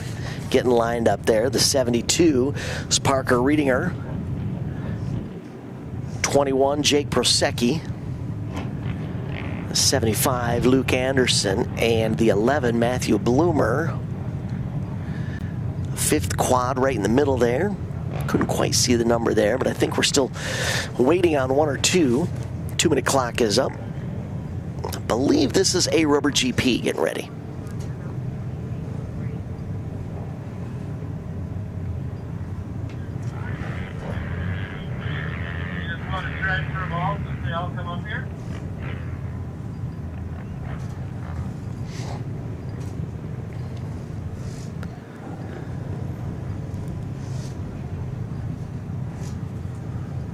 Girls, what's your thoughts? 35. Do you want me to transfer ball and not even run it? No, let's run it. All right, a rubber GP on the line. James Johnson, wondering if he should make the haul from Arkansas to have some fun with us on the ice. 5 racers, top 4. Going to transfer a rubber GP. LCQ on the track now.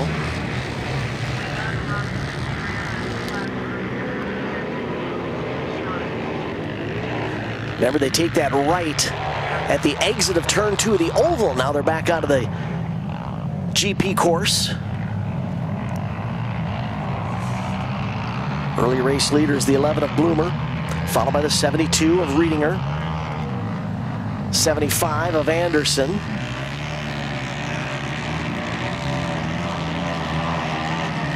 Two-rider battle for that 4th and final transfer spot. The 75 of Anderson holding onto it for now.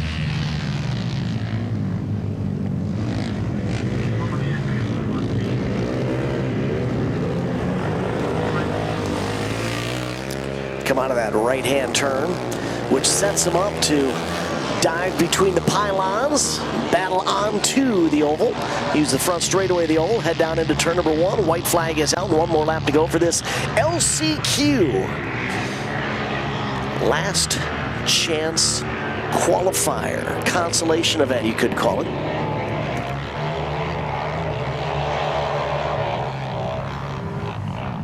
I'm with you, buddy. Josh Klein says short drive north. Well worth it, right?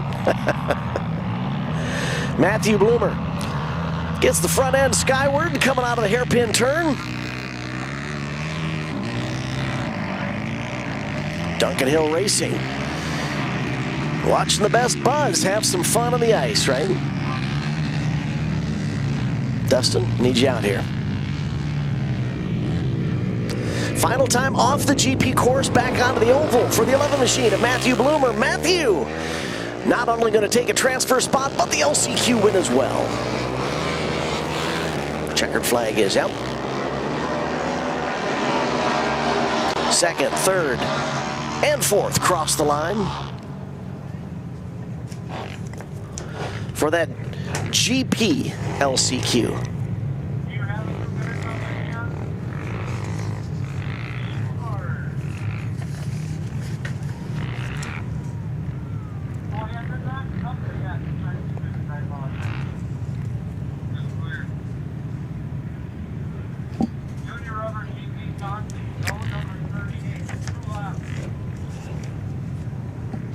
Junior Rubber GP Consi up next.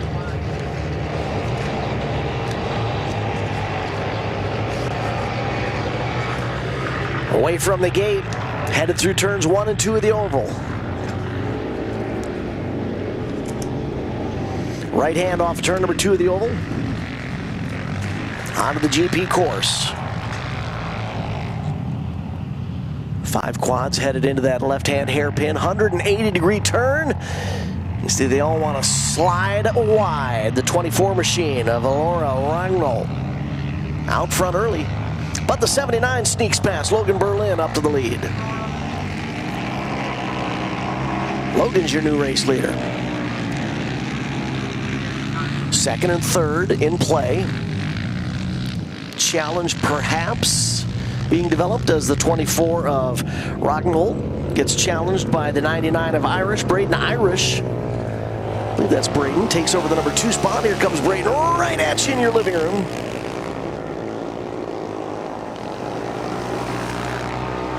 Berlin gets the white flag. One more lap to go. As your LCQ leader, the junior rubber class.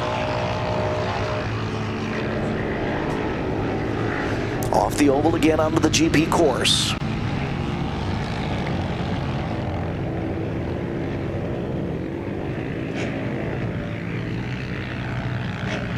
Ooh. Rubbin's racing. Bumping 2. Now this could be bad for the 24.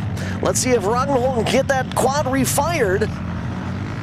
Don't want to fall out of a transfer position. Still the 79 of Berlin, your race leader. I believe Braden Irish on the 99 was fine. Got up against the berm on the outside of that left-hand hairpin turn, but was able to power away from it. Kind of watching the background there, if the 24 stayed in a transfer position or not. Top 4 will be transfer spots. There's the top 2, the 79 and the 99 coming to the checkered flag. They've got a transfer position sewn up. Third and fourth, who's got it?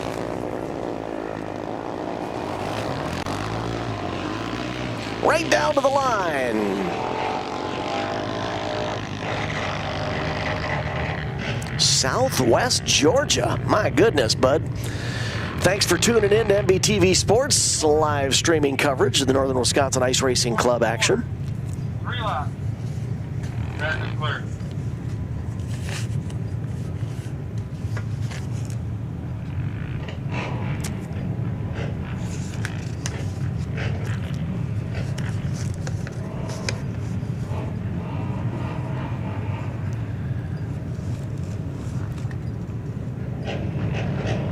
Pro Rubber, I believe, up next.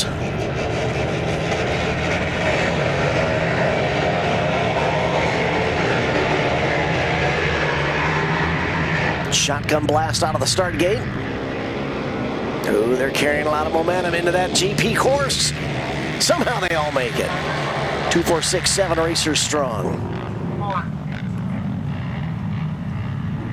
He's got the early race lead. It's going to change hands here down to the hairpin turn, the 22. Ashton Reese, your new race leader. The 43 of Corey Arneson holding on to second.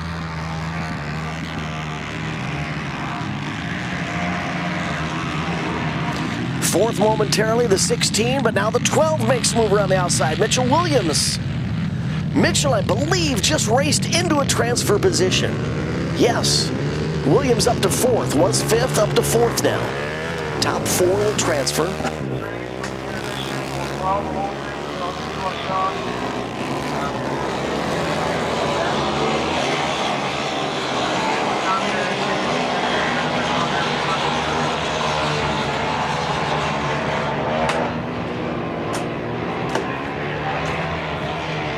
There you can see the 22 machine. Ashton Reese.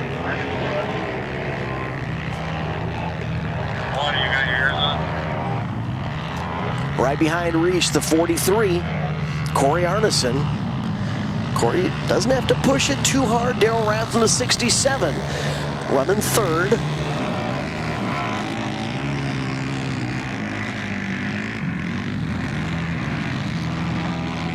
Rath is in a transfer position. 4th was in play, remember, had a change for position as Williams in the 12.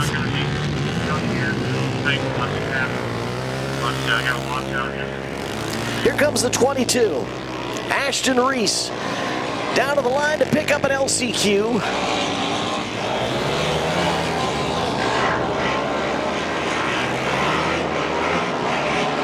White flag, I believe that was.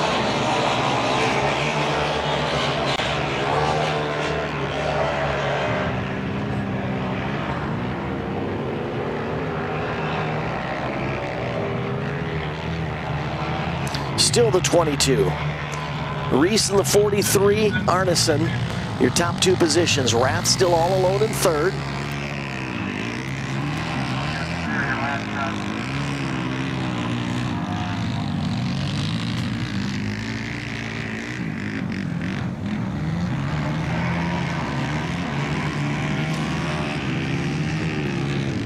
Preparing to exit the GP course, race back onto the oval.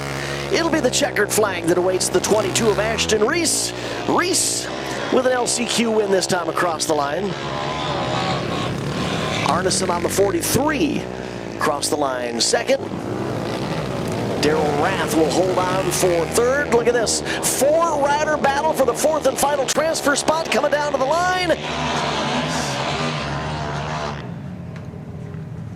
And that will decide that LCQ. That's it. Everybody can come in for a little bit. As soon as the girls come off, we're back out here as fast as we can. All righty. Well, race fans, that will make up our first half of the program. We've had oval racing. We've had GP racing. We've had LCQs. Now we have a chance to stretch our legs. Very brief intermission, going to bring the plow out if the racing surface needs it. Those of you watching from the confines and comfort of your home, head out to the kitchen, grab yourself a snack. We'll be back shortly for more green flag action from Sarona, Wisconsin, Northern Wisconsin Ice Racing Club action on MBTVsports.com. Need auto parts? You know Conrad's Auto Salvage and ASAP Used Auto Parts, two great companies, now one location near Mondovi. We've appreciated your business in Eau Claire. Now you'll find all the same parts and services at our location near Mondovi. We can mount and balance tires, plus do oil changes and more. All the same services in one incredible facility. Conrad's Auto Salvage and ASAP Used Auto Parts, two great companies, now one location near Mondovi for all your auto parts needs. My name is John O'Connor. I'm a snowboarder for life and a business owner in Windham, New York. We run a restaurant and inn here. This is our backyard.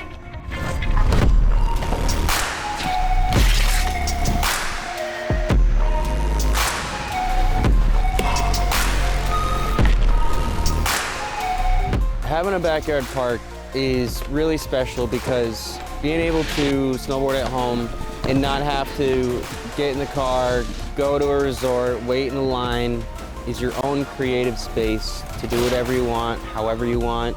You're in your element. You're right at home, and it's a really good feeling when you can tune into the space around you with you and your friends and just make something special of it. The Tow Pro has helped my vision come to life with where I would like to take the backyard setup, and without it, it wouldn't be the same. It's the most easy to use, compact, portable, reliable rope tow that you can buy. It's the best thing that I own as far as what gives me happiness in life. Without it, it's not the same when you're hiking. To be able to keep riding and feel like you're snowboarding, that's what it's all about. And the Tow Pro has made that happen.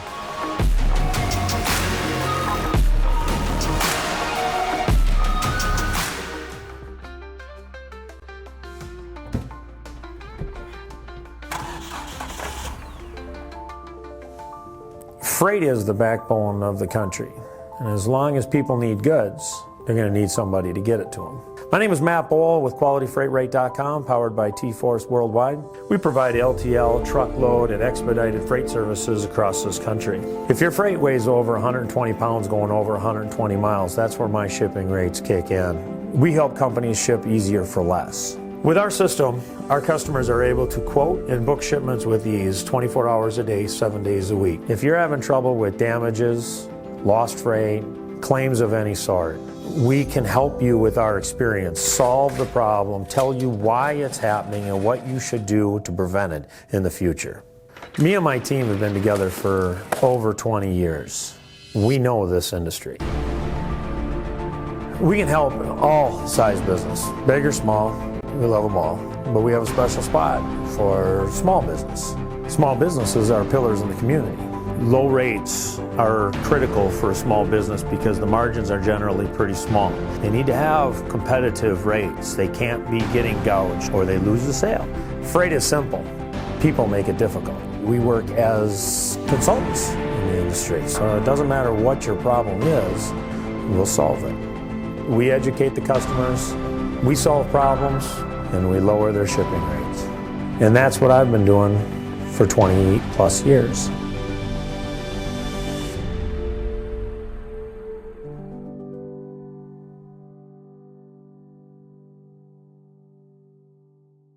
At AmRamp Accessibility, our goal is to help people, and that means providing them with the best quality product and service possible.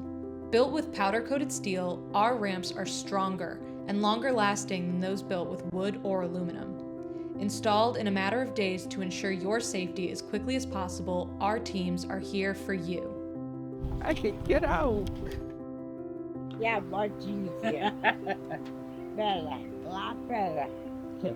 Yes, thank you. I don't even have the words to explain how much easier it is. We're just so thankful for it, so thank you. Thank you very much. Find your forward with AmRamp Accessibility today. Learn more at amramp.com. Yeah, Butler Build has been a supporter of mine for a long time. I've always run Butler built seats ever I got into 410 sprint car racing, and I feel like they have the nicest aluminum seats out there. The craftsmanship, the welding on it is top notch, and now they're pouring my inserts and have the gravel cut seat and gives you a lot of clearance for your hybrid or your Hans, and I feel like, you know, there's no better seat out there. Yeah, I mean, a little bit of feedback, right? These guys do it every day, so as me as a sprint car driver specifically, you know, every form of dirt racing, the seats are built different, and guys like us, you know, drivers are wearing holes in their hybrids because they're rubbing on the seats, and felt like there was a need for a little bit of a new design and a new generation of the sprint car advantage seat. So, yeah, it's been a fun ride and hope to continue the relationship for a long time.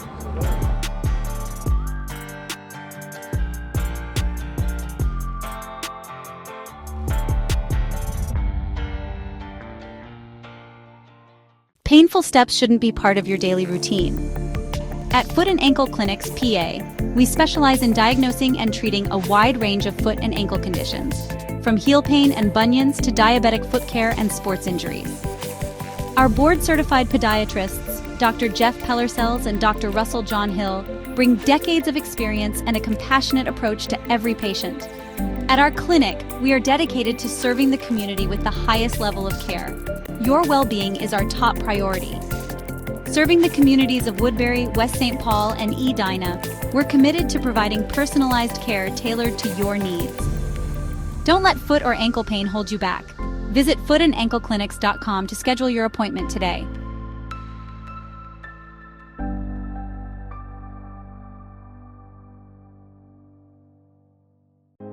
When you push your engine to the limit, on the track, the farm, or the highway, only one name delivers unmatched protection. Schaefer's specialized lubricants. With over 180 years of proven performance, professionals don't guess. They trust Schaefer's. And in our region, there's one guy who makes it happen. William Denzer. Racers, farmers, fleets. They all call William because he's reliable, knowledgeable, and gets results. So support the brands and people who support racing. Call William today, 651-253-0999, or email denzer.schaefer.sales@gmail.com. Schaefer's, trusted since 1839. Power in every drop. Every great journey begins with a trusted guide. And when it comes to finding your perfect home, there's no one better than Kathy Vetter. With over 10 years of experience and a passion for real estate, Kathy Vetter helps you find the perfect home, a peaceful country retreat, a cozy single-family house, or your very first step toward a lifetime home. She also specializes in commercial real estate, guiding you through every step of the way. From the heart of the metro to the scenic countryside, Kathy Vetter knows the Minnesota market inside and out, committed to finding the perfect fit for you, no matter where you are. Buying your first home can feel overwhelming, but with Vetter by your side, it's a smooth and exciting journey. She makes first-time buyers feel confident, supported, and understood every single step of the way. From your first showing to handing over the keys, Kathy Vetter works tirelessly to ensure you get the home you've always wanted. Kathy Vetter, your trusted real estate expert across Minnesota. From vibrant metro living to serene countryside escapes to agricultural and commercial spaces.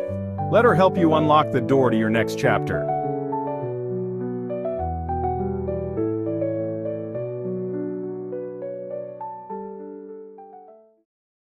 Kevco has been an industry leader in high-performance oil pans and components for over 35 years. Made in Fairmont, Minnesota, Kevco prides itself on being American-made. Kevco has expanded our product line way beyond just oil pans to valve covers, breather systems, jack stands, boilers, wheel sockets, and much, much more. Check out KevcoRacing.com to see everything we have to offer, including our line of street, off-road, and performance oil pans and accessories. Or call 800-770-3557 to talk with our friendly customer service today. With over 40 years of experience producing quality racing components, we're excited to unveil the Kevco Drive Shaft. Our Kevco Drive Shafts are 100% made in the USA from USA-sourced materials. We have developed our drive shafts using precision machine yokes that offer more clearance with higher strength than any other shaft on the market. Our yokes are then zinc-plated black for long-lasting protection. All our drive shafts are meticulously hand-built and balanced on our brand-new Superior Driveline Shaft Master drive shaft machine. Every carbon fiber Kevco drive shaft comes loaded with Spicer 1310, solid-body, non-greasable universal joints for superior strength. We offer U-joints, U-bolts, slip yokes, and anything you may need for your drive shaft. Kevco has the ability to custom build any length drive shaft for any application you may need, whether it be mild steel, chromoly, aluminum, or carbon fiber. Call us today at 800-770-3557 or check us out on the web at kevcoracing.com.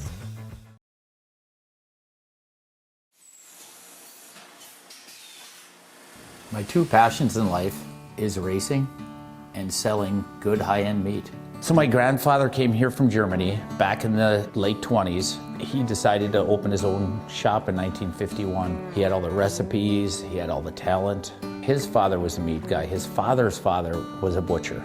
They weren't football players, basketball players. They were in the meat business. And that's our family. That's what we're good at. Old World Meats was derived from Frank's Meats. That was my grandfather's name. I know the quality of my beef is the best because I've purchased it directly from the ranchers that certified Angus beef. We know what our beef is continuously and it's very consistent.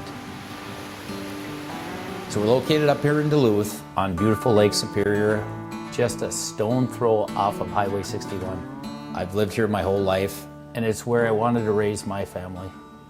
To be successful, you need to have a talent. And I knew I was going to be in the meat business. I can taste spices, I can pick out flavors, where they need to come in, where they need to stop. So knowing your strengths are important and knowing where you came from.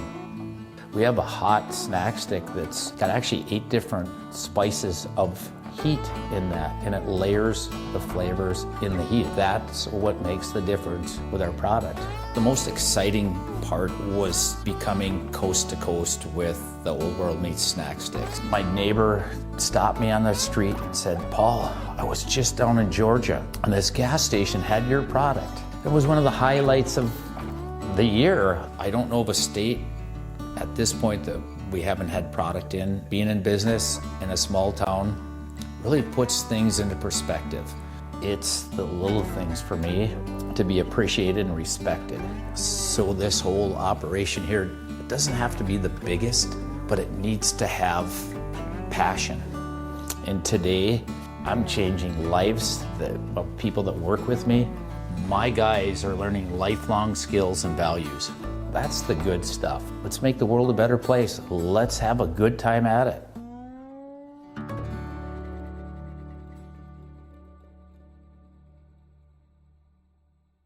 When you've got to ship it from anywhere to anywhere, QualityFreightRate.com. The LTL Freight Logistics Specialists for your small business. QualityFreightRate.com. We simplify shipping, eliminate those surprise charges, and negotiate the best rates from most LTL qualified carriers. QualityFreightRate.com. Special residential and liftgate rates available for automotive and ag implements. QualityFreightRate.com. Use the promo code ICE and get 10% off your first shipment. Startup is so easy. Get a quote and ship today. QualityFreightRate.com.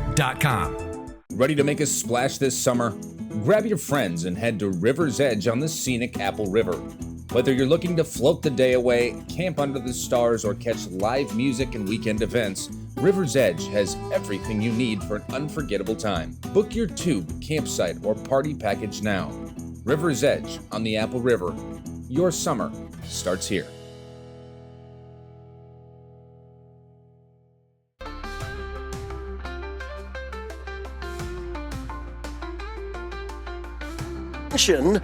Temperatures have increased a little bit today. Track is a little looser, a little wetter. But we're going to throw them into it nonetheless. 2 feet of thick, solid ice beneath us, no problem. We start off with a 3 UTV battle for second, third, and fourth as the 05 of Brock Ladillick rockets away from the competition. Look at that 3-racer battle for second, third, and fourth, including Daniel Offalter in the 30 machine. All sorts of loose on the outside. The 15 of Faith Conrad works to the inside of the 23 of Brady Johnson. That is a battle for third and fourth. Jason Swan rejoins us at the MBTV Sports broadcast booth as we jump into our second half here. The sun is shining. It's still cool, but it is warmer. Track's a little wetter than it was this morning. You watch a lot of these riders, the quads and bikes, they're pretty soaked. I see as that's coming through, there's a lot of them putting on rain gear. Ice is holding up good, so looking good so far. I mentioned just before you sat down, as our UTV rubber first group continues to battle on the racing surface. We're sitting atop 2 feet of ice here, so that's never a concern, even when the temperature gets warm like this. It's just that the track gets a little bit wet after being beaten all day and the sun shining down on it like this. Yep, slushy and wet. White flag is out, one more lap to go. There you see the 05. Brock sliding through turns 1 and 2 down the back straightaway. What's the consensus? What have you been hearing? Whispers from the pits up and down pit row. Everyone enjoying the little wet conditions here, something a little different? They are. Everybody's having a good time, and the racers are enjoying it, obviously, with the money that we're giving away. It's pretty easy, and you see a lot of different people on top today that you normally wouldn't see. You see some people that are shining in this kind of weather, and setup is huge. Ain't no different than your dirt side of things. Absolutely. Been good. You see that a lot in events. You will have a competitor, a racer, who may be a regular third, fourth, fifth sort of finisher, and then all of a sudden something changes. In today's scenario, it might be the wetter surface, and one of those racers may just shine. They may just jump to the front. Not necessarily, that may not be the reason. Could be everyone else is off. But when you throw a monkey wrench into the works like this, it changes things, and that's why you may see unexpected racers taking home big money today, right? And that's what makes it exciting, right? That's what makes it fun. They're all racing on the same surface, so it's what you do with it. That second heat here of UTV rubber. Chase Smith driving the 0 machine. Chris Berlin with the 9. Daryl Rath with the 67. Doug Prill in the 77. And Cody Conrad in the 79 machine. Daryl Rath's out there pulling multi-driving duties and all sorts of different sorts of events. UTV rubber now. Division 2 on the track. 5 wide, 3 wide now as they get to the end of the start gate straight. Still 2 wide as they get around turn number 2 onto the back straightaway of the oval. Who's got the early race lead? Was Berlin on the inside there, the 9. He used to be number 79, the king. He's raced for a long time. He was a couple years ago. I took over his position as the president, so Chris has been around here for a while. Daryl Rath got the whole shot, and it has since slid back to second. But here's the unique thing that those of you at home may be noticing with the UTV event here. No longer is it just one racer. We got a couple of passengers in a few of these vehicles. That adds something fun to it. another dimension. We allow them to ride. As long as they got 5-point harnesses, and we let them ride along. I was talking about this earlier in the first half of the program while you were out, I believe, cheering on Kennedy, and UTV class was getting staged in the group. Might have been your son that was out on the track at the time. But this is an emerging industry, an emerging growth opportunity. You're seeing roll cages, you're seeing new suspension parts, you're seeing all sorts of hop-up parts, and it's fun to watch that begin to grow from the ground up. Even though they've been doing it now for a while, it's still what I would consider a growth industry, right? Looks like the leader just broke. Number 9. No, Berlin, coming out of 4. Daryl out front here. I heard a pop. I don't know if he sucked some water or if maybe a belt. Daryl looking over his left shoulder as he came through turn 2 there, trying to make sure that, yes, indeed, he was the new leader, and he is. Crosses the line there as the number 1 UTV on the track at the time. When we end up, Jason, with a slightly damper racing condition like this, are we going to see competitors later on in the 4-wheel and the 2-wheel version doing what we're seeing here in this UTV rubber class, maybe chasing a little bit of that thicker stuff on the outside for added traction, or will that cause different troubles? It gets slushy and it gets heavy, so it's hard to, you'll see a lot of different tires. You got your sand dune tires up front, or you got your Hoosiers, and then you got your basics. So I think it all depends on the preference of the driver on what they want to do. You might, and you'll see, these rubbers, they'll polish it off a little bit here. You see that we plowed everything off. Yeah. So as the studs go out, they're going to create more and more slush again. So we'll see what happens. I think you'll have 2 grooves of racing. And I think if you watch a lot of these pro classes in 6-7 laps, that racetrack changes a ton. You'll see where the bottom's really quick for a couple laps, and that goes away, and then the top comes in.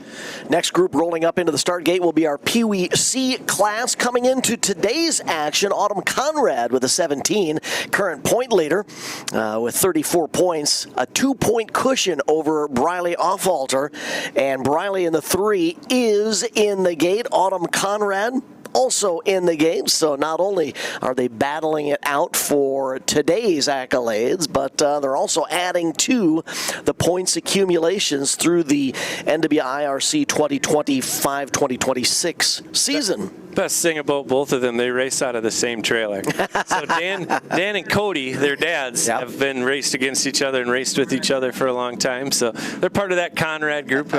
Jerry Conrad and Conrad's, they do a lot of stuff for us. One of our yearly sponsors, and great group of people. And they've shared, both Autumn and Briley have shared some success this year. Autumn with a couple of overall wins back in the 17th of January, and just the last event, the 7th of February. Briley's got an overall win as well at the end of January on the 31st. Other racers in the gate, Kate Knops on the 6, Watson Wampole with a 7, Benton Berlin on the 10, Willow Peterson piloting the 16, Tristan White, the 22 slash, Macy Diesterhoft with a 23, Madeline Anderson on the 32, Shayna Pretzman on the 44, Dawson Close with a 67, and Cole Conrad in the 79. Bungees away, and the Peewee C racers are on the oval. 5 to 8-year-olds, so it's good to see. This is something that motorcycle racing and quad racing has an advantage of, I would say, over other forms of motorsports, and it's this homegrown feeder series. Youngsters getting started. You look at, let's just do the comparison to maybe big car racing. You can't take a 5-year-old and put him in a big car, right? Nope. But you can take a young 5, 6, 7-year-old and put him on a smaller quad. I'm not saying we'll put him on 450s, but you can put him on a smaller quad like this and let them learn and hone their craft through a year, 2 years, 3 years, and then all of a sudden there you've got your next hotshot and your superstar that's going to be battling in the 8 class a couple years down the road. And it's just awesome to watch them grow. Every year that first race, I also announce the awards, and it's probably one of my favorites is I come to announce the awards, and they all have their helmets off. They come up, and it's like, oh my God, look at that kid, he's growing 3 inches. Yeah, right. Or this one's got, all of a sudden, he had nice short hair last year, now he's got a big old mullet. It's pretty funny watching him go through phases, and kind of like my own kids, you watch them, you spend 8 weeks with them, right? And, everybody's family, and we all biggest thing is we all got to go home at the end of the day. Yep. Benton Berlin in the 10 and the 17 of Autumn Conrad battling right down to the checkered flag to wrap up our Peewee C second main event. You know, I do a lot of announcing at Spring Creek Motocross Park in Millville, Minnesota, home of Motocross National, of course. And the funny thing that I see, also, you know, announcing flat track racing and competing in flat track racing, you see these youngsters, 5, 6 years old, out there battling on the track, whether it's a motocross track or an ice track or a flat track.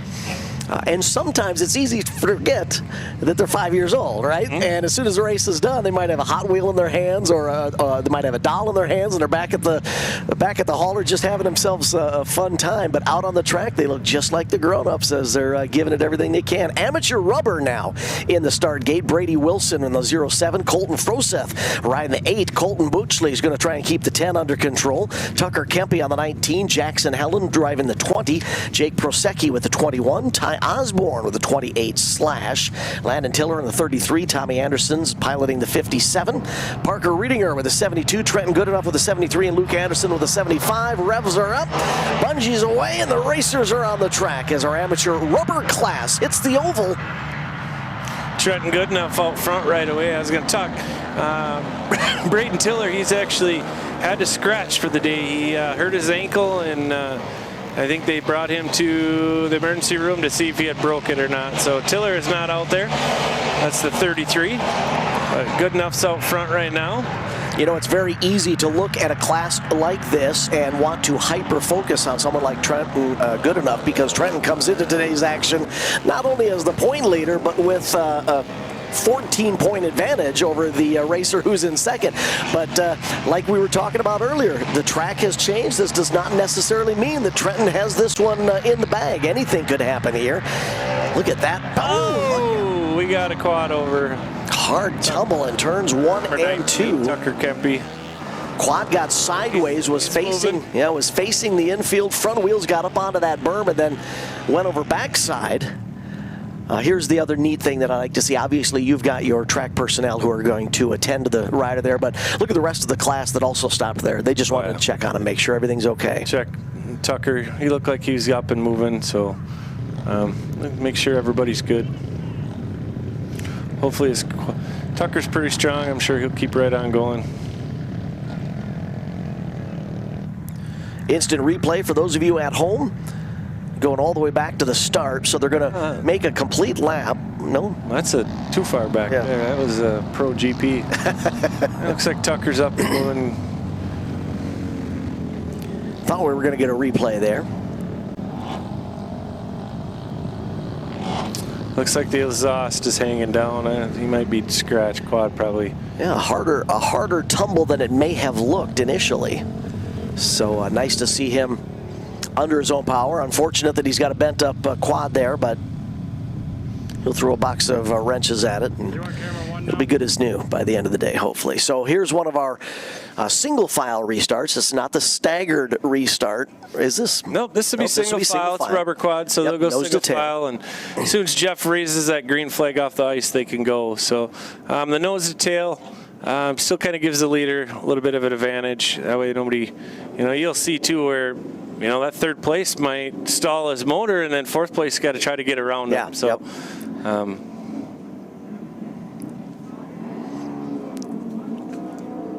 Trenton Goodenough, 73. Trenton out front on the white quad there.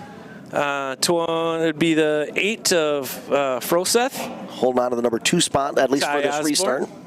Ty Osborne, the 28 slash in third. So those are your top 3, white, black, green, and red, white for this restart. So you heard Jason Swan talk about the green flag for the restart. So our flagger is going to literally pick up that green flag there. He's going to hold it down on the ice. Yep. This is like old school bracket drag racing, right? From the 50s. And as soon as he raises it skyward, Katie barred the door because they're going to head towards tournament. Look at that. Was a quick one. And Goodenough was good enough. He was ready, He was not just resting. He was focused, and that allowed him to get a quick jump. Froseth holding on to second still, and I believe it's still Osborne there in third. Osborne in third, yep. They got Jackson Helen coming, the 220. Helen joined you guys for the last 2 events, both finishes, podium finishes, a third and a second. So we would be looking for Helen to maybe race his way. Jackson started in a lower class. He was running B rubber, and then he raced up to A and actually placed in it. Yeah. So looks like he's actually on a different quad. Looks like the number 4, his quad might have went down today, but. Uh-oh. Was that the checkered? That is the checkered. I apologize. I missed the checkered. I saw Trenton kind of wave his hands there, and I thought he was waving everybody past. I thought he had a mechanical, but he was actually celebrating the win. My apologies to those of you at home, but we'll wrap that one up. We'll move on to A-studded. Brock Hladlek in the 05, Jim Schweers piloting the 08, Matthew Bloomer with the 11, Mitchell Williams on the 12, Trenton Hewitt riding the 20, Michael Randall with the 25, Parker Guan on the 32, Jace White with the 47, Braden Wolf with the 87, and Jared Guan with the 88. It's A-studded class about ready to go green. Gotta always watch that Jim and that 2-stroker.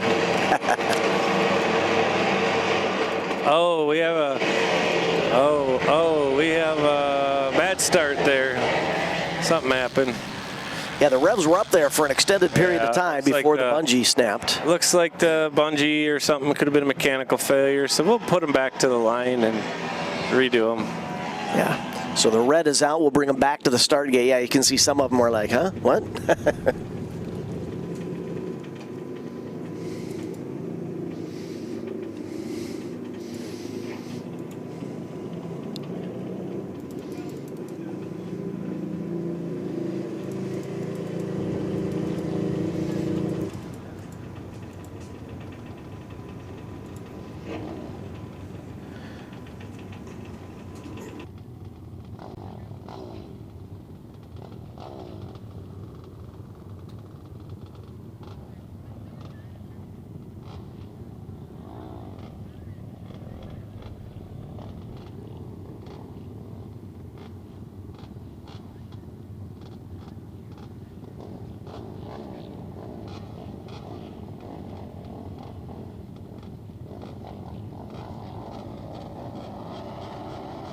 All right, so the revs come back up. We're going to give it another shot here. A-studded, ready to go. Green. Now they're off and running.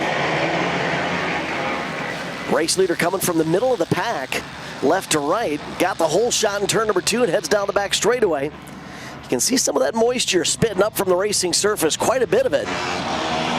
As Jason mentioned, seeing a lot of the racers switch over to their wets for the racing gear, if they have it, if they can. Chase out front, Chase White. Looks like Parker right there on him. Yeah, Parker Guan in that red quad, the number 32 machine. Staying with your race leader, Jace White. Oh, we got a tango coming out of turn number 4 here, the 05 of Brock Hladlek. The 88 machine of Jared Guan, and I believe the 20 of Trenton Hewitt was in that one. Yeah, there's Trenton. Track worker is going to come out and check out the riders and their steeds. Looks like the 88. Jared. Looks like those bars may have, that quad must have tumbled. Those bars, I don't know if they're just turned or bent, but. He's a scratch. He just said he's a scratch. Looks like maybe something broke in that left front.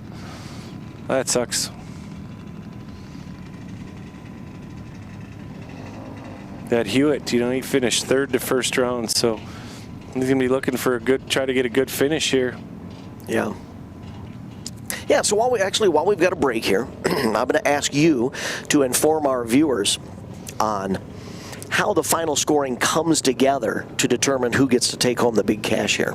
So what we do is, anytime we don't have no heats, so, you know, like earlier today you had Outlaw rubber that had heats. So, and then now you take top 4 out of each one and then top 4 out of Consi. So those 12 quads will go into the feature. They all start on the front row. We go from there, and then where they finish is where they place. Now, a race like this with A-studded, there's only 10 of them. Yeah. So we moto score it. So the first time around with Chase White, he won, so he gets 1 point. And then Parker took second, he gets 2 points, and so on, right? The guy with the lowest points wins for the day. So you really could take third that first round, come back and win, and it all depends where everybody else is and still have an opportunity to win for the day. And in the event of a tie, that second race is going to be the determining factor. Correct. Second race is your tiebreaker. So 2 scenarios for those of you at home to watch here. For those classes where we saw heat races earlier and LCQs, when they come up here in the second half of a program, they're racing for the money, right? They're racing for the award, the trophy, the money, whatever it is that they're battling for. For those classes, as Jason was just saying, that had heats and an LCQ earlier, they're racing for the money and the cash. For those who only had one heat, for those classes that only had one heat, you're going to have to kind of remember what happened in that first race, see what happens in the second race, and we do that average thing to find out who's going home with the big money or the plaque or the trophy or whatever the award is going to be for that class. Yeah, every one of our big classes here, every class except Peewee's is money given away. Our Peewees, we actually have a little bigger trophies this week for them, and then every class winner gets a big check. Ah, there you go. So something that we added from last year, we actually added even for the Peewees a little check, the future winner check that we give to them. Like the Happy Gilmore check, right? Yeah. You see that a lot in the stock car world. It's neat to see it coming into the 4-wheel, the 2-wheel world as well. Something that they can hang out in the shop, in the bedroom if they're a youngster, the garage, whatever it is. Yeah, it's nice. They're pretty. People are pretty proud of them. Green flag again, and we rocket off the staggered start. Immediately, another one going around. Spears looks like he spun. That battle that we had before the caution, still up. Jace with maybe a little more of an advantage this time. That quad still sitting idle to the inside of turn number 2. 2 of them actually sitting there. So they'll throw the caution in those corners. So like our rules state, they cannot pass in that corner now. Right. So they'll come in, you'll see the yellow flag in that corner, and then they got to maintain their position until they're clear of both of those quads, and then they can do whatever they need to at that point. Local caution conditions, you might be familiar with it if you watch road racing or something like that, where there is a caution in just a specific portion of the track. Once you get past the rider who is the cause of that caution, you can have at it again till you get around him the next time. Jace White, boy, he's got good form. I like watching him. Not only is he fast, he's got good form on that quad as well. There's your checkered flag. And Jace White's going to pick up the win in the A-studded second. Backs up that win in the first one. So your first place will go to Chase White, the number 47. 32 will be Parker Guin. And then I couldn't see who finished third on that one. Chase has begun the process of picking up some money. Yeah, A-studded quad. That's a $500 win right there. There you go.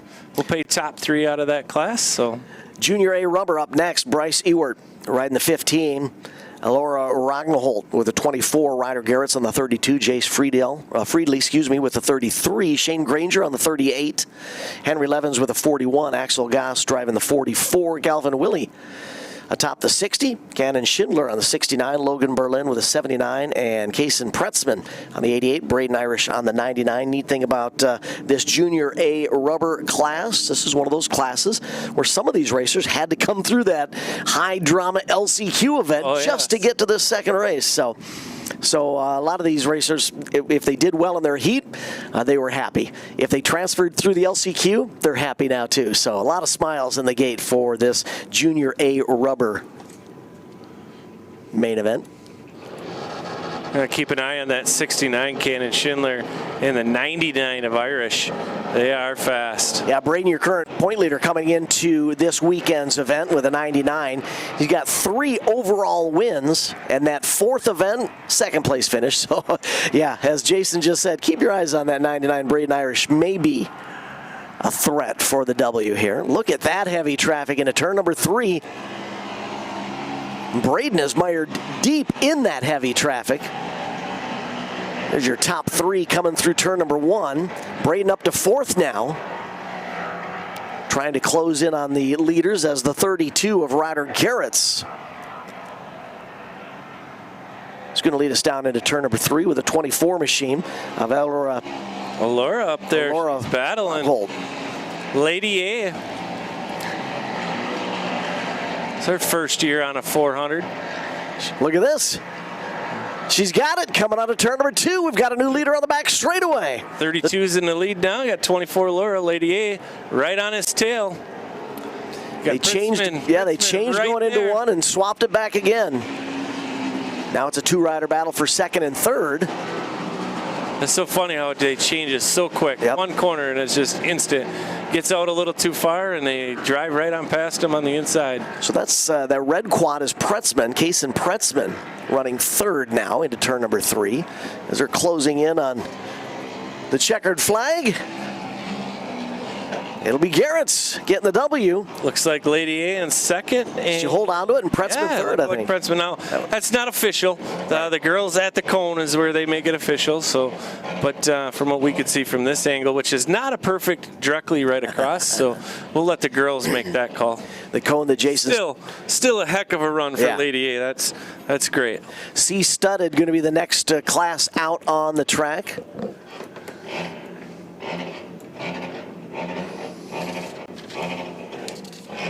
Caleb Passarella with a 0-4. Matthew Fernstall riding the 18. Clint Close on the 22. Troy Sankey riding the 24.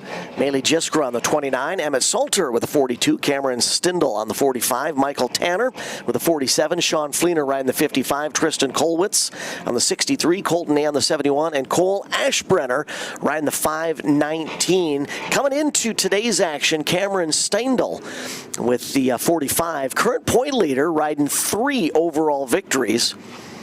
Only upset with an event a couple of weeks ago was struggled with a 10th place overall finish. They actually crashed that day in turns 1 and 2. Otherwise, he's been pretty strong, pretty consistent.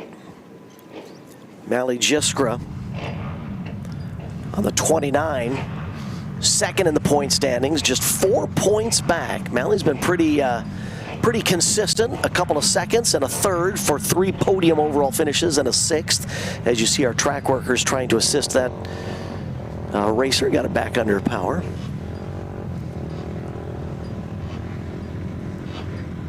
There's our starters in the start gate, including that 29 of Maley. Jiskra on the far left there of the screen. Next to Maley, the 55, Sean Fleener. Sean on the top 5 in the point standings, currently 4th in the standings with a trio of top 5 finishes and a 4th, which is a top 10 finish. So could be perhaps a breakout day for the 55 of Sean Fleener. Then it's the 519 of Ashbrenner as we're looking at him left to right, followed by the 04 of Passarella. All right, revs come up, C Studded. Ready to go green. Ooh, couple of riders. Are these going to be jumps or did we have a malfunction? We will see what the officials call there. The 55 and the 519, Fleener and Ashbrenner.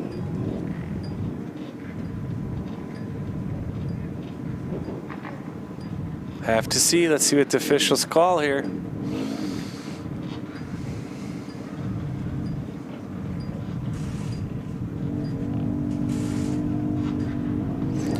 Talking with Maley Jiskra there on the 29.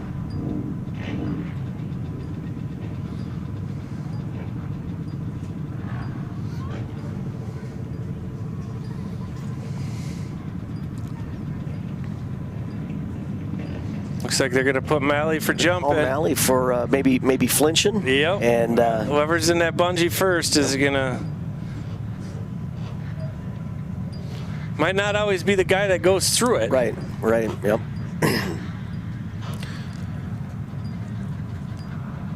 So they're going to back Maley up. Having a discussion here. Let's see what they call.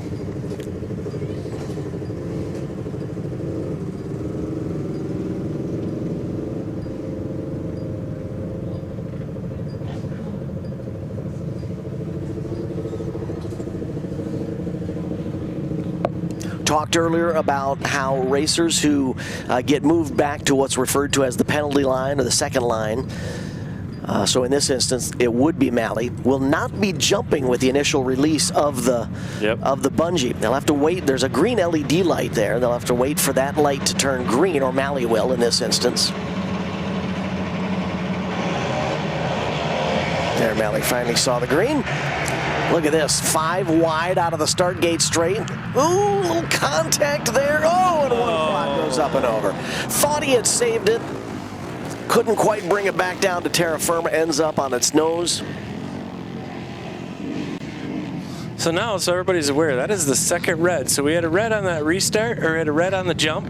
We had a red here. If there is one more red, they will finish the way they drew from the first round, because we only allow 3 reds in one race. There you can see that's Troy Sankey on the 24. Troy first got the quad up on the right side wheels, then saved it, actually brought it back down, and then it took bite again and ended up going around. Sankey comes into this weekend's activity. So the advantage here now is Molly gets to go back up to the line because we already got one restart out. So she'll be back up at the line, but that's number 24 there.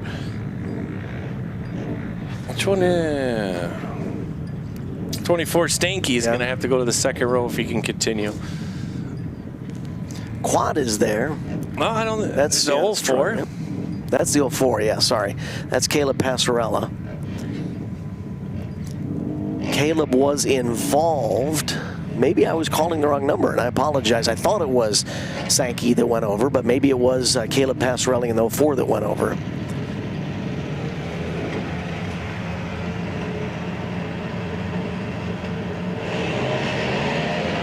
So Passarella's got to wait for that green light. Finally, the light goes green. They got through the first corner. Biggest battle so far today. Boy, they are just ripping it out of turn number 4 and down the front stretch, headed into turn number 1. There's a 71 machine holding on to 3rd. That's Colton Ney. Colton trying to take a look to the inside there in turn number 2. Look at this speed shot. End of the back straightaway down into turn number 3. C-studded racers coming at you.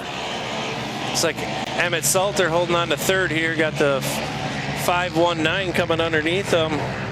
Ashbrenner. Well, Ashbrenner is going to try and make it happen here in 2. Well, you know what? They get some good bite coming out of the low side of 2. If they push a little too wide, it's not working for them. There's Ashbrenner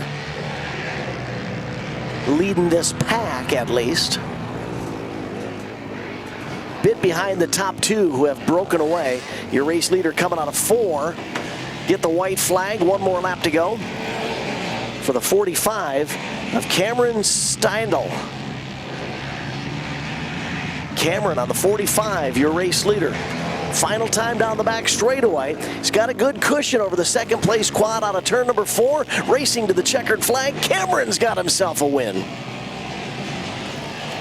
Now with this class, they'll stop them on the exit, top 4, and they'll just go through and make sure that everything's legit on the quad. There is some different rules for our C-studded, so make sure that they meet our rules, and then after they get cleared, they'll be good to go. See that? Ooh. Even out on the ice. You got to visit the tech shed when the race is done. Peewee B coming up next.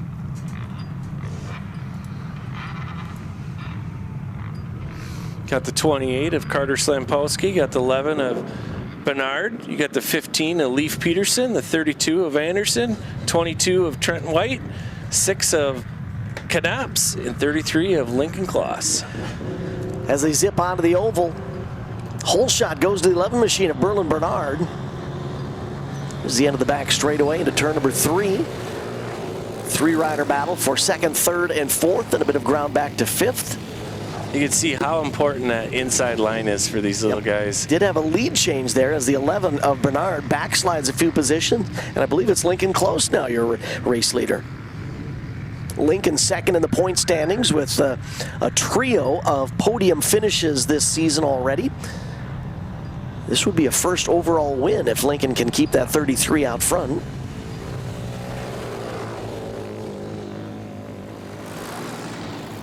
Lincoln running just on the edge there of the polish. Well, not quite out in the thick stuff, but not down to the bottom. White flag is out. Got to remember, too, that Kloss finished 7th the first round, so this will be another moto scoring. So right now, it all depends where everybody else finishes. Looks like Carter Slamplowski running second here. Kind of the downfall of the moto scoring, you know. Yep. Yeah, but it could be advantage too. You have a good day the first time, and it looks like Lincoln and then Carter. Looks like Leif Peterson coming in third. I tell you what, obviously, if it was me, I'd want the overall win. But even if I just won one of these, I would still be happy, right? Oh, I'm sure Lincoln, that whole family will be happy. They will celebrate that checkered flag for sure. Especially when you come off a 7th place finish the first round. It's like, all right, he bounced back, and you know, it helps teach these kids the highs and lows of racing. Not everything is not always perfect. Junior B rubber got a good 11 entries in the gate now. Jeremiah York on the 00. Isaac Anderson riding the 1. Rylan Moore with the 17. Bradley Korn on the 19. Caden Gullick riding the 23. Here's Lady A back for more fun with the 24. Chase Friedley riding the 33. Shane Granger on the 38. Henry Levens on the 41. Axel Goss with the 44. And Calvin Willie on the 60 machine. Junior B rubber class headed your direction now. So now with our rules, Lady A, with her racing up like she did in Junior A, she will be kicked out of Junior B next week. We don't allow them to do that. And as soon as you place, you are now in the higher class.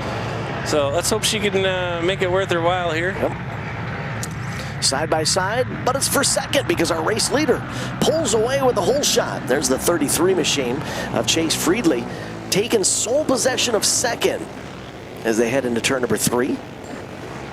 Race leader, though, went very wide in 4. That was the 44 of Axel Goss.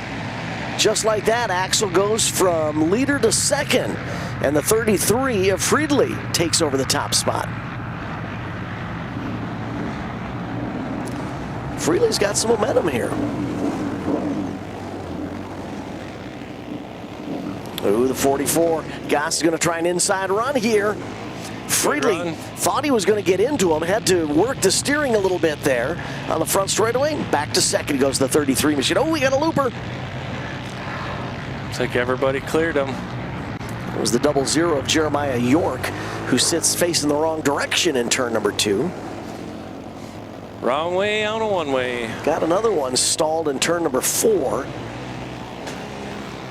Axel Goss. How did he do the first round? Even if he can finish this might be his first win of the year.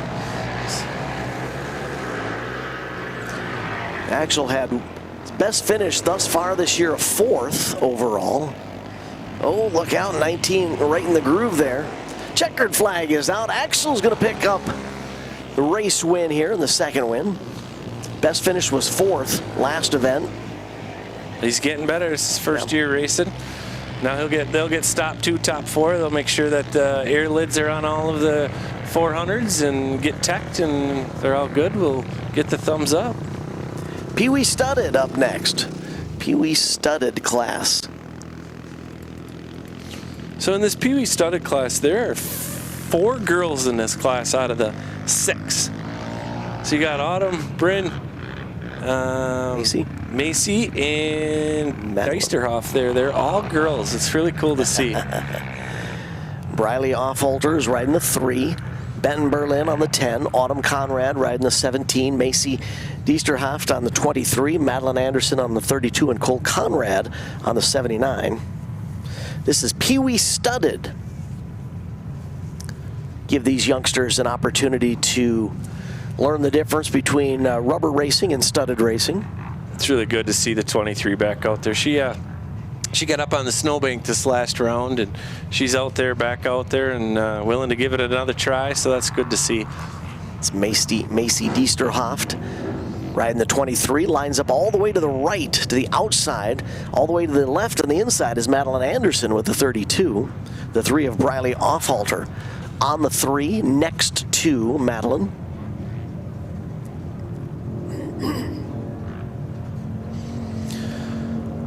Starter checks in with the racers, makes sure that they're ready to rock and roll. Gets a nod of the visor from the racers. Band snaps and away they go. It'll be the 17 of Autumn Conrad getting the unofficial hole shot, at least out of the gate first and into turn number 2. Yep. Start belongs to Autumn. The 17 is your early race leader. Cody Conrad pulling up 3rd. Trying to chase his sister down. Riley Offhalter holding on to the number 2 spot. Pink Quad, your early race leader to lead lap number 1.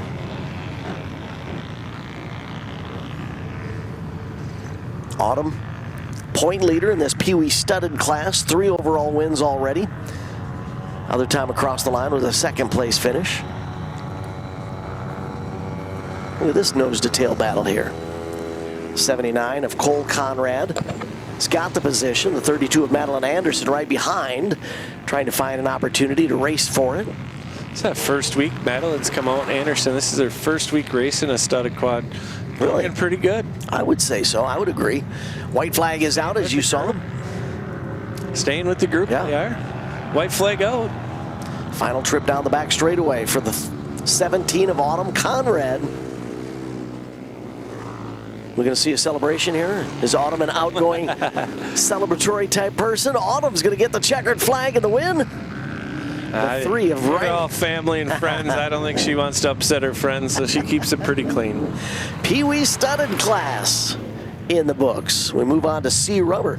We're ripping right along. I probably shouldn't have said that, shouldn't I, Jason? We're ripping right along here. We got a good clip going through these opening 10 races. Usually when I say something like that, I end up jinxing us. But you know, this round's going to go a lot faster. We don't have all the heats, and you know, it's going to be. We're sitting pretty good. We'll be pushing.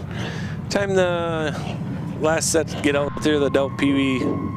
It'll be starting to get dark, so it's a good day out on the ice. Absolutely. And, as long as we keep better than mowing the lawn, that's for sure, right? Yep. C rubber, Tucker Granger's riding the 3.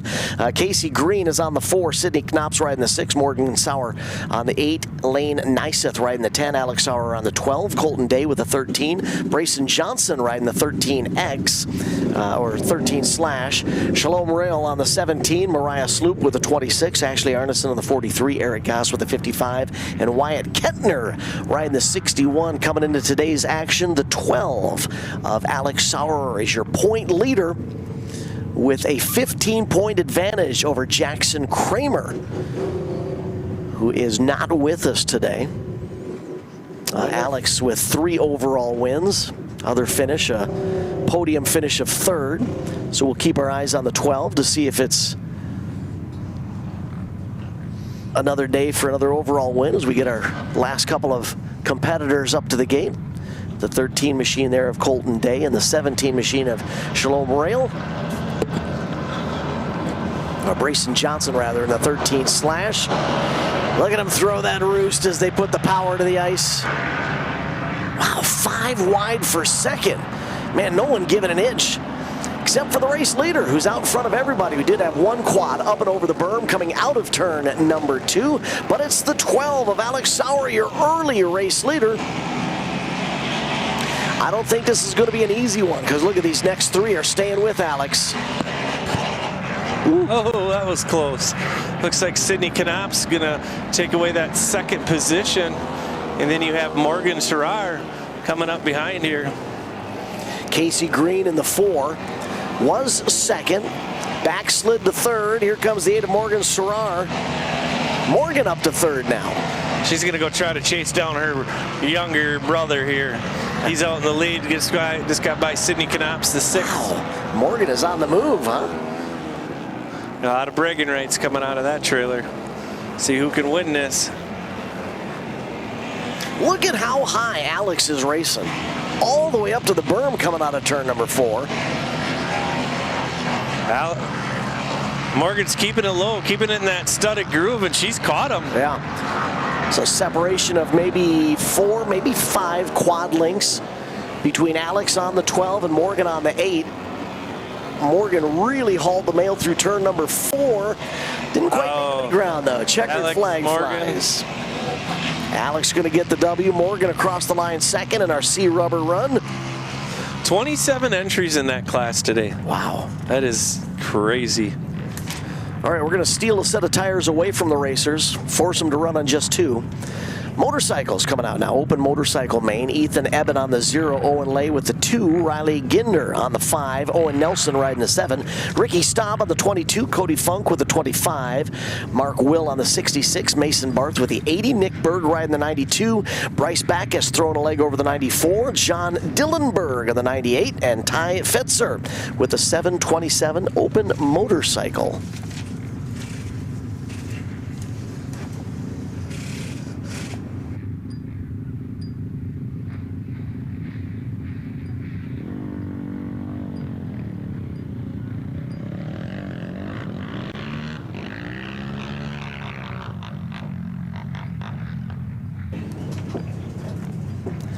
Open motorcycle class in the game. On the inside, you see the 72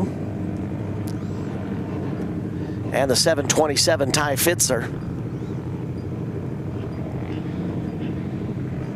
Sorry, the 727 of Ty Fitzer, all the way to the left. A little bit further into the group, the 80 of Mason Barth. Mason had a good run going earlier today. He's right next to the deuce of Owen Lay. See the 66 of Mark Will right about mid-pack, left to right. The 5 of Riley Ginder's out there. Gotta tell you, I thought I wasn't seeing Cody Funk. Is he Cody right behind the individual standing there? Oh yeah, that's Cody. There's Cody. Yep. I was a bit concerned. Cody did so well earlier. Looks like they might be waiting on somebody here, so we got a 2-minute here. And 2-minute clock is up. Gives those of you at home an opportunity to stretch your legs, pull out your cellular device, and get in touch with us via social media. Let us know where you're watching from, who you're cheering for today. We'll put Matt Bohl to work here and get your comment up on the screen here. ASAP. Pretty cool to see people watching from the southern states where it's warm. Across the pond, we had a foreign visitor watching us.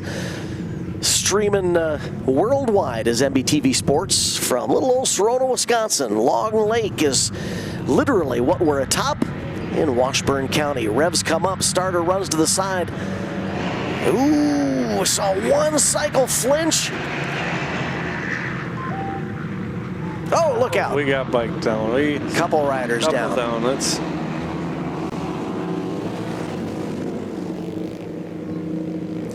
Got 2 bikes on top of each other.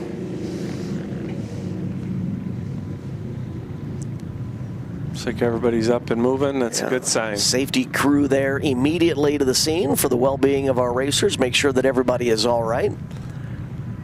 They all went into the first left-hand turn, which obviously in this scenario is turn 2 of the oval. Trying to get down to the bottom is just like any two-wheeled sport when you're all trying to get that inside run. You see it all the time in supercross racing or motocross racing. Sometimes they'll lock handlebars. Sometimes they'll lock elbows. Won't even be the bike at all. Sometimes you'll get a foot peg stuck somewhere in your competitor's bike, and before you know it, you've got someone going over the top or sliding out on the bottom. I believe it looked like both of. Ooh, that was a hard ride into the snowbank for the 727 of Ty Fitzer. Here's your MBTV Sports instant replay. Watch to the inside. There. Got up on the berm, I think, and then top-sided, high-sided, and went into the competitor on the outside of turn number 2. But again, the good news is everybody up. Ooh, the speed shot. Let's see how this plays out.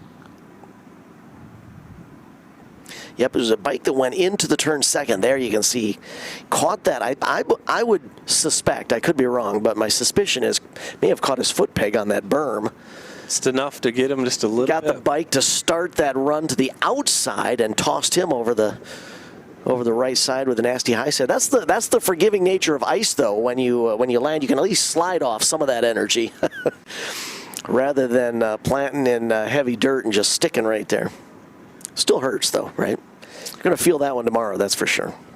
Looks like everybody's up and moving and good. Just see if we can get them back to the line, get a restart here, and get them rolling.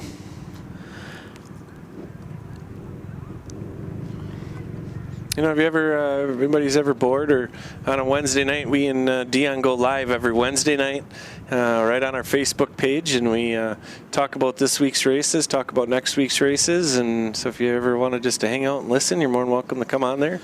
You can look finds out, you know. So we kind of let all the riders know what's going on, what we got to change, or some stuff's good, some stuff's bad. If we got to yell, we got to yell. Yep. But it's been pretty good. We get every racer out there's they're trying their best. Look for NWIRC on Facebook if you'd like to check them out Wednesday nights for their live race breakdown or post-race debriefing, I suppose you could call it, and also some information maybe about upcoming events as well. Definitely. We have a lot of fun with it. A lot of inside picking on somebody somewhere along the line.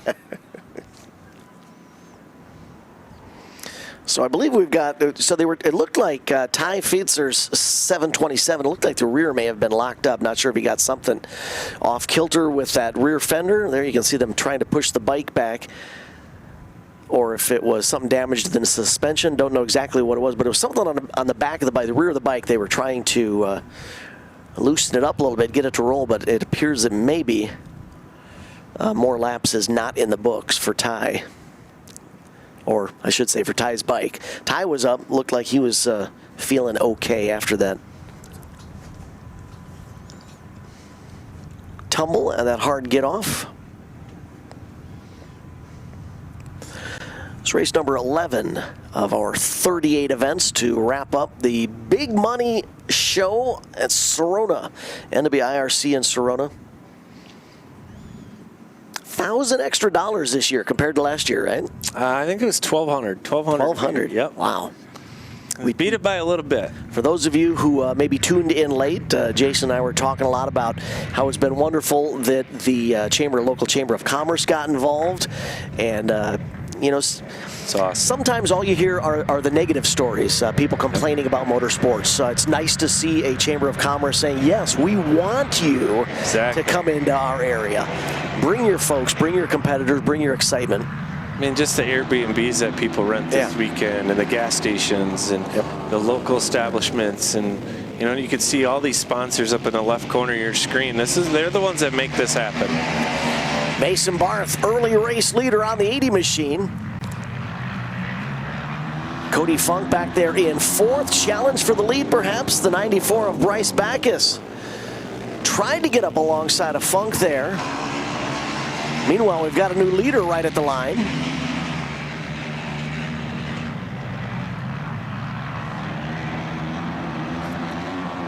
Makes it a little harder. This little bit of slush and soft ice makes it a little harder for these bikes, as you can see. Is that Ethan Eben on the 0, your new race leader? Yeah, Ethan's been having some good runs here today. Not to take anything away from Mason, but Mason holding on to the number 2 spot after leading that first lap. Cody Funk up to third now. Funk closing in on former race leader Mason Barth. White flag is out. It's now or never, Cody. If you're going to complete this pass, may have got him. I think he's got him into turn number 3. However, the big W is going home with Ethan Eben. The 0 machine gets the win in the open motorcycle class. Cody Funk across the line in second. Remember, he started this race 4th, if not 5th, coming out of the gate.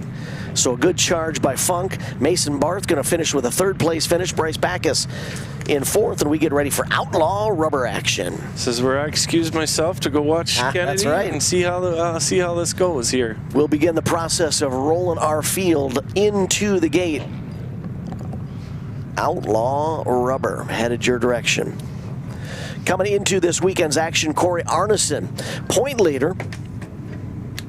Corey on the 43 with 31 points and a 3-point advantage over Brody Barsamian. Brody on the 4, also here with us today. Not battling in the Outlaw rubber class, though.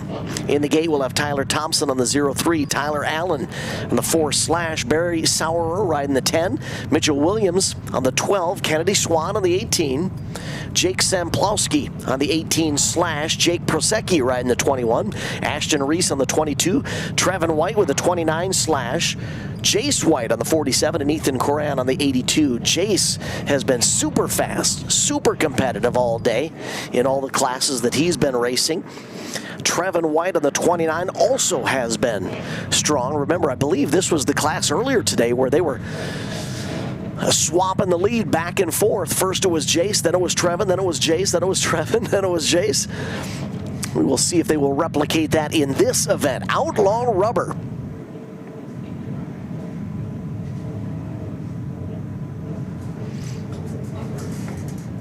Tyler Thompson third in the point standings. Ashton Reese fourth. Vanden Reese fifth.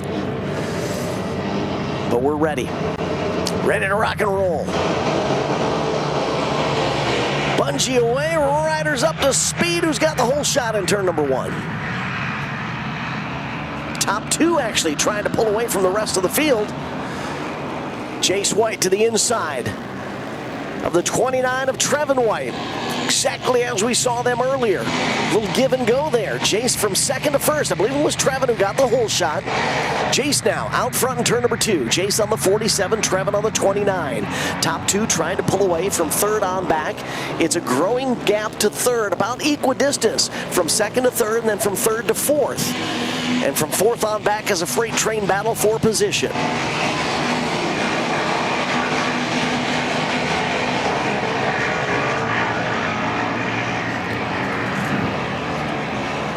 Trenton White on the 29 was able to stay with Jace early, but Jace now starting to extend the advantage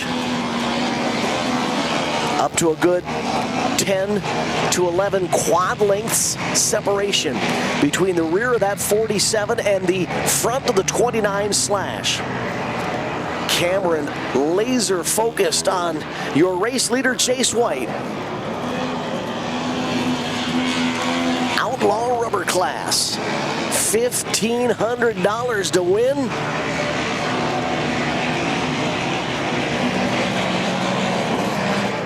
Jace can go 1-1. He's got a payday headed his direction. Past the halfway point in this one. Here's a battle deep in the field. The 0-3 of Tyler Thompson. Camera goes back to the 47 of White, your race leader. There's the 18.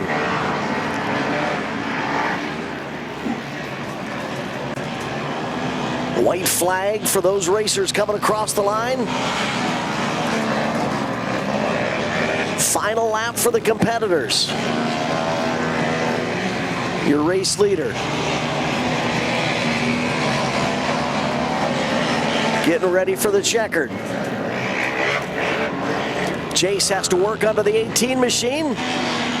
Jace gets the win. Trent was able to catch him as they closed in on a slower quad there, but Jace holds on for the win. Jace White on the 47 picks up the the Outlaw Rubber event win. Trevin White on the 29 across the line second.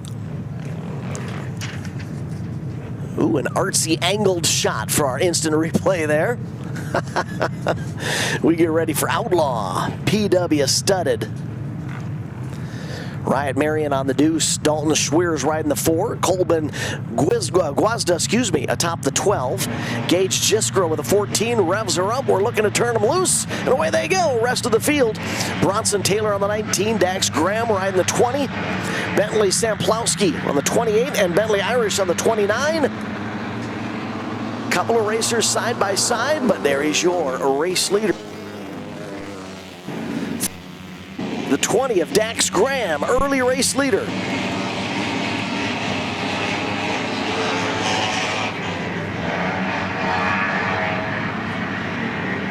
Side by side battle. The 19 machine of Bronson Taylor on the inside of that 2x2 shootout. That's for 4th and 5th. With the 29 of Bentley Irish. There's Bentley in the 29, right ahead of the 19 of Bronson Taylor.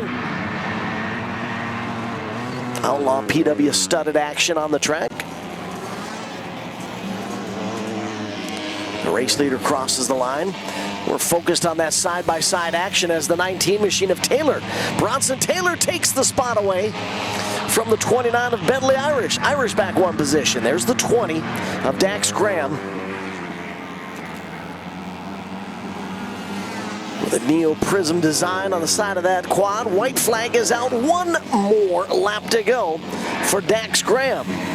Dax enjoying a commanding advantage almost the entire length of the back straightaway. Between first and second, Dax could almost coast to the finish line and still pick up the win. There's your checkered flag. Dax Graham picks up the W. Second place quad will sneak across the line right there. Third, fourth, and fifth will follow place. Outlaw PW studded. B Rubber. Consolation event will be next.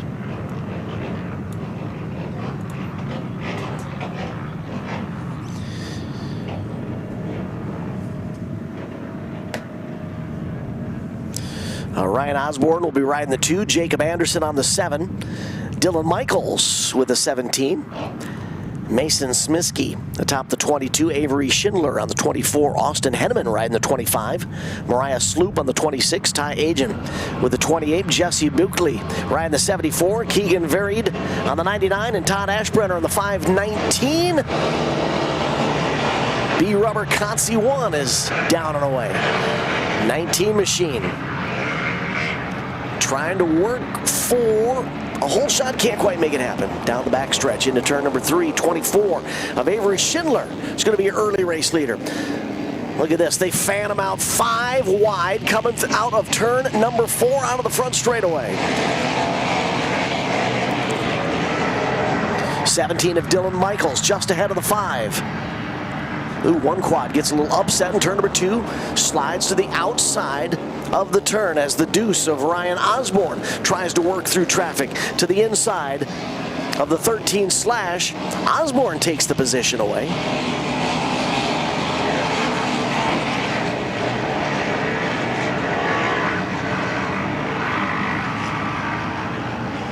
And the 18 with a nice battle going for position. Ooh, maybe locked tires there for just a moment. The 12 and the 13 slash back to our race leader. White flag is out. One more lap to go for the 24 Avery Schindler.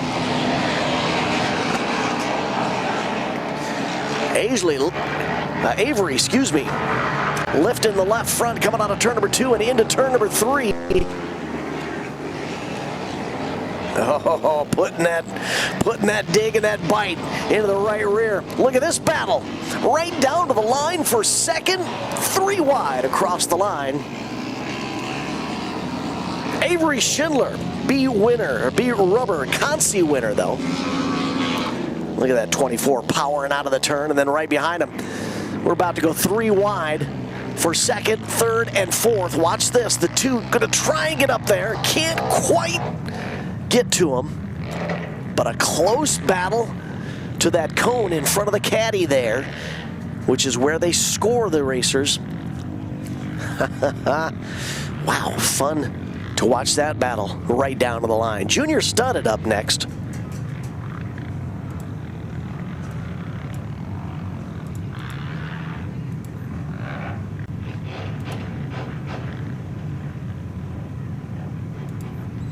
Dalton Schweers on the number 4 comes into this weekend as the point leader with an 8-point advantage over Braden Wolf on the 87. Schweers on the 4 in the lineup. Wolf on the 87 in the lineup. Other racers there you see on the screen. They're away from the start grid. Down the start gate straight. Was that Wolf who got the whole shot? Zipped past so quickly, I'll have to verify here. Side-by-side battle just outside the top 2. That's for third and fourth. Yes, it is Wolf. Braden Wolf on the 87, your early race leader, just ahead of Dalton Schweers on the 4. That is top 2 in the point standings, but reversed. Second in the standings is your race leader. Your point leader is running second. Wolf out front, Schweers on the 4 machine, second. Then we've got a 2-racer battle for third and fourth. There's your leaders into 1. Make that transition, the apex into 2, now onto the back straightaway. Rest of the field just crossing the line to complete that lap. as our leaders were already on the backstretch. Boy, you can see Dalton Schweers just getting a face full of a wet, sloppy roost from Braden Wolf's race-leading number 87. There's some battles for position just outside the top 5. White flag is out. One more lap to go. Last chance for Dalton Schweers.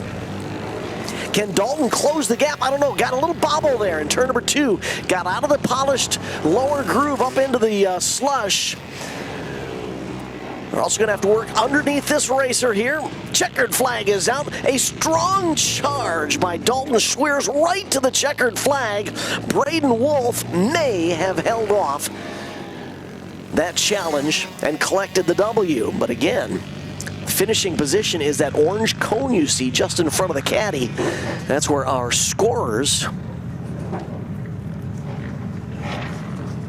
are scoring the field. It's not right where the flagger is waving the checkered flag. It's actually at that orange pylon in front of the Cadillac. B Rubber coming up next. Ryan Osborne on the 2, Casey Green riding the 4, Riley Ginder on the 5.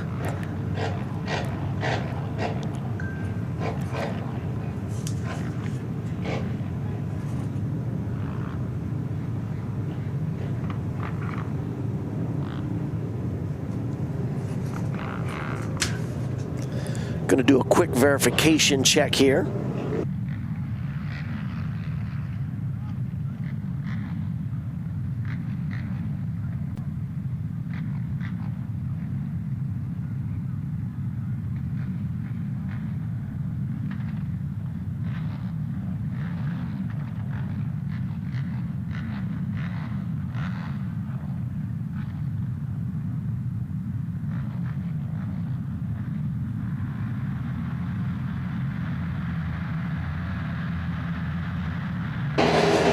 Oh, looks like we may have had a jump. This is actually A Rubber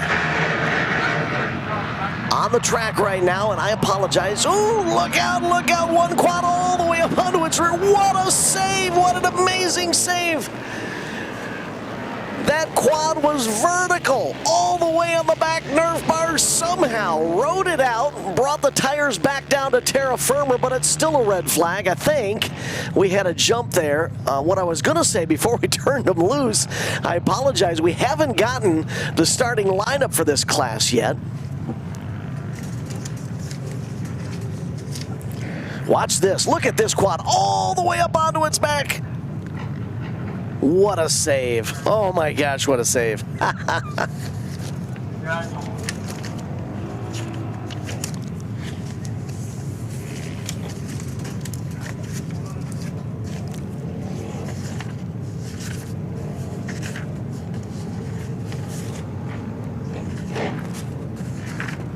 Fun to watch.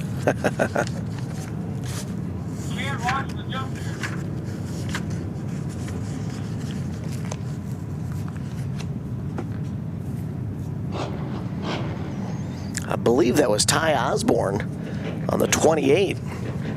Had the nose of that quad skyward.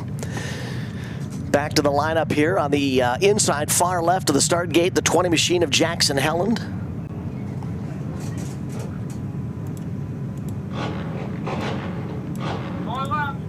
Trenton Goodenough on the 73.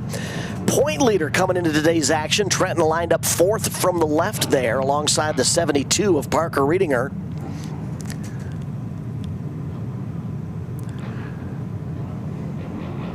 Colton Bootsley on the 10 machine, 2nd in the point standings. Looks like it's going to be another no start.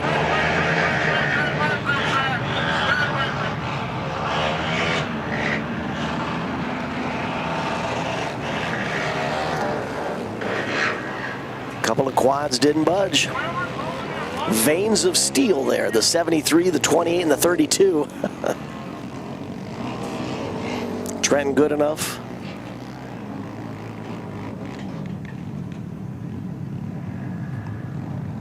Ethan Kramer on the 32. No, 2 guys weren't ready. Ty Osborne on the 28. I poured the flag at him and shot at him.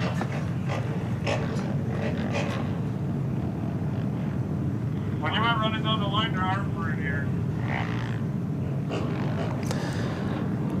Kind of eavesdropping on the race director's headset. Sounds like that may have been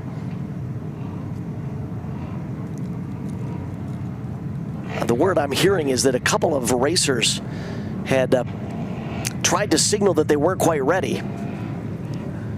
So I don't believe on this start they're going to call a jump on a particular racer. So I believe, and this is obviously my unofficial take on it, I'm not an official, but I believe there's going to be a bit of a gimme here. Just let them get back into the start gate. They'll try it again. Re-rack them, restack them, get ready to go. Yep, revs come up. No one back on the penalty line. A rubber. Two quads still sit idle to the inside. Then they finally go. Let's see if this one stands. Oh! Quad up and over the bank there. I believe that was Tucker Kempe on the 19 machine. As our traffic comes out of turn number 4, we're going to stay green. 73 past the speed shot, excuse me, Trenton Goodenough, your point leader and race leader. Ahead of the 96, the 10 and the 8. Colton Buckley on the 10. Colton Froseth riding the 8, currently 3rd and 4th. Trenton Goodenough, winner of the second heat earlier today. Didn't have to go through, obviously, the LCQ. There's the 8 on the move. Colton Froseth sneaks past the 96. So Colton's got a gun running. Unfortunately for Colton, he's got a lot of ground to make up, and he's running out of laps because they got the white flag. White flag is on display and in the air. The 73 of Trenton Goodenough comes out of turn number 4. Checkered flag is up. Trenton Goodenough, a rubber main event winner.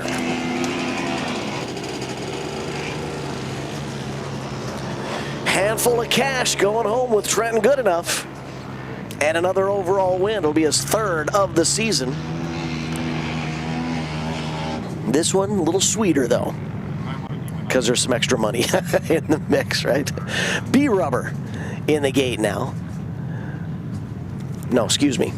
B studded.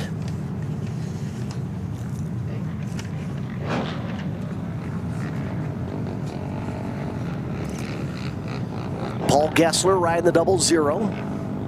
Caleb Passarella on the 04. Ryder Geist riding the 6X. Alex Quinnell atop the 8. Matt Bloomer on the 11. Braxton Johnson riding the 13. Lovan Hladalek on the 20. Josh Lorenz with the 23. Dan Ofalter on the 42. Troy Sankey on the 44. And Braden Wolf atop the 87. B studded. Main event coming up. Braxton Johnson on the 13. Comes into this weekend as the point leader in this class with Lovan Hladalek on the 22nd in the point standings. 8 points separate the two. Johnson with 3 podium finishes and 1 overall win. Hladalek with 3 podium finishes but no overall wins yet. Will that change today? We'll find out. The 13 of Johnson lining up all the way to the inside on the left. Revs are coming up. B studded coming at you. Drag race out of the start gate straight and into the first turn. Everybody's searching for a little grip down on the inside. Top 2 pull it away. Single file. Now from 3rd on back, at least to 5th, it's single file. They fan out a little bit in turns 3 and 4. Race leader at the end of lap number 1 is the 8, Alex Quinnell. Unofficially, 20 machine of Lovan Hladalek giving chase in 2nd.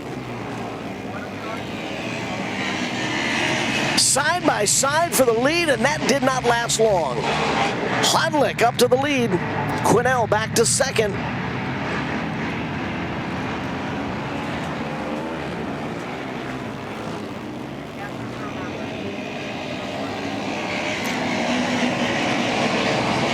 Top four are single file. They're trying to pull away from a 5-rider battle for 5th.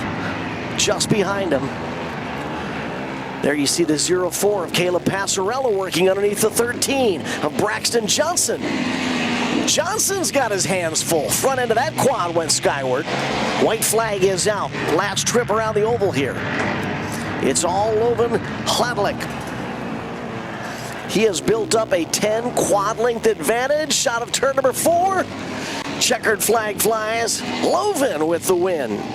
Alex Quinnell, after leading the opening circuit, will have to settle for a 2nd place finish. Look at this replay of the start. That one quad completely sideways. Another one climbs over him. That's from a prior race. Watching the 28 slash ride out that vertical quad. Peewee A now on the track. 4 of the expected 5 racers. Rose Shilka on the deuce. Leif Peterson riding the 15. Oh, there's all 5 of them. I apologize. Trip Swan on the 18. Bentley Irish on the 29. And Lincoln Close with the 33. This is Peewee A, top 3.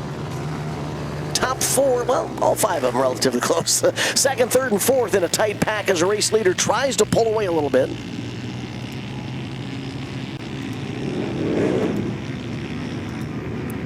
Rose Shilka, current point leader and race leader on the deuce there. He's got Trip Swan on the 18, challenging as they head down the back straightaway. Those two, Rose and Trip, have opened up about a 1/3 of a straightaway advantage over the 2-rider battle for 3rd and 4th, excuse me. White flag is out, 1 more lap to go. It's an 8-point separation between Rose and Trip in the point standings. Rose with 3 overall main event wins. Can Rose hold on and grab another? Here comes Trip. Trip to the inside. Rose trying to get some bite there. Couldn't make it work. You can see Rose bouncing on that quad, trying to get it to bite. Now comes back up alongside of Trip Swan. It'll be a drag race out of turn number 4. Trip looking over his left shoulder. Rose is to the right. Trip Swan with the win on the 18 machine. Rose Shilka will have to settle for 2nd. And I guarantee you, streaming viewers, when Jason Swan comes back to the microphone, he's going to have a big smile on his face. Outlaw Trike coming up. 4 racers already into the start gate. Brody Barsamian on the 4 will be joined by Brock Hladlik on the 05. Josh Fernstall riding the 6. Barry Sauer on the 10, Alex Sauer on the 12. Jason Rademacher will be atop the 20. Josh Lorenz riding the 23. Austin Henneman with the 25. Evan Anderson on the 32. Matthew Fernstall on the 33. And Michael Tanner atop the 61. There you see the riders' names on the screen. As Quick Trip comes along for the ride to present NWIRC. Money action in Sarona on MBTV Sports. Live streaming coverage. Thank you all for tuning in. I hope that you have taken a moment to share the links with friends and family worldwide. Let them know that they can tune in to the frigid fun on frozen Long Lake in Sarona, Wisconsin. Just across the border into Washburn County, Wisconsin we are. We come off a couple of weeks where it was cold, but this week has been relatively warm, just a bit south of here. By maybe 2 hours. Temperatures were up in the mid-50s, believe it or not, on Thursday and Friday. Today here on Long Lake, at least when I arrived this morning about 8 o'clock, it was about 20 degrees. But we're racing atop a solid 2 feet thick layer of ice. So despite the warming temperatures, No issues other than the racing surface getting a little damp. But now as the sun begins heading towards the western horizon, a lot of that will firm up again as the temperatures will begin to decline again. Looks like Barry Sauer on the 10. Having trouble getting that Outlaw trike refired. Pulls the seat and the fenders pan off. Gets it back on there. Had some issues in the heat earlier today, heat race earlier today. 4 laps for Outlaw trike coming up. Barry back on the number 10. See if he can keep it running. All right, brings the visor down. He says, all right, I'm ready to rock and roll. Thumbs up from everybody. Nod of the visor to our race director. He runs to the safety to the right of the start gate. The bungee snaps and the racers are away. Who's going to lead the pack into turn number 1? Top 4 battling for it. Top 3 battling for it. Side by side for the lead. Who's got on the back straightaway? It'll be the 4 machine. Brody Barsemian out front early, followed by the 10 of Barry Sauer. Despite the issues that he had in the heat and getting that trike refired in the start gate, he's holding on to a 2nd place run. 3rd and 4th in the mix there as well. The 4 machine of Barsemian trying to pull away from the 10 of Barry Sauer, or is it the opposite? Is Barry trying to close the gap, see if he can mount a challenge for the lead? Because that separation has decreased. It's down to about 2 trike lengths. From the back of our leader to the front of our challenger, here comes Sauer. Now going to look to the outside in turn number 3. Takes that outside lane away, and we have a new leader. Barry Sauer on the 10 out front. Brody Barsemian on the 4, back to 2nd. And that was as the white flag flew. Tail end of the field just now taking the white flag. Our race leaders in 3. Barry Sauer on the 10. Almost didn't get that trike to start. Is able to battle past Brody Barsemian and pick up the Outlaw trike win.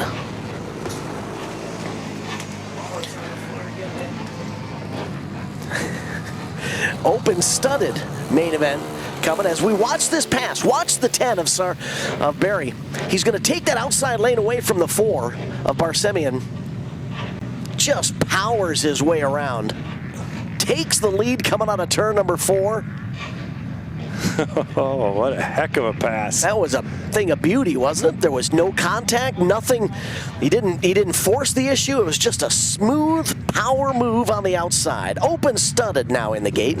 Tyler Allen on the 4, Jim Schweers on the 08, Mitchell Williams on the 12, Trent Hewitt on the 20, Michael Randall riding the 25, Parker Guan on the 32, Jace White on the 47, and Jared Guan on the 88. I told everyone who was listening, or who was watching rather, that when Jason returned, he's going to have a big smile on his face, because that was a pretty good race that Tripp put in there. He had Rosie, she was right there.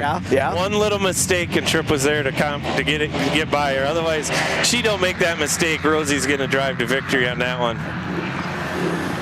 Folks, I wish you could see him. I wish there was a camera here in our announcing booth, because Mr. Swan is one happy pappy, that's for sure. It's always good when your kids do good, and it makes them want to. Ooh, he's the 2 wheels. Yikes!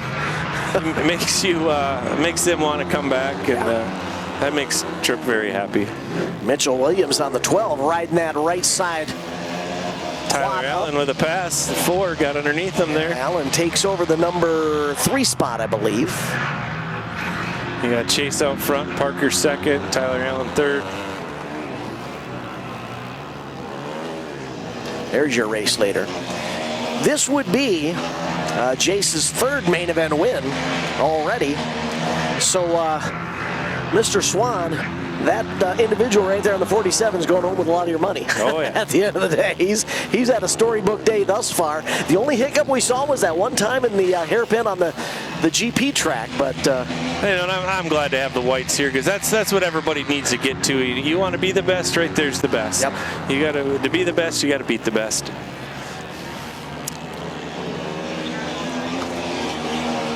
Still green flag for Jace White.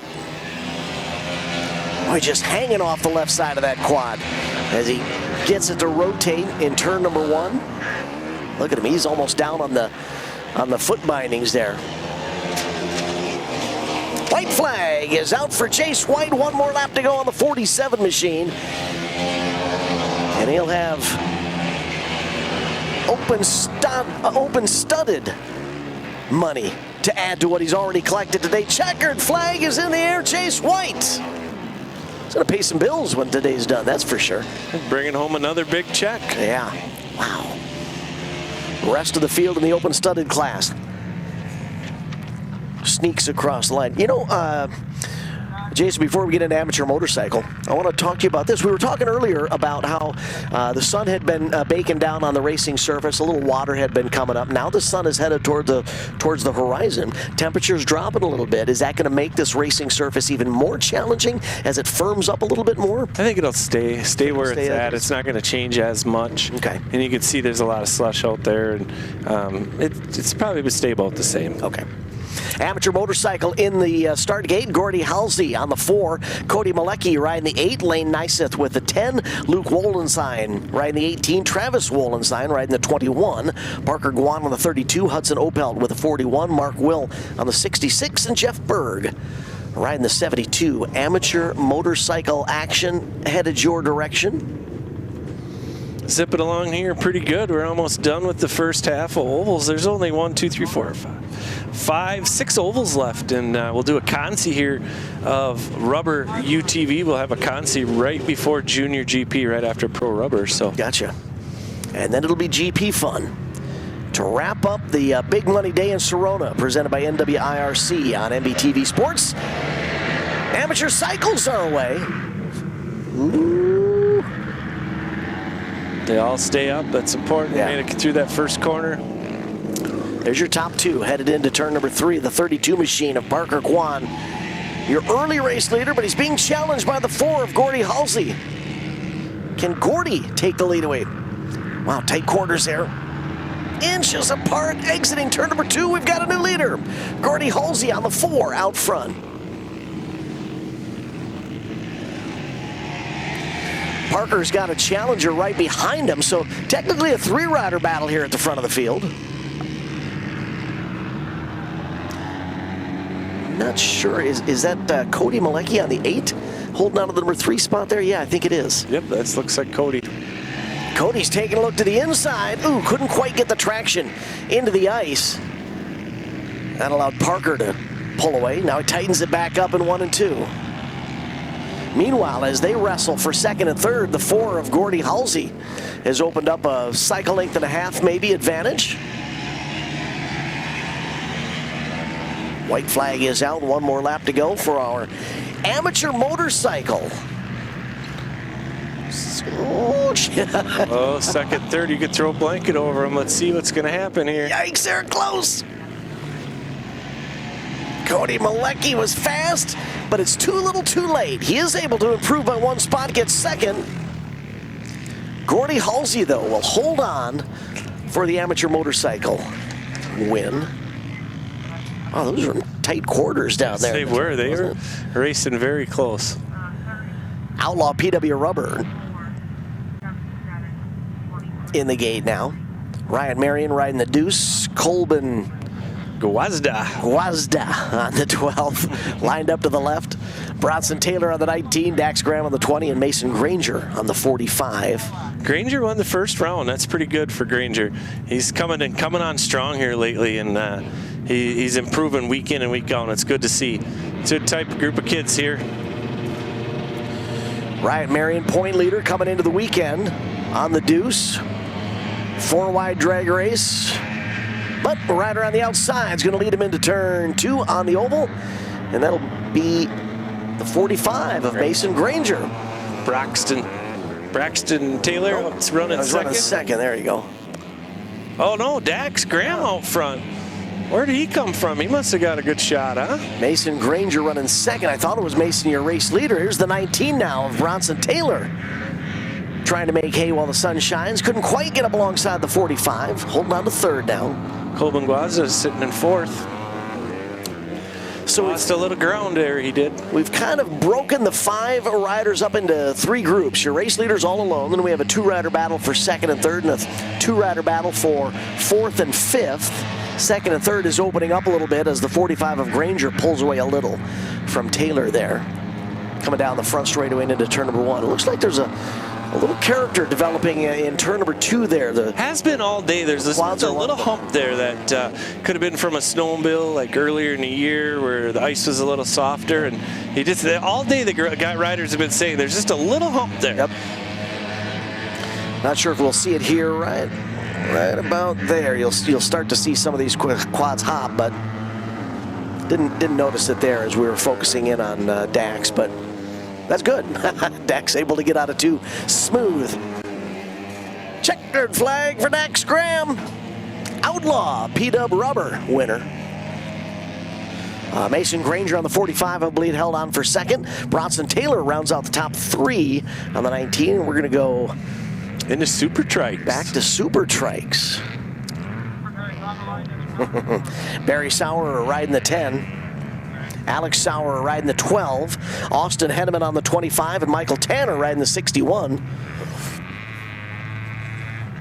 2 of the expected 4. Oh, there's the 3rd. 3 of the expected 4. Oh, they're all out there. They spread out. The 2 of them were lined up so far to the right, our camera couldn't even get them into the scene, but Father and son out front. We've got them out there. Oh, yeah. Barry's out front, number 10. He's our tech official. Barry's the dad, Alex the son. Yeah. That's cool. That is cool. You want to talk about family fun, huh? Bragging rights. It's a long week, I think. Uh-oh, Alex gets underneath them. Wow, that was a great turner by Alex, and unfortunately not a very good turner by Barry. Barry pushed up from midway out of 1 and into 2 and into that outside lane. Alex just was on it, running that inside lane, and you can see what it did. Gave him that lead and then some. It shows you one little mistake. Yep.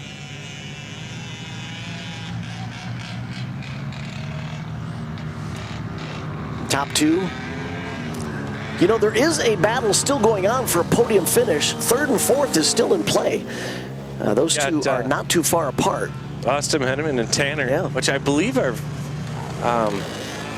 in-laws. I think that they're brother-in-laws, so that's probably some more bragging rights there. White flag is out for the father-son duo. Uh-oh. I think Barry wants it. Barry is. He's Alex is slowing down there. I don't know what happened there, but.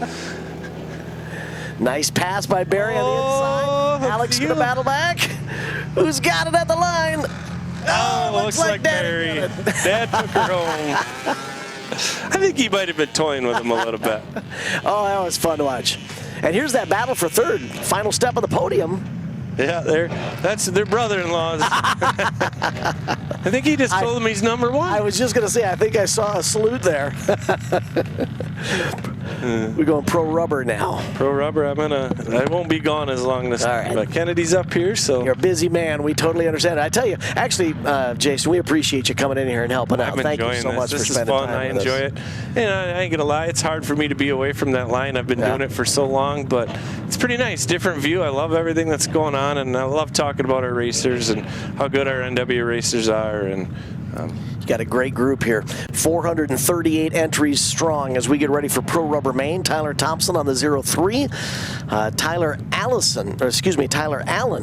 riding the 4/. Brody Barsamian on the 4. Barry Sauer riding the 10. Mitchell Williams on the 12. Kennedy Swan riding the 18. Ashton Reese on the 22. Trevin White with a 29/. Corey Arneson on the 43. Chase White on the 47. Ethan Coran riding the 82. And Kenyon Shellum on the 96. Pro Rubber coming at you. Is it going to be another Chase White payday? We will find out here shortly. Corey Arneson actually point leader with a 5-point advantage over Brody Barsamian. Corey's had 3 overall wins. Brody's had 1 overall win, but all of his finishes on the podium. Ashton Reese, Tyler Thompson, and Barry Sauer round out the top 5 in the point standings after the February 7th activities. Pro Rubber coming up on the oval. Will Chase White making a clean sweep on the day and take all the money home with him. We're about ready to find out. Side-by-side battle for the lead down the back straightaway. Slight advantage on the outside. It's the White family. Trevin on the 29. Chase on the 47. Leading lap number 1, it's Trevin on the outside.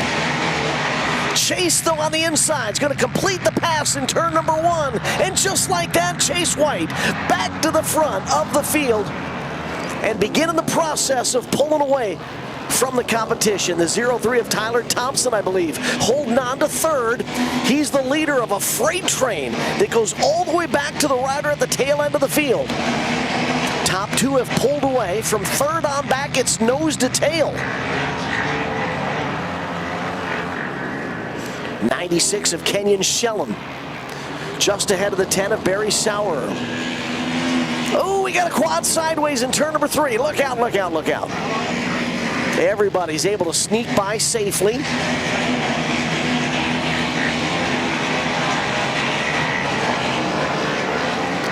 Sauer on the 10, trying to work underneath the 96 of Shellham. That's who's on screen now as they exit turn number 2. Your race leader, Chase White, is crossing the line as the race leader.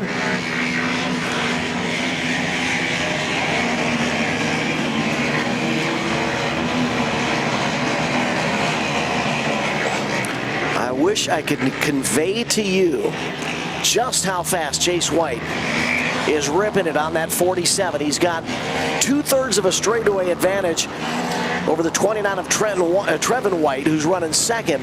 Trevin then has the entire length of a straightaway, separating his second place quad back to the third place quad, which is still the 0-3 of Tyler Thompson. White flag is out for Chase White. One more lap to go for the 47.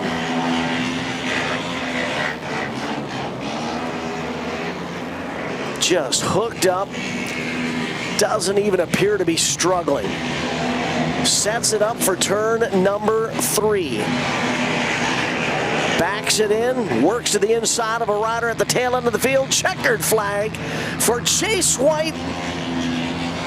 Trevon White will hold on for second, and it'll be the 0-3 of Tyler Thompson, rounding out the top 3 in Pro Rubber.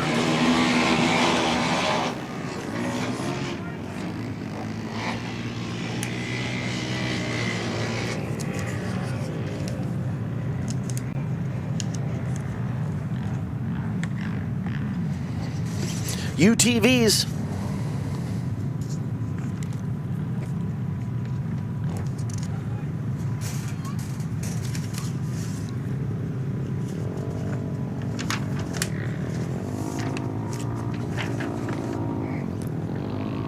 We've got the 30 of Daniel Offalter. The 0 of Chase Smith.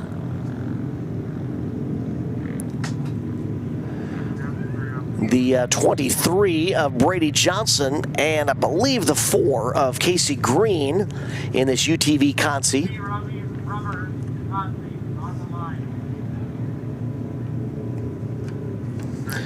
Now what I want you to do, those of you watching the live stream, just look down the line of these 4 UTVs. Look at the difference of tire selection that these 4 racers have come up with.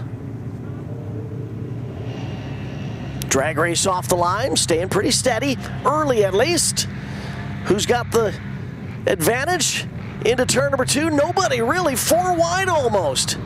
As they make their way around turn number 2 of the oval out of the back straightaway, slight advantage to the 0. Chase Smith, your early race leader.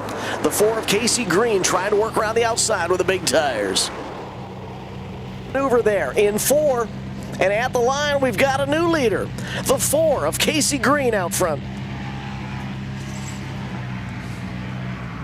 Green just pitching that UTV sideways into turn number 1, powering around 1 and 2. Then that side-by-side battle for position between the 30 and the 0. Daniel Offalter takes that spot away, takes over second, as a matter of fact. The 0 of Chase Smith, after getting the whole shot and leading the first 3/4 of a lap, back to third. Look at the front window. fully covered. He's got to reach out and try and clean it. I can't see. That's why the 0 of Chase Smith is off the pace.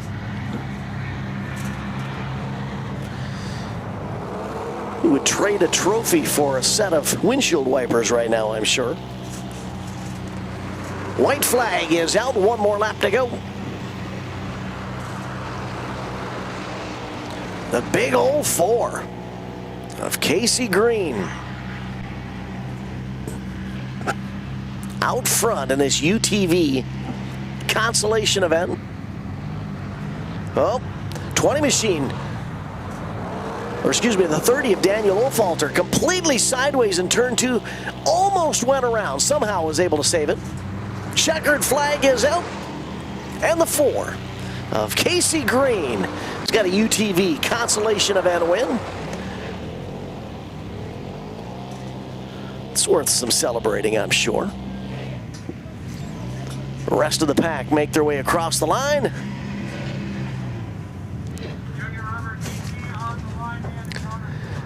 Junior Rubber GP, look at the 4. Thumbs in the air. Casey Green enjoying the run with the big old tires on that one. Junior Rubber GP is going to be next. Sitting pretty good here, starting GP now, so. Braden Irish comes into this weekend as the point leader in this class. Braden on the 99. Other racers include Kason Pretzen on the 88, Logan Berlin riding the 79, Cannon Schindler on the 69, Calvin Willie on the 60. Axel Gass riding the 44, Henry Levins on the 41, Chase Fridley on the 33, Ryder Gertis on the 32, Lady A, that's what I've learned. Lady A on the 24, Caden Gullick on the 23, and Bryce Ebert riding the 15. Way easier to say than Alora. And I mean, no disrespect to Alora, but Lady A sounds good. Junior Rubber GP underway. This will be our first trip onto the GP track in the second half of the program here. Be interesting to see if that turn 2 of the oval is going to cause any difficulties. It does. You making can that watch. transition. They slow it all down pretty hard there. Onto the GP track. Early race leader is going to be Ryder Garretts, I believe, on the 32. Cannon Schindler pulling in second. Ooh, a big move by Irish in the middle there. Axel. Oh, Cannon. Stack them up. Sideways. Stack them up in the middle of the hairpin turn. The 44 of Axel Gass running second. Axel staying with the leader there. Not sure if we're going to see a battle for the lead develop here or not. Excuse me.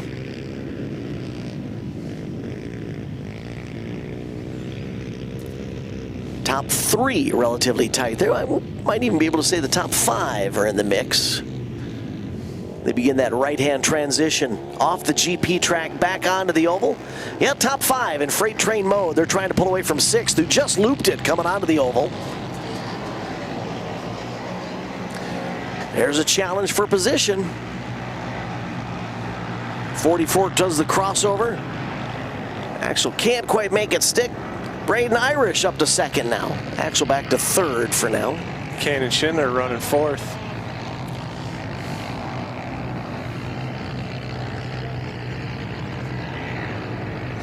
Braden Irish, your point leader. Ryder Garrett, second in the points. Chase Friedley, third in the points. Cannon Schindler, fourth in the points. And Bryce Ebert rounds out the top 5 in the point standings. Oh, Irish takes a move on the outside. Look at that. I am. New race leader.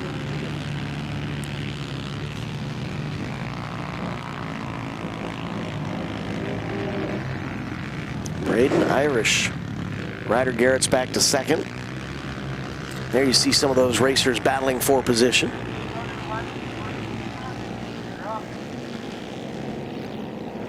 Look at how the 44 of Axel has to ride that slide all the way out, almost into turn 3 of the oval. He's coming out a little too hot, and he allowed to open the door for Cannon to get by him. Axel tries to battle back, can't quite make it stick, so Cannon up to third now. Cannon now actually potentially could be threatened to drop to 5th. We'll see how that battle develops. Still the 99 of Braden Irish, your race leader. Pittman joined the fun here. 88, trying to get on the inside of Axel.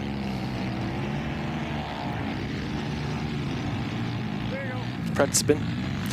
Let me talk with you, Jason Swan, about protective gear that we see these racers wearing. Obviously, helmets, you can't miss those, but... chest protectors. Chest Every one of them, protectors. they have to have a chest protector on. The studded quads have to have a neck brace. Neck brace on. All studded quads, neck brace. Chest protectors for the rubbers. Oh, Cannon Schindler up and over the snowbank. Gives up a position. They're wearing, as the checkered flag comes out, there's not specific motocross style boots. I have seen some racers wear them, but safety boots that will cover the ankles, obviously. A lot of your studded guys, of course, your motorcycle guys, they're going to wear those. A lot of snow gear you'll see on the colder days as we wrap up our Junior Rubber GP event with Braden Irish grabbing, I believe, unofficially his 5th main event win. Look at that, 4-rider battle as the 69 almost took our camera out. Just missed it. Almost had to write an invoice for him to pay us back. No, I'm just kidding. That was a nice speed shot. Probably my little guy's up again. Uh-oh. We'll see. Jason, head on out there. Cheer him on. I think I can do it from here. Rose Schilke on the deuce. Trip Swan coming off that win a couple of races ago on the 18. Bentley Irish on the 29 and Lincoln Close on the 33. They're away. Good start by Trip. Rosie going around him on the outside. Oh, Rosie spun. Rosie loops it. Rose Schilke on the 2. Quad got out from underneath her in turn number 2. She's turned it back around. These are long laps on the GP track, so we will see if Rose is going to be able to bounce back. Ooh, challenge for the lead. The 29 of Bentley Irish goes around the outside of Trip Swan. Trip slowing down just a little too much, I think. Wasn't quite sure maybe how that turn was going to feel. But look at this. Battles back with a crossover maneuver, trying to get to the inside. Bentley and Trip, wheel to wheel. Trip to the outside, reclaims his hold on the top spot. Trip Swan back to the front. After giving it to the 29 of Bentley Irish, Irish backslides again to second. Lincoln Close on the 33, holding on to third. Rose Schilke's got the quad headed in the right direction, but she's got a lot of ground to make up. That's a pretty tight battle here. These two have been battling all year against each other. It's been fun. Trip clearing the goggles there. Trip and Rosie been battling on the oval, and Irish and Trip in the...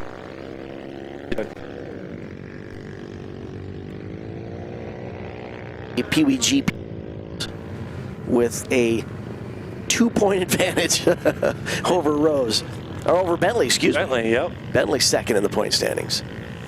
Yep, this will be Trip's last year in Peewee. He'll be moving up now, so he's going to be on a 400 next year. He's been practicing with that. He just slows down so much for this corner. Oh, and that's probably why. Get going, dude. He's on your outside. There a little bit.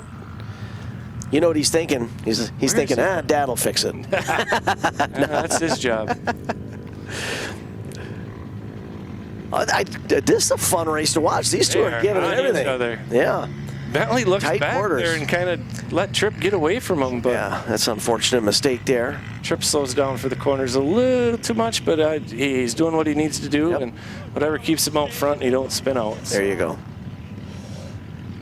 Nice. Bentley on the 29. Yeah, he does. It is becoming more apparent the more we watch here. He drives a little bit deeper maybe into those turns, but you know what that allows Trip to do? Then he's able to rotate that quad sooner and battle back. This time at the line, it will be the checkered flag for Trip Swan. Trip Swan with another win. Two on the day. Happy. There you go, Dad's happy. I'm going to walk down and congratulate him, and I'll be right back. Absolutely. Jason Swan going to head down and congratulate his son, Trip, as we get ready for amateur studded GP action. Ryder Geist will be atop the 6X. Alex Quinnell on the 8. Matthew Bloomer riding the 11 machine. Braxton Johnson on the 13. Matthew Fernstall atop the 18.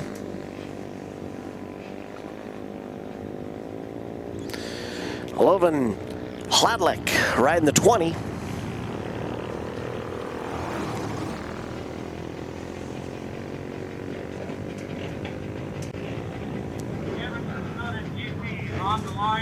Emmett Salter on the 42, Cameron Stindell riding the 45, Tristan Kolwitz riding the 63, Braden Wolf on the 87, and Cole Ashbrenner on the 519. Quick update there. Rose Shilka, I believe, unofficially, I was kind of watching over my shoulder there. Rose was able to battle back and at least cross the line with a podium finish in third. Great bounce back from Rose there. Amateur studded GP.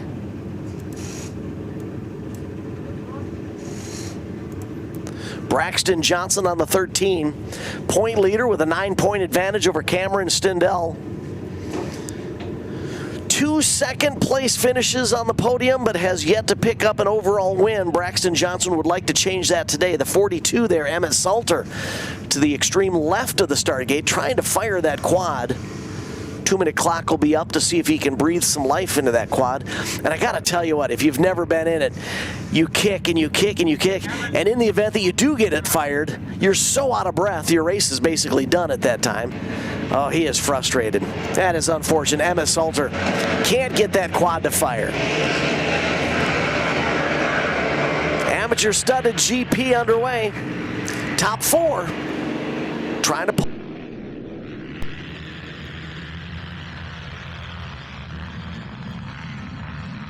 On that left hand, 180 degree.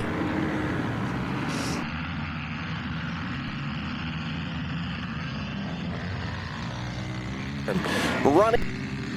Oh, we've got one quad. Sideways, drops from 2nd to 4th. There's your race leader. Pick him up right before the right-hander that brings him back onto the track. I believe that's Ryder Geist out front.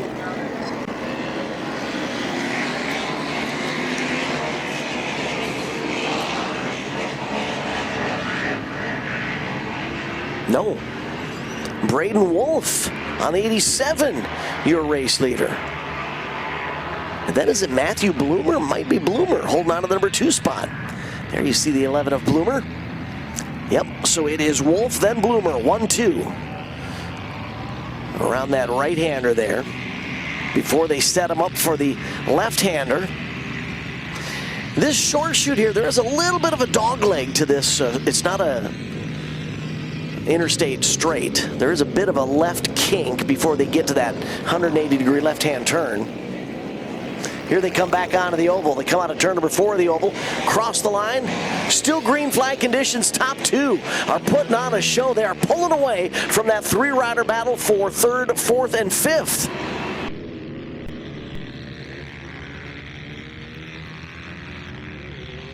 In turn. End off every challenge from Bloomer. Bloomer way to the inside that time. Didn't quite work for him. He's able to stay with up front. Ryder Geist sitting in 3rd. Has been fending off the advances in that 2-rider battle for 3rd and 4th. It was a 3-rider battle for a while. Then they were able to pull away a little bit. There you can see that separation, which has really grown. I think, as a matter of fact, our 5th place quad stalled. Not stalled, but got into the berm, I mean. White flag is out. 1 more lap to go for your race leader, Braden Wolf.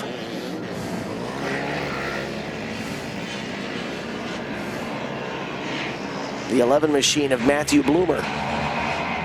He's going to give it another shot here in the hairpin. He's been trying that inside exit. It's really going to matter here on who finishes where. The 6X needs to get ahead of that 11, and he'll actually win for the day. The 8 of Alex Quinnell was in 4th. He may have thrown a chain there. His quad has stalled coming out of the hairpin. No, he didn't throw a chain. He just stalled it. He's got to refire. Well, he might still be stalled over there. Unfortunate event, though, for Quinnell. Here come our racers back onto the oval. Battle down to the line. Top 3 battling for the win. Wow. What a charge by Geist. Was able to get up there and at least challenge the top 2. Unofficially, it'll be Wolf, Bloomer, Geist. I believe that's how they crossed the line. Whew. That's a good one. I think we're going to, you can see we're sending a work truck out there to the hairpin turn.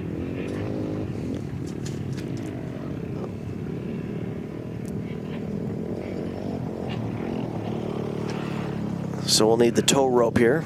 There you see the beautiful Wisconsin sun headed towards the western horizon.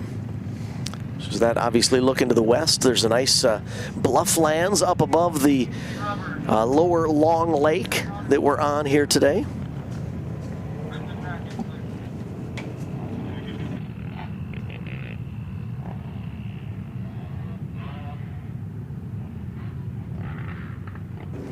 All right, we've got our track worker out on the track trying to collect the stalled quad. We'll go split screen for a quick commercial break before we come back to wrap up the second half of our day on Long Lake in Sarona, Wisconsin on MBTVsports.com. When you've got to ship it from anywhere to anywhere, QualityFreightRate.com. The LTL Freight Logistics Specialist for your small business. QualityFreightRate.com. We simplify shipping, eliminate those surprise charges, and negotiate the best rates from most LTL qualified carriers. QualityFreightRate.com. Special residential and liftgate rates available for automotive and ag implements. QualityFreightRate.com. Use the promo code ICE and get 10% off your first shipment. Startup is so easy. Get a quote and ship today. QualityFreightRate.com. Outlaw PWGP rubber, bringing the revs up, ready to hit the track. As we come back from our split screen commercial break. Riot Marion on the 2, Colbin Guazda riding the 12, Bronson Taylor on the 19, Dax Graham on the 20, and Mason Granger with the 45. Dax Graham, Taylor right there, Granger pilling in third. 19 machine of Taylor kind of sandwiched in between them. All four of them rode the slide all the way out to the snow on the outside of the turn. Didn't actually get into it, but they let those quads drift. Challenge for second here. Mason Granger around the 19 of Bronson Taylor. Granger up to second, Taylor back to third. Now we'll see if Mason's going to be able to reel in our race leader, Dax Graham. Dax had top of his game today. He's having a good day.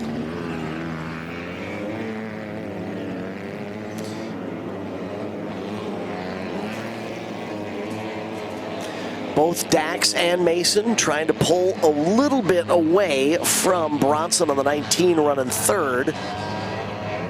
Granger's making up some ground here. He's there. There's a charge coming out of the GP track. He thought about going to the left side of the race leader, and then I think he thought better of it. Smart move. You got a lap left here, buddy. Just take your time. Wait. Oh, Granger. Oh, no. Oh, he kept it rolling, though. Was able to refire it. Now he's got to try and hold on to second. Dax Graham all alone as your race leader. Granger was able to fend off the advance of Bronson Taylor. There's Granger, holds on to second. You know he's going to be disheartened, but that was a very mature move, able to bounce back. Got to keep your head in it and keep racing. Yep. Can't change the pass. Got to go forward. It'll be the white flag this time at the line for your race leader, Dax Graham. Now Dax has got about a half a straightaway advantage over that two-rider battle for second and third between Mason and Bronson. And, you know, Mason and Bronson really can't rest on their laurels on this last lap because the fourth place quad is not too far behind. I don't know if he can catch him, but he's not that far behind. So a mistake could lead to a change in positions. There you can see the top three, and there's the fourth place rider, so not too far back. Is Dax having an issue? Looked like the quad kind of stumbled there a little bit in that right-hand turn, but no harm, no foul.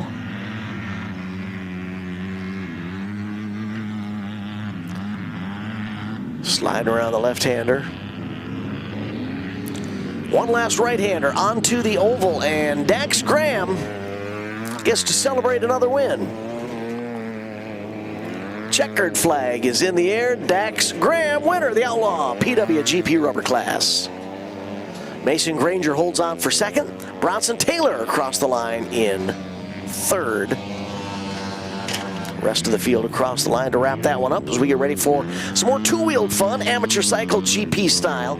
Cody Malecki on the 8, Lane Neiseth riding the 10. Luke Wolensian on the 18, Travis Wolensian on the 21, Parker Guan riding the 32, Hudson Opelt on the 41, and Jeff Berg riding the 72. This is race 29 of 38, so we are in the waning moments of NWIRC Big Money Fun on Long Lake in Sarona, Wisconsin. There you see our two-wheelers ready to rock and roll. 41 of Hudson Opelt. You got to have one person racing in a plaid. That's got to be wet. Top 3, top 4 in it. Side by side for third, at least for the moment. Ooh. Your race leader, Parker Guan. Bike looked a little twitchy coming out of that hairpin, but he wrestled it back under control. Still upright, still your race leader. Then it's the 72 of Jeff Berg, currently running second. Right behind Berg, I believe, is that Cody Malecki on the 8 running third. So it is Guan, Berg, and I believe Malecki in third. Yeah, there we see the 8. Cody Malecki on the 8 running third. Then we've got the 10 of Lane Nyseth battling with the 21 of Travis Wolzian. Nice little two-rider battle for position. A little further back the rest of the field. They're right there. I mean, one little mistake here, and we've got to change. Cody Malecki up to second now. Jeff Berg back to third. Now Malecki's got open track ahead. Can Cody use that to his advantage? Maybe close the gap on the race leader, Parker Guan. He has caught him, or almost caught him. Look at this, looking to the outside. Can't quite make it happen. White flag, one more lap to go. And if you're a betting individual, you might want to think about Cody Malecki. Here he comes on the outside, power move, and into the GP track, a new race leader, right? Yes, the 8 machine out front. We'll watch for Parker to battle back on the 32. Cody goes a little wide. He's able to race out of it. You can hear the crowd get a little crazy out there a little bit. A three bike battle here. They're pretty close to each other. It's a good one. You know Parker's going to give it what he can. Final left-hander here. A right and then a kind of a left hook to get back to the front straightaway out of turn 4. I think Cody's got it. Checkered flag is in the air. Cody Malecki with the Amateur Cycle GP win. Parker Guan's going to settle for second. And Jeff Berg will round out the podium positions in third.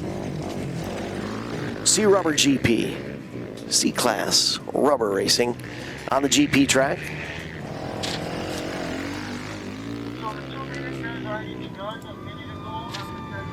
Wyatt Kettner on the 61, current point leader with a 5-point advantage over Lane Nyseth on the 10. Wyatt Kettner on the 61 is in the gate, or should be in the gate, at least in the lineup, and Lane Nyseth in the 10 is in the lineup as well. I can see the 10. He just got done running by. He just got done running. So he's going to hop off his bike, and he's going to jump on. Yeah, there you see him right there. Dad Chad taking his bike from him, and yeah, it's touch too. You know, our flag man. The energy Jeff. of the youth, right? Oh yeah, Jeff, our flag man there. That's his grandson. So the number 10. He's going to give him a fist bump. So it's pretty excited, you know, Jeff out there, he's flagging and doing the checkers, doing all that stuff. So Tucker Granger will be on the 3, Noah Rudd riding the 04, Casey Green on the 4, Sidney Knops will be riding the 6, Lane, of course, on the 10, as we've been talking about, Colton Day riding the 13, Shalom Rail on the 17, Jeff Endish riding the 19, Mackin Sminsky on the 22, Mariah Sloop on the 26, Desmond Gare on the 50, and Wyatt Kettner on that 61. Wyatt, your point leader coming into today's fun. C Rubber GP underway. Ooh. Top 2. Battle in the slide. Top 4 in it. Side by side for third. It's going to be the 6 of Sidney Knops, your early race leader. The 3 of Tucker Granger gets him alongside. Granger's going to take the top spot now. Sidney back to second. No. Yes, Sidney back to second. The 13 machine of Colton Day up to third. Day on that 13 machine, not too far behind Sydney. Opportunity presents itself, might be able to take that green helmet up into the number 2 spot in the running order. But out front, Tucker Granger, comfortable advantage. Oh, there's the opportunity that Colton needed. Colton Day on the 13 up to second. Sydney Knops back to third. Sydney let that quad slide and the transition onto the oval, similarly to what we saw in an earlier race, almost all the way into turn 3 of the oval, and that allowed Colton to sneak past, take over the number 2 spot on the 13 machine. There's your race leader, though, Tucker Granger on the 3. Shadows getting long here on Long Lake. 10 races left, and we've made it through 80-some races today. What a day it has been. Hey, I got to tell you what. Congratulations on a great day. For those of you who can't see online, I'm shaking his hand. Jason, what a great program you guys have put together here. It's been fun to watch. It's been obvious while I haven't been on the microphone walking through the pits, everyone is in a great frame of mind. I think the riders, the competitors, the family members themselves enjoy what you have put together as well. And I can't take all the credit. I got a team, one heck of a team that helps, all those girls in the car, and every week there's somebody. We have a group text, and it's nonstop. It's nonstop. They just somebody's always doing something, and we're looking weeks ahead, 2 weeks ahead. We don't have MBTV next week, but we're going to be out in front of East Bay up on Lake Holcomb. The weather's getting pretty warm. We'll probably go check ice tomorrow and see what we got, and we'll go from there. But just to watch on our NWIRC Facebook page, and we'll keep you posted on what our plans are. And here's more weeks to racing. Yeah, here's 2 challenges I will toss out to those of you watching the live streaming coverage on MBTVsports.com. Check in Wednesday night for the live feed. Just because Facebook is Facebook, social media is important to everybody. So take a look at it, see what Jason and his crew is talking about as the checkered flag flies for Tucker Granger. My second challenge is, since MBTV Sports will not be broadcasting the program, you know what? Bundle up and head on out to the lake and watch it in person. It's looking like it's going to be another warm day, another decent day, warm-wise. So we'll have to see, this, Sydney. In the GP course. I think that's coming out of the right-hander. Yep. Tow vehicle out there to get her towed off. And so again, next week you will be in Lake Holcomb at East Bay Lodge, right? Yep, right off of 27. That's where I got married, was East Bay Lodge. Oh, wow. Yeah, so we're going to get some new owners up there. We're going to go up, and Bill got us involved, and we're going to go out, and hopefully everything goes good. Here's the type of question only 2 guys sitting next to each other could ask each other. Marriage at Holcomb Lodge or ice racing? Are we going to one above the other? Or I'll be honest with you, Dan. I live a dream. I do. My wife is, we race. We race 24. You are a racing family, yes. 365, right? Yeah, not just in the winter. Yeah. We go from dirt track racing second week in October. We come home, pretty much get everything put away in 3-4 days, and we jump in the woods. Kennedy and I do, and we go hunting till end of November, and then we're working on quads, and then we do this for 8 weeks. Yep. My wife Autumn is. I'm very fortunate. There you go. There you go. Junior Studded GP will be up next once we get the 6 machine off the racing surface. Just got the 6 off the GP portion of the track. So waiting in the start gate is our Junior Studded GP class. Dalton Schweers on the 4, Emily Close riding the 22, Matthew Fernstall on the 33, Remington Gessler on the 58, Brayton Wolf on the 87.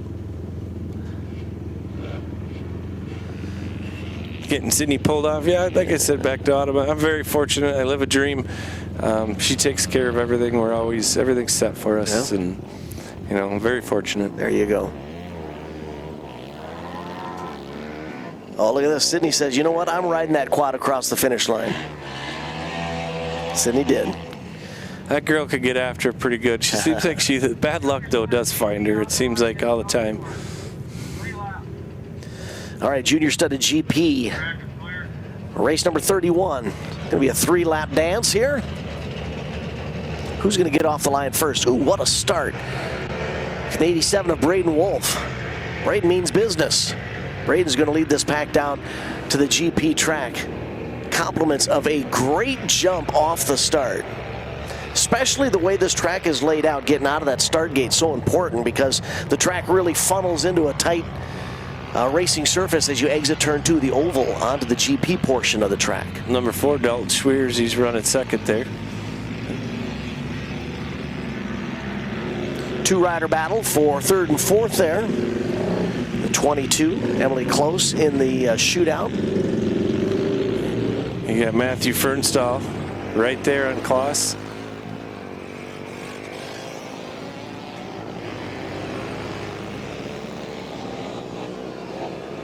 Yeah, Dalton's only, what is he, 12 years old? Wow. Running juniors, he runs Peewees too. Yep. Wolf there, he's been running juniors and racing C and B, I believe. He's been racing up a lot. You can just see the experience of these young kids there.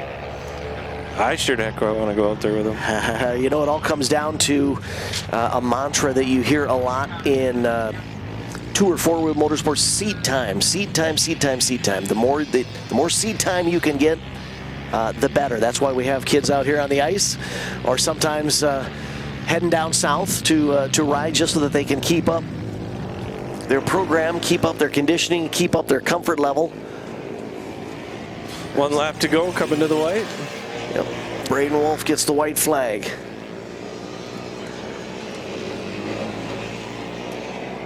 I tell you what, I can feel the temperature dropping. It's getting cool. It does. That sun goes down, it's going to cool off pretty good. Yep. You know, everybody that if you're in the Long Lake area, come up at Summers and join us for the awards. Oh my goodness. That's a whole another hour of give it away, watching these kids come up, get their trophies and their money and their big checks and pictures, and they have a heck of nachos up there. Yeah. They have a pork nacho. Oh my God, it's good. Those of you who are watching on the MBTV Sports live stream, just imagine what the background would look like in the middle of the summer. Beautiful up here. You know, obviously we're enjoying some motorsports on the ice today as Braden Wolf takes the win.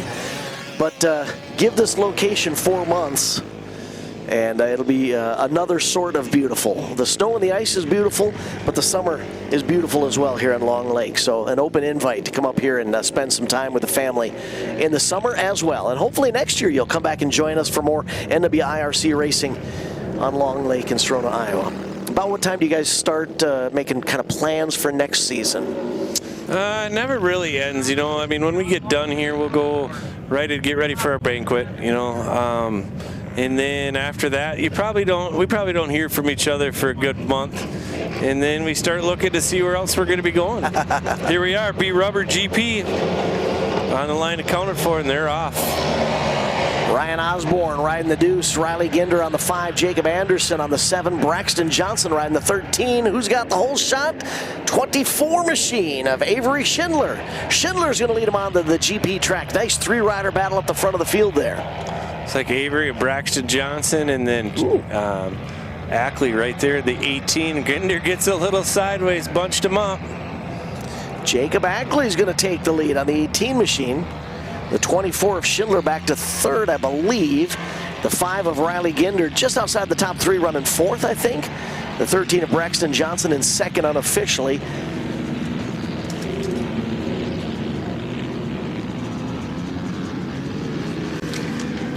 Just seeing what we had for Consies. I didn't think they had a Consi in B-Rubber GP, so this will be a moto scored. Jacob Ackley out front. And Jacob leads lap number 1. Oh, Avery gets a little wide there, and Riley Ginder gets underneath her. And he will seal the deal there. So the 5 of Ginder up to 3rd now. Avery back to 4th after getting the whole shot and leading him down into this hairpin turn on lap number 1. 13 of Johnson still running second. You see the 5 of Ginder there up to 3rd. Now, ooh, challenge back from the 24. Avery smart move there. Just kind of lifted a little bit, stay off him, and you know, she really takes care of that quad. That thing gets spit shined every week. She don't want to wreck her stuff. She's waiting, being patient. Oh, and I don't know what happened there. Looks like she might have snuffed it or something. Just got in the deep. Caught a rut, maybe. Looked like the front end lifted, and then it went around to the right and back to the left. She had to catch her breath, and that allowed another quad to get by. But she'll reclaim that spot, but unfortunately, she's lost a lot of ground now on Ginder in the 5. There's your race leader, Jacob Ackley, on the 18. Jacob has a relatively comfortable separation back to the second place quad. Braxton Johnson on the 13. Here you'll see Braxton just come into the frame on the right. There's Braxton. Now, if they finish the way they are, there'll be a 3-way tie for first. Wow. And then it'll all go off to this round right here. So Ackley needs to win this, and Johnson stays in second, and Riley in third. Riley getting to run in third right now. Let's see.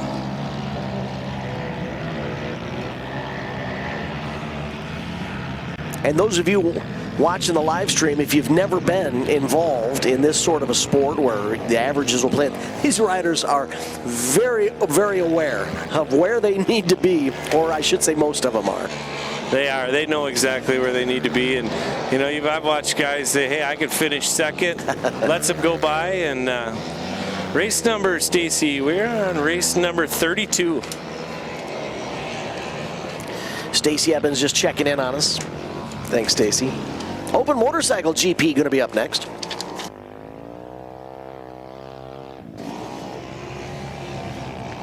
Ethan Eben will be on the 0. Owen Lay riding the deuce.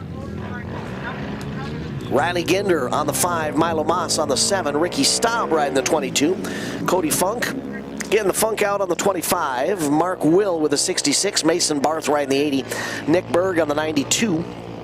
Bryce Backus with a 94, John Dillenberg riding the 98, and Ty Feetzer, if he got that bike put back together with the 727. Remember, he was hooked up in that get-off earlier in turn number 2, and they had to push the bike away, and I don't... Looks like we're missing. Looks like we're missing several. 4 there. Well, looks like 8. Oh, there. What are they doing? Slow her down here. Trying to get the... bike up to the start gate. Riley just got done. I don't know what they were thinking there. 9 of the expected 12 on the line now.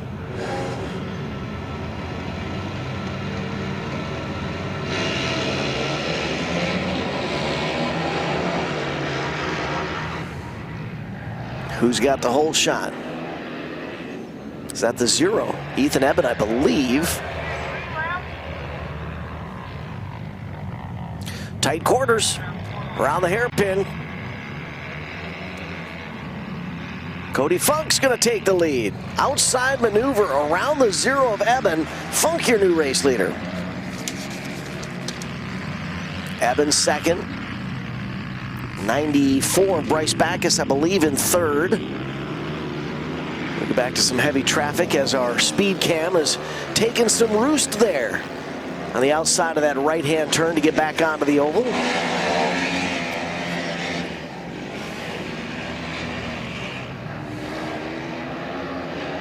Single file, but you'd be amazed at how quickly these bikes can tighten up as you see Backus do exactly what I just said.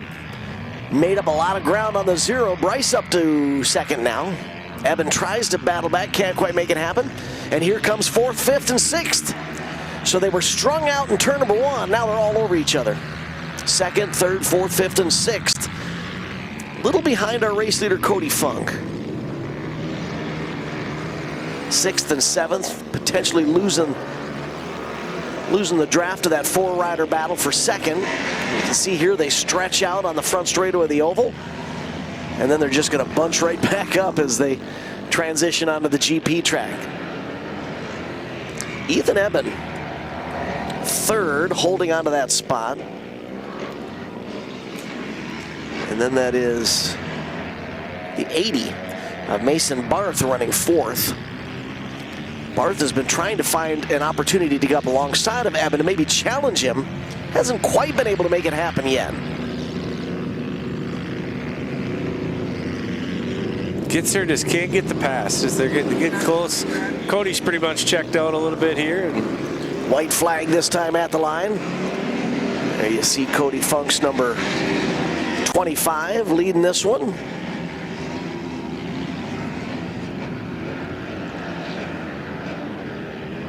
Quick downshift there, get into the hairpin. Foot out, elbow up, powers out of the turn.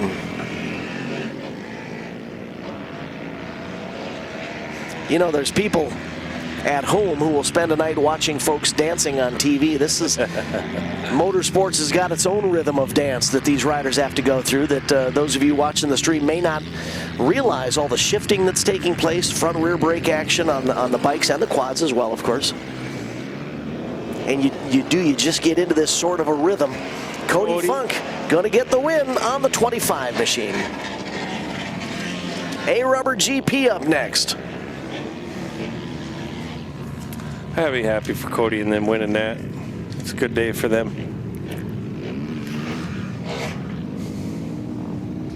Getting down to the end of the day here. We only got Race 34 of 38.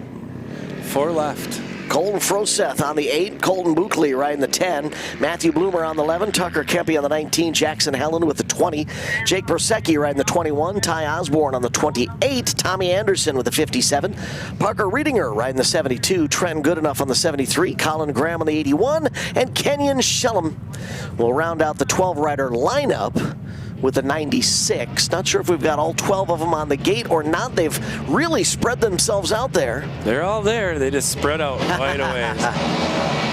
What's going to work? Inside, outside? Looks like that outside gate selection. Outside took the lead. You got 73. Is that Trent Goodenough? Goodenough up front.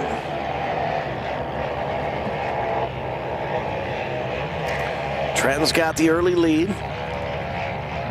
The 8 of Colton Froseth for now holding on to second.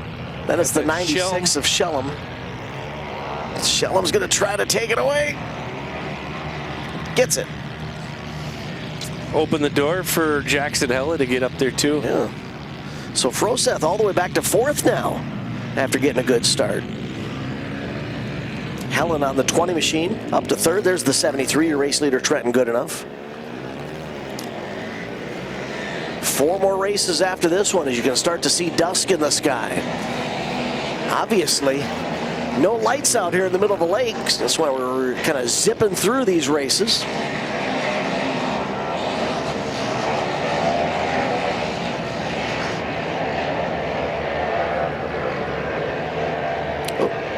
Well, Jackson Hella driving underneath him right now. The 96, he's there. Helen couldn't quite make it stick. Shellum still 2nd, Helen 3rd.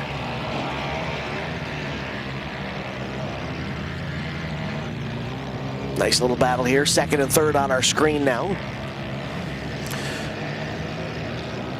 Approaching the northeast 180-degree hairpin. Trenton Goodenough out front here still. I tell you what, got that whole shot and never looked back. Takes the white flag, 1 more lap to go. Getting the front wheels up in the air.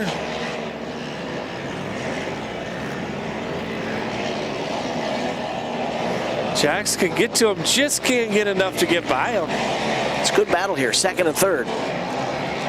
Jackson has been able to get, got a yellow flag there. We got a quad down in the corner. Let's see how this works. They both did good. Nobody passed. That's great. Did what they were supposed to do with a caution like that. They got to maintain, so. Goodenough, still your race leader. This will be his last time making the transition off the GP and back onto the oval because the checkered flag will await him. Trenton Goodenough on the 73. Taking a peek at the competition. Here they come. Can Jackson get the spot? I don't know. It'll be a drag race down to the line. Not going to happen. It'll be the 96 of Kenyon Shellum holding on for 2nd. Jackson Helen 3rd, but out front and picking up the win. Trent Goodenough on the 73. Open studded GP will be next, then Outlaw PWGP studded, then Pro Rubber GP, and we will wrap up the day with adult Peewee 2nd main. So 4 races yet to go. Open studded GP in the gate. 4 of the expected 8 ready to rock and roll. Tyler Allen will be riding the 4. Mitchell Williams on the 12. Trenton Hewitt with the 20. Michael Randall atop the 25. Parker Guan with the 32. Jace White riding the 47. Colin Graham on the 81. And Jared Guan with the 88. Jared there lined up to the left. The 32 of Parker lined up to the right. All 4 of those racers to the left of what you'd call the doghouse in the motocross world. The center setup of the start gate. They're waiting for 4 other quads, unless they're lined up to the right outside of the camera angle. 47 machine of Jace White there, and the 4 of Tyler Allen. So those 4 racers ready to go. I'm willing to bet somebody must have asked for 2 minutes here. That's kind of what it looks like to me. Nobody's in really of a hurry to get started here, so.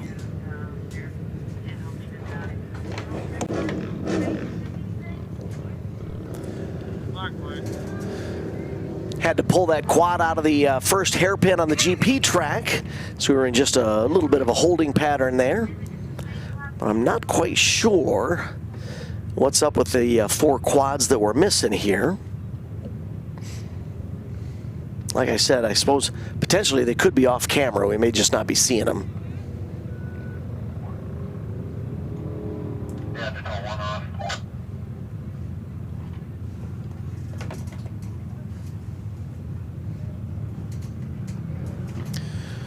We've got the track clear. Looks like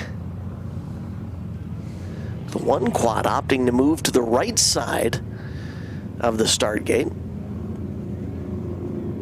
I think that was Parker Guan, the 32. I wonder if he's been watching some of those other starts and seeing that that outside lane was producing a good entry into the right-hand turn onto the GP track. Perhaps hoping that he can replicate that.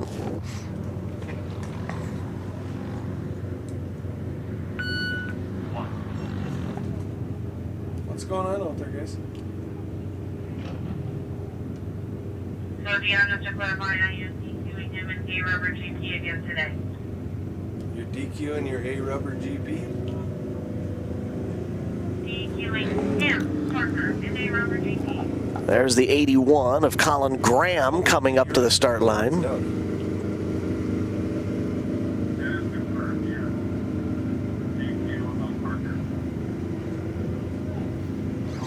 Here comes the 25, Michael Randall. So now we're starting to see the rest of the competitors make their way towards the start line. I think we're at the point where we just asked Parker not to come back. Yeah, how are we sitting on time for the fuel guy?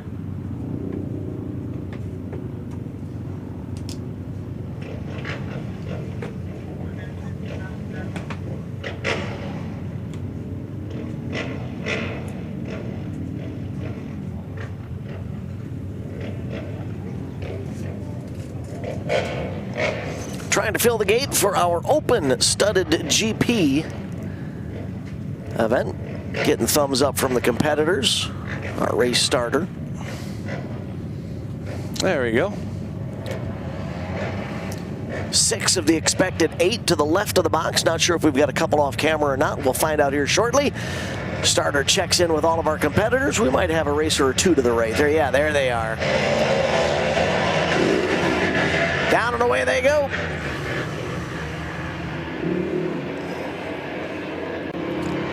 Is that Randall? Who got that good start? What a start. Jumping out front quickly. Jumps 47. Jace White, yeah. Then Parker, then Tyler Allen, and then looks like Mitch Williams.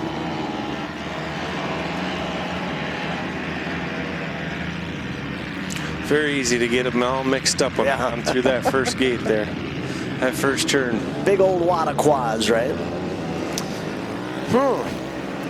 I've been watching enough, I can actually tell who they are just by the way they ride. Yep. Think more money going home with Jace here? He has been a force to be reckoned with today. As long as he don't break, I think he'll be just fine. Jace White on the 47 race leader. There's a nice 3-rider battle at the tail end of the field. And you know what? They're pushing it just as hard as everybody else. they deserve a little screen time as well. Nice to see them battling for that position. Fourth, fifth, and sixth it was. We did $100 to every class. There's $100 to anybody from fourth place on. So it'll be a random drawing that the girls are doing in the vehicle. Wonderful. So, you know, there's somebody that could take dead last in their class and walk away with $100. Still put some money in their pocket. We got a hard luck award going out today. We had the longest haul award going out. You know, then obviously your top 3, and then I believe we go top 5 in some of these higher classes. So sometimes at these ice racing events, once the event is done, the competitors, promoters will gather at a location for divvy out the money and the awards. Will that be happening tonight? Yep, that'll happen right up here at Summers on Long. Well, it takes us a good hour, probably a good hour to break everything down off the ice. We got a really good group of people here that everybody just chips in, you know. The sooner we get off the ice and get up to the bar, we can do awards. And we'll go through every class and get to call all the little Peewees, and they come up and get their trophies. It's pretty neat. They're pretty excited, they are. White flag that time for our competitors as they cross the line. One more lap to go in the open studded GP. Race number 35 of 38. 3 races to go after this. There's Jace White, your race leader. Jace White, such a strong racer all day long. We obviously haven't seen every moment of his time on the GP track or the oval track, but from the extensive moments we did see, we only noticed one hiccup. Everything else has been success. Jace White on the 47 with the win in the open studded GP event. The rest of the field going to work their way across the line. Second, third, and fourth. We do have a stalled quad out in the hairpin. Looks like they're already out there getting it pulled off. Track workers ready to hook up. Get that quad pulled back to the... This is where I go out and watch Pro Rubber. There you go. Outlaw PWGP studded. Oh no, I got one more yet. One more yet. Next, then Pro Rubber. Matt back at command and control. If you want to go split screen with a quick commercial break, we can be back in just a moment with more racing action from Long Lake on MBTV Sports. Need auto parts? You know Conrad's Auto Salvage and ASAP Used Auto Parts, 2 great companies, now 1 location near Mondovi. We've appreciated your business in Eau Claire. Now you'll find all the same parts and services at our location near Mondovi. We can mount and balance tires, plus do oil changes and more. All the same services in one incredible facility. Conrad's Auto Salvage and ASAP Used Auto Parts, 2 great companies, now 1 location near Mondovi for all your auto parts needs. Back to full screen as we return to Long Lake in Sarona, Wisconsin with MBTV Sports live streaming coverage of NWIRC Money in Sarona event on the ice. Revs are up and Outlaw PWGP studded racers are away. It's like Dax Graham and Bentley Slampowski out front here. Oh, Marion sneaks in on the outside. Dax Graham riding the 20 machine, Bentley Samplowski on the 28, Bentley Irish on the 29. Colbin Guazda on the 12, Bronson Taylor ran the 19, Dalton Schweers of the 4, and Ryan Marion with the deuce. There's your race leader, the 20, followed by the 2 and the 4. Looks like the 12 of Colbin Guazda didn't make it out this round. Uh-oh. He took second last time. I don't know what happened here. Never good. No. Dax Graham with the 20 machine. Looking strong, trying to pull away from the competition, has already opened up about a half of a straightaway advantage at the completion of just 1 lap. White flag that time for our Outlaw PWGP studded class. 1 more lap to go. Dax already headed back onto the GP track, leaving the oval. 20 machine looking strong all day long. Has been a strong showing for Dax. A couple of snowmobilers out there watching the fun.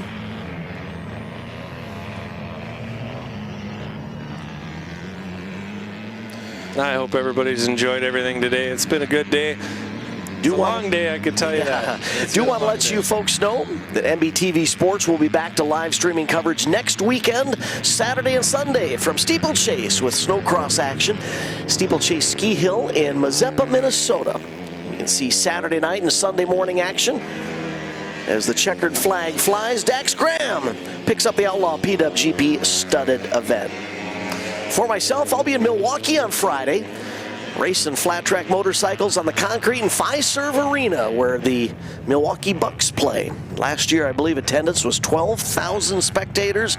It's quite a spectacle, so if you're looking for something to watch on Friday night, just look up flatoutfriday.com. They also have live free streaming coverage. 29 machine into the snowbank, unfortunately, so we'll need another moment here. We'll break away for a side-by-side commercial break and be back with Pro Rubber GP action in a moment. When you've got to ship it from anywhere to anywhere, QualityFreightRate.com. The LTL Freight Logistics Specialist for your small business. QualityFreightRate.com. We simplify shipping, eliminate those surprise charges, and negotiate the best rates from most LTL qualified carriers. QualityFreightRate.com. Special residential and liftgate rates available for automotive and ag implements. QualityFreightRate.com. Use the promo code ICE and get 10% off your first shipment. Startup is so easy. Get a quote and ship today. QualityFreightRate.com.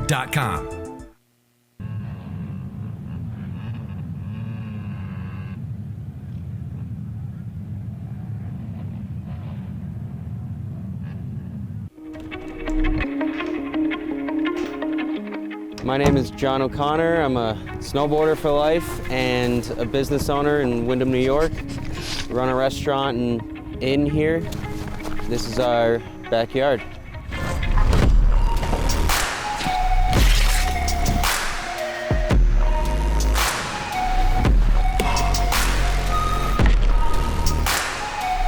Having a backyard park is really special because being able to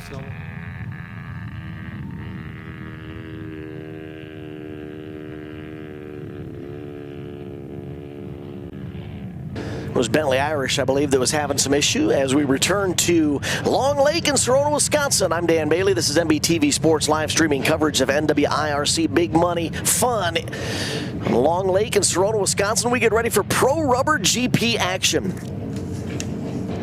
Tyler Thompson on the 03. Brody Barsamian on the 4.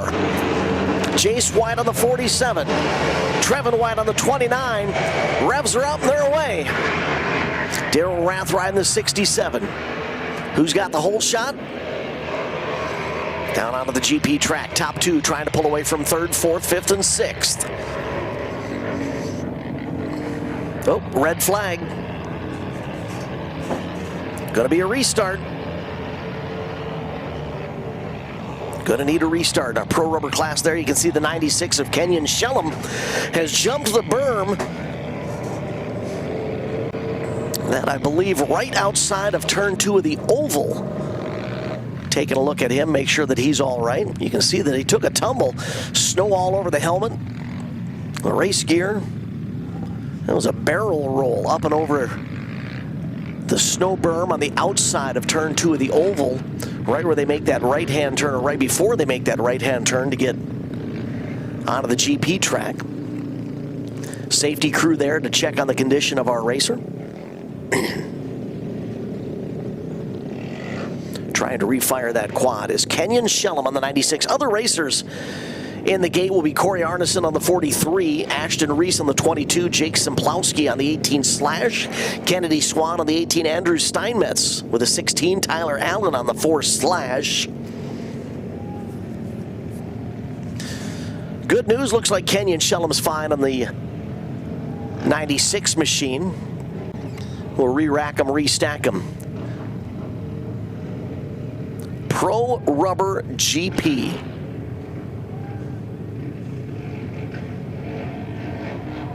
Another $1,250 to win on the line here. Jace White has taken almost all the money home. Is he going to do it again in this one? We'll find out shortly.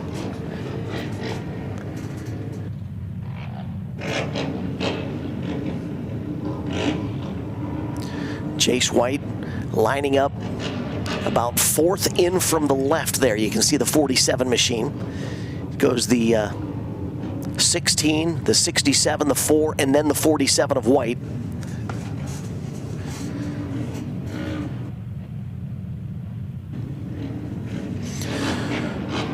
Starter reviewing all the riders, making sure that they are ready. Revs up, away they go. The White family again, getting the whole shot. Chase and Trevin. I believe that's Trevin. Second out of the gate.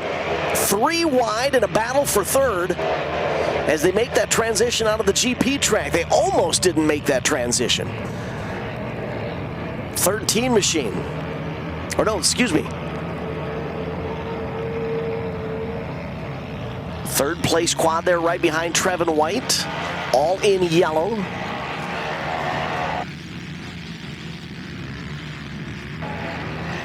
Trying to figure out if that's the 43 of Corey Arneson.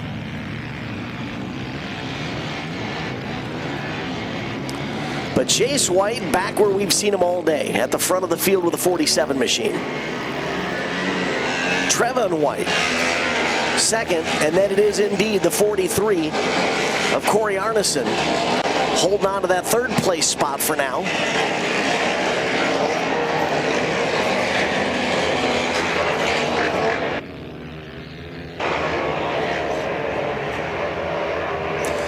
The 0-3 machine of Tyler Thompson off to the infield there, unfortunately.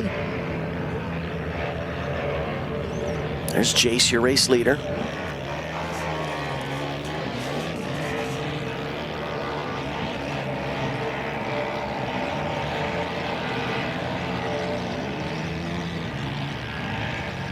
Trevin White on the 29, holding on a second. 43 of Corey Arneson with a good run. Corey Arneson staring down the barrel of a top 3 finish in this one. This time at the line. 1, 2, 3, White, Arneson, the running order.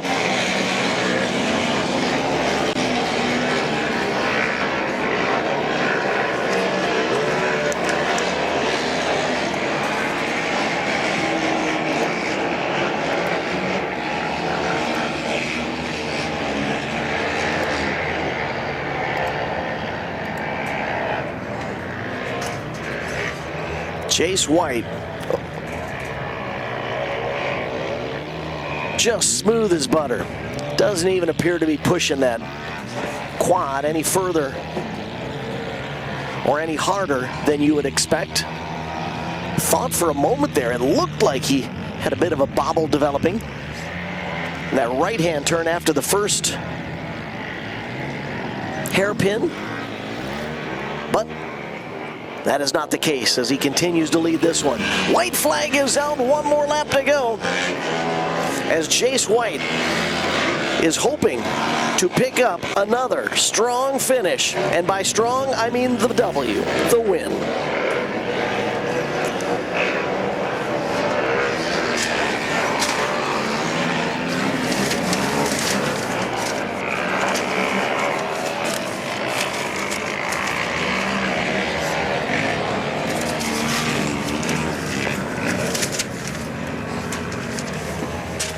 Chase White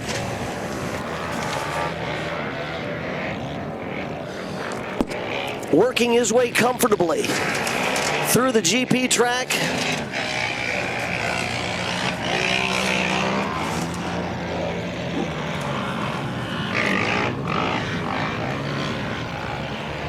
That final right-hand turn.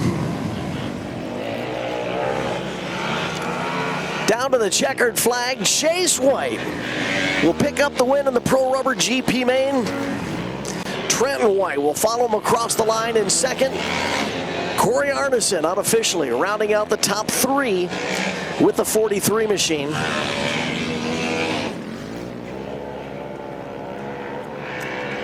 What a day for Chase White, the entire White family, the duo there. No problems at all as we get ready for our final event of the NWIRC Money Day at Sarona on Long Lake. It'll be adult Peewee time. Look at this lineup here. 23 of them, 23 racers strong.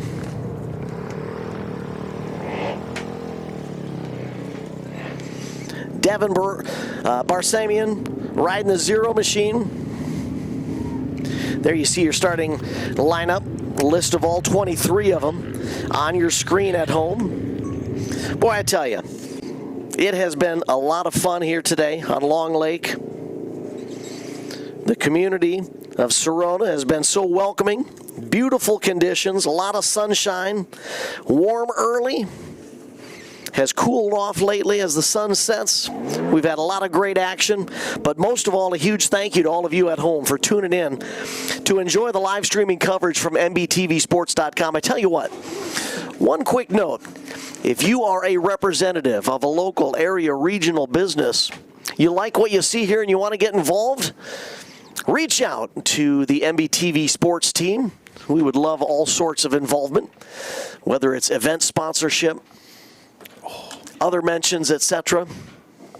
Get in touch with us via social media. MBTV Sports would love to take you along for the ride. We have a full schedule set up for 2026, and nothing would make us happier than to take you along with us.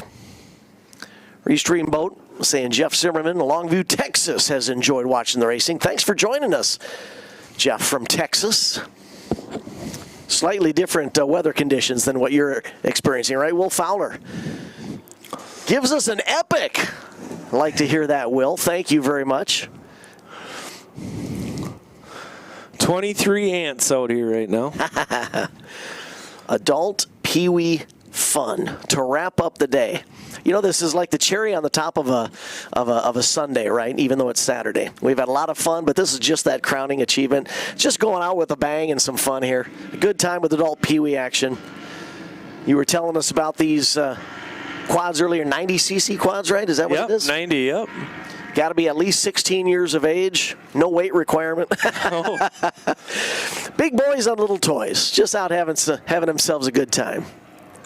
Even on the GP track. Oh, we're up on two wheels. I tell you, that is probably one of the saving graces of a class like this. You do bite off more than you can chew. You can almost manhandle it back to the straight and narrow. Lift the quad back up, get a square. Oh, there we got a 360. Spin to win attempt. Chris Berlin out front. Chris, your early race leader, followed by the 3 of Daniel Offalter. Look at that. They're 4-5 wide coming out of the hairpin turn. just on about just the narrowest portion of the track. Trying to get some room with each other here. Oh, look at Kennedy with a double pass there in the one corner. They got a little wide. Nice 3-rider battle there. They're following your race leader, Chris Berlin, on the 9. Oh, challenge for the lead by the 3. Daniel Offalter takes the lead and brings the sleeper with him. Ashton bringing on Chris here a little bit, waving him on. Come on, buddy. Hopefully Ashton didn't count his paycheck here, count his money before he got rolling here. See, this lets you know that this class is for fun. They're just out there having themselves a good time. Ashton, you should probably quit looking behind you because you just got passed. They're staying with the new leader, though. Yeah. Offalter on the 3. Dan's looking over. Oh, we got a 4th rider into the mix here. It looks like Cody Conrad. Yeah, Cody got Dan, Chris, Cody, Ashton. And look at Ashton reaches down and shifting gears, puts his foot down. Oh, look at Cody get down the inside of Berlin there. There's the 18. She's kind of getting a little wide there. And Matt Guazza coming up behind. And then what a charge by Cody Conrad there, all the way up to 2nd now. He's been picking them off pretty quick. Yeah. Oop, looks like the 12 of Matt Guizda has an issue there on the front straight of the oval. His did they put him in the snowbank? his Peewee experience may have come to an early end here. We got Chris Berlin and Conrad here duking it out for 3rd. Ashton in 4th, Kennedy in 5th.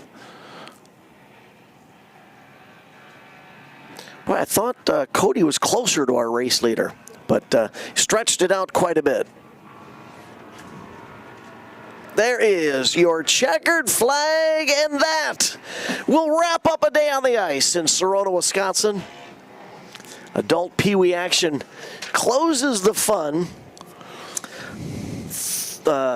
what was it? How much money? $34,200. $34,000. Going home with racers today. Thanks in large part to local and area businesses. Tossed their caps into the ring and said, we want to be a part of this. We want to make it successful. We want to reward those racers. Jason Swan, a tip of the cap to you and your staff. A great crew here. It's a long day, but that's what these days are about, right? Spending a day on the ice, giving everybody an opportunity to turn laps, maybe take a little money home.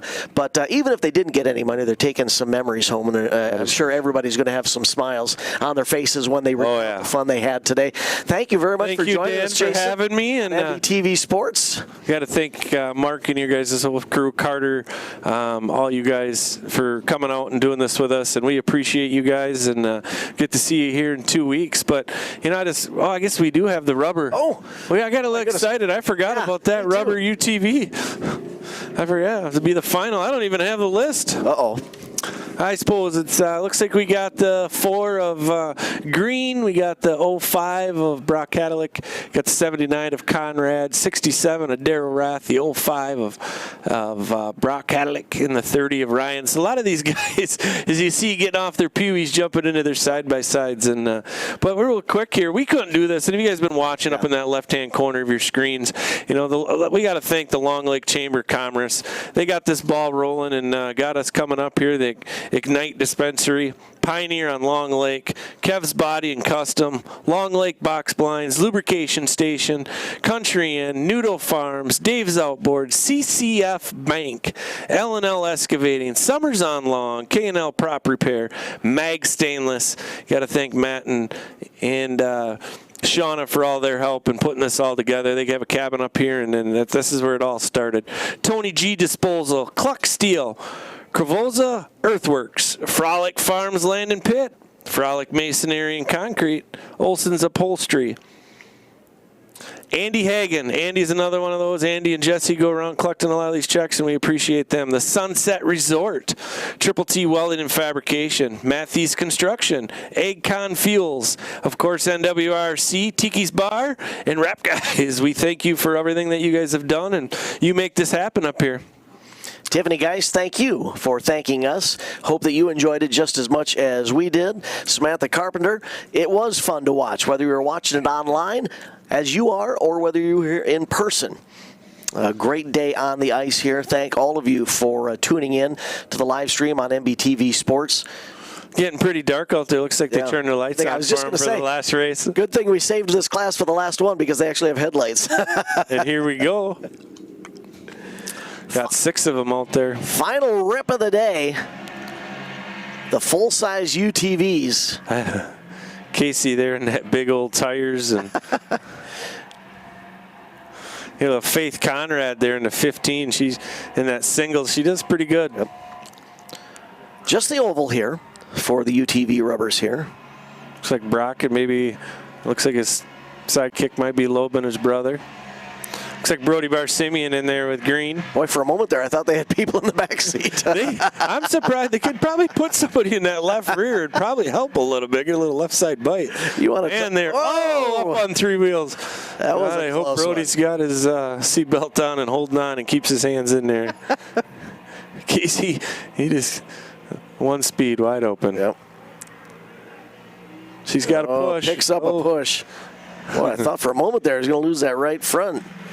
The flex on that tire was immense. Conrad there, Cody. Oh, there, look at that, pulling that left front. Holy cow. Wow. Oh, this is fun. Yeah, there's, like I said, I part of NWIRC. I got to thank everybody that's supported us over the years, and we wouldn't be where we're at today without all these sponsors and people like Matt at MBTV and yourself, Dan, and coming out here and spending the day with us, and it's been fun. Oh, he stays flirting with disaster, that's for sure.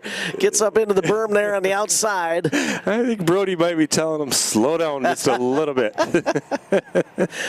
Oh. I don't know. We're going to see that machine up on its top side or not. White flag that time across the line. One more lap to go, but You know what they're thinking right now. I'm just going to send it. Just going to send it. You got some that are under control and then some that are just on the edge of out of control. Yeah, right. Looks like Brock Cadillac going to pick up the win. Last corner here coming out of 4. He's basically backing it into turn 4. Powers out of 4. Checkered flag is out. That, folks, will wrap up our program. I apologize. I forgot we had this. Looks like Darryl Rath. Third place, Casey Green in the 4. They spent more time on 3 wheels than 4. Yep. I'm surprised the right side rubber's held up there. I'm thinking they might have a little shock issue going on, or maybe that's their setup. It's hard to say. Well, again, Jason, thank you very much. It's been a lot of fun being part of your program. I appreciate you. Can't wait to do it again. Fun. And yeah, we'll see you in 2 weeks on Lake Wissota. And thank you for all you people up here in Long Lake and at the taverns and supporting us at NW, and I hope they want us back next year and we can just keep growing and building and make this even a better program every year. On behalf of NWIRC, all the competitors, all the family members, Matt Bohl at MBTVsports.com, I'm Dan Bailey reminding you all to stay safe but enjoy what's left of winter until the next time, which will be next weekend from Steeplechase Ski Resort in Mazeppa, Minnesota for snowcross action. Take care. Good night, everybody. Need auto parts? You know Conrad's Auto Salvage and ASAP Used Auto Parts, 2 great companies, now 1 location near Mondovi. We've appreciated your business in Eau Claire. Now you'll find all the same parts and services at our location near Mondovi. We can mount and balance tires, plus do oil changes and more. All the same services in one incredible facility. Conrad's Auto Salvage and ASAP Used Auto Parts, 2 great companies, now 1 location near Mondovi for all your auto parts needs. My name is John O'Connor. I'm a snowboarder for life and a business owner in Windham, New York. We run a restaurant and inn here. This is our backyard.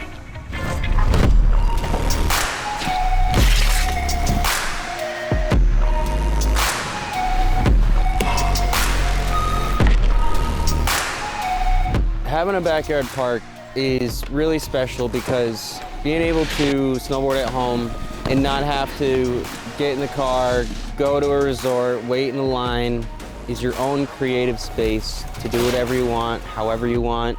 You're in your element. You're right at home, and it's a really good feeling when you can tune into the space around you with you and your friends and just make something special of it. The Tow Pro has helped my vision come to life with where I would like to take the backyard setup, and without it, it wouldn't be the same. It's the most easy to use, compact, portable, reliable rope tow that you can buy. It's the best thing that I own as far as what gives me happiness in life. Without it, it's not the same when you're hiking. To be able to keep riding and feel like you're snowboarding, that's what it's all about. And the Tow Pro has made that happen.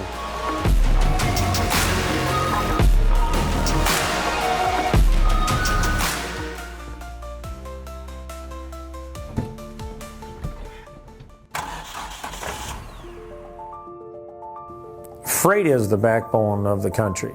And as long as people need goods, they're going to need somebody to get it to them. My name is Matt Bohl with QualityFreightRate.com, powered by T-Force Worldwide. We provide LTL, truckload, and expedited freight services across this country. If your freight weighs over 120 pounds going over 120 miles, that's where my shipping rates kick in. We help companies ship easier for less. With our system, our customers are able to quote and book shipments with ease 24 hours a day, 7 days a week. If you're having trouble with damages, lost freight, claims of any sort, we can help you with our experience, solve the problem, tell you why it's happening and what you should do to prevent it in the future. Me and my team have been together for over 20 years. We know this industry. We can help all size business, big or small, we love them all. But we have a special spot for small business. Small businesses are pillars in the community. Low rates are critical for a small business because the margins are generally pretty small. They need to have competitive rates. They can't be getting gouged or they lose the sale. Freight is simple. People make it difficult. We work as consultants in the industry, so it doesn't matter what your problem is, we'll solve it. We educate the customers, we solve problems, and we lower their shipping rates. And that's what I've been doing for 20 plus years.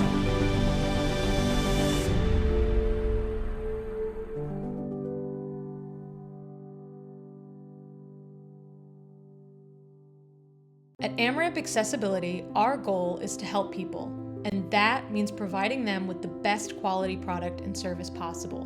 Built with powder-coated steel, our ramps are stronger and longer lasting than those built with wood or aluminum. Installed in a matter of days to ensure your safety as quickly as possible, our teams are here for you. I can get out. Yeah, much easier. Better, a lot better. Yes, thank you. I don't even have the words to explain how much easier it is. We're just so thankful for it, so thank you. Thank you very much. Find your forward with AmRamp Accessibility today. Learn more at amramp.com. Yeah, Butler Build has been a supporter of mine for a long time. I've always run Butler built seats ever I got into 410 sprint car racing, and I feel like they have the nicest aluminum seats out there. The craftsmanship, the welding on it is top notch, and now they're pouring my inserts and have the gravel cut seat and gives you a lot of clearance for your hybrid or your Hans, and I feel like, you know, there's no better seat out there. Yeah, I mean, a little bit of feedback, right? These guys do it every day, so as me as a sprint car driver specifically, you know, every form of dirt racing, the seats are built different, and guys like us, you know, drivers are wearing holes in their hybrids because they're rubbing on the seats, and felt like there was a need for a little bit of a new design and a new generation of the sprint car advantage seat. So, yeah, it's been a fun ride, and hope to continue the relationship for a long time.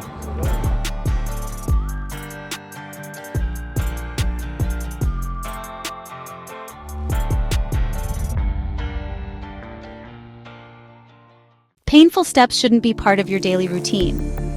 At Foot and Ankle Clinics, PA, we specialize in diagnosing and treating a wide range of foot and ankle conditions, from heel pain and bunions to diabetic foot care and sports injuries. Our board-certified podiatrists, Dr. Jeff Pellercells and Dr. Russell John Hill, bring decades of experience and a compassionate approach to every patient. At our clinic, we are dedicated to serving the community with the highest level of care. Your well-being is our top priority. Serving the communities of Woodbury, West St. Paul, and Edina, we're committed to providing personalized care tailored to your needs. Don't let foot or ankle pain hold you back. Visit footandankleclinics.com to schedule your appointment today.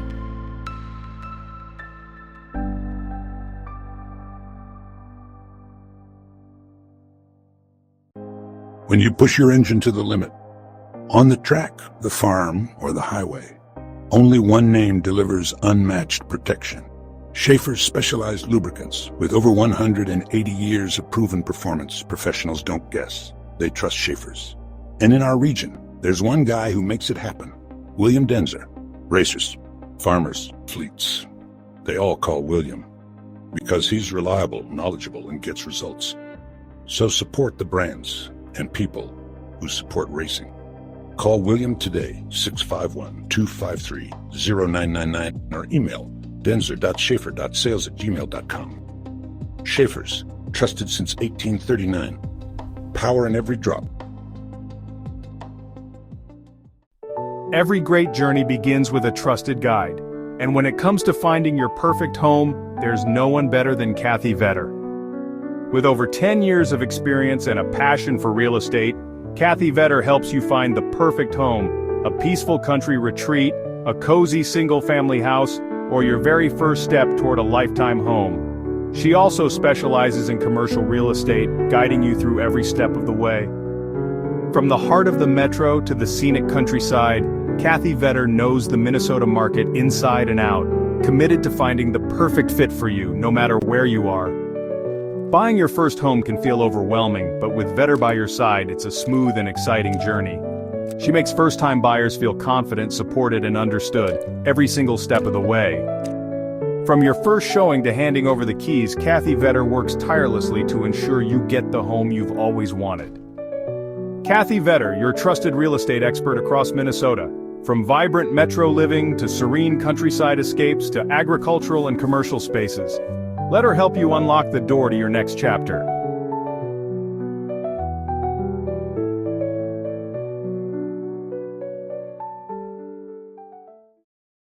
Kevco has been an industry leader in high-performance oil pans and components for over 35 years. Made in Fairmont, Minnesota, Kevco prides itself on being American-made. Kevco has expanded our product line way beyond just oil pans to valve covers, breather systems, jack stands, boilers, wheel sockets, and much, much more. Check out KevcoRacing.com to see everything we have to offer, including our line of street, off-road, and performance oil pans and accessories. Or call 800-770-3557 to talk with our friendly customer service today.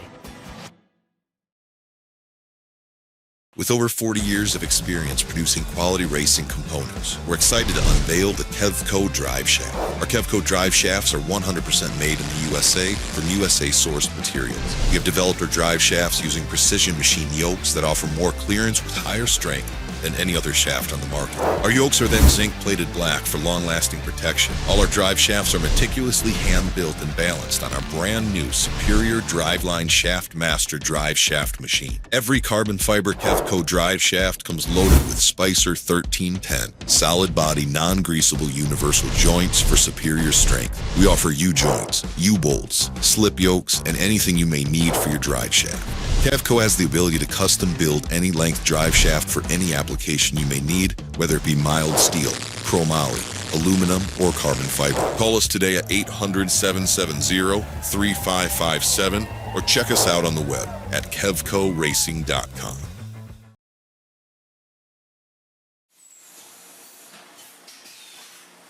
My two passions in life is racing and selling good high-end meat. So my grandfather came here from Germany back in the late 20s. He decided to open his own shop in 1951. He had all the recipes, he had all the talent. His father was a meat guy. His father's father was a butcher. They weren't football players, basketball players. They were in the meat business. And that's our family. That's what we're good at. Old World Meats was derived from Frank's Meats. That was my grandfather's name. I know the quality of my beef is the best because I've purchased it directly from the ranchers at Certified Angus Beef. We know what our beef is continuously and it's very consistent. So we're located up here in Duluth on beautiful Lake Superior, just a stone throw off of Highway 61. I've lived here my whole life and it's where I wanted to raise my family. To be successful, you need to have a talent. And I knew I was going to be in the meat business. I can taste spices, I can pick out flavors, where they need to come in, where they need to stop. So knowing your strengths are important and knowing where you came from. We have a hot snack stick that's got actually 8 different spices of heat in that, and it layers the flavors in the heat. That's what makes the difference with our product. The most exciting part was becoming coast to coast with the Old World Meats snack sticks. My neighbor stopped me on the street and said, "Paul, I was just down in Georgia and this gas station had your product." It was one of the highlights of the year. I don't know of a state at this point that we haven't had product in. Being in business in a small town really puts things into perspective. It's the little things for me to be appreciated and respected. So this whole operation here, it doesn't have to be the biggest, but it needs to have passion. And today, I'm changing lives of people that work with me.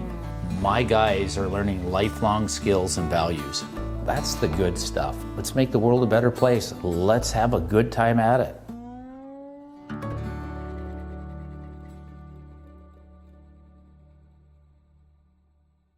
When you've got to ship it from anywhere to anywhere, QualityFreightRate.com. The LTL Freight Logistics Specialist for your small business. QualityFreightRate.com. We simplify shipping, eliminate those surprise charges, and negotiate the best rates from most LTL qualified carriers. QualityFreightRate.com. Special residential and liftgate rates available for automotive and ag implements. QualityFreightRate.com. Use the promo code ICE and get 10% off your first shipment. Startup is so easy. Get a quote and ship today. QualityFreightRate.com.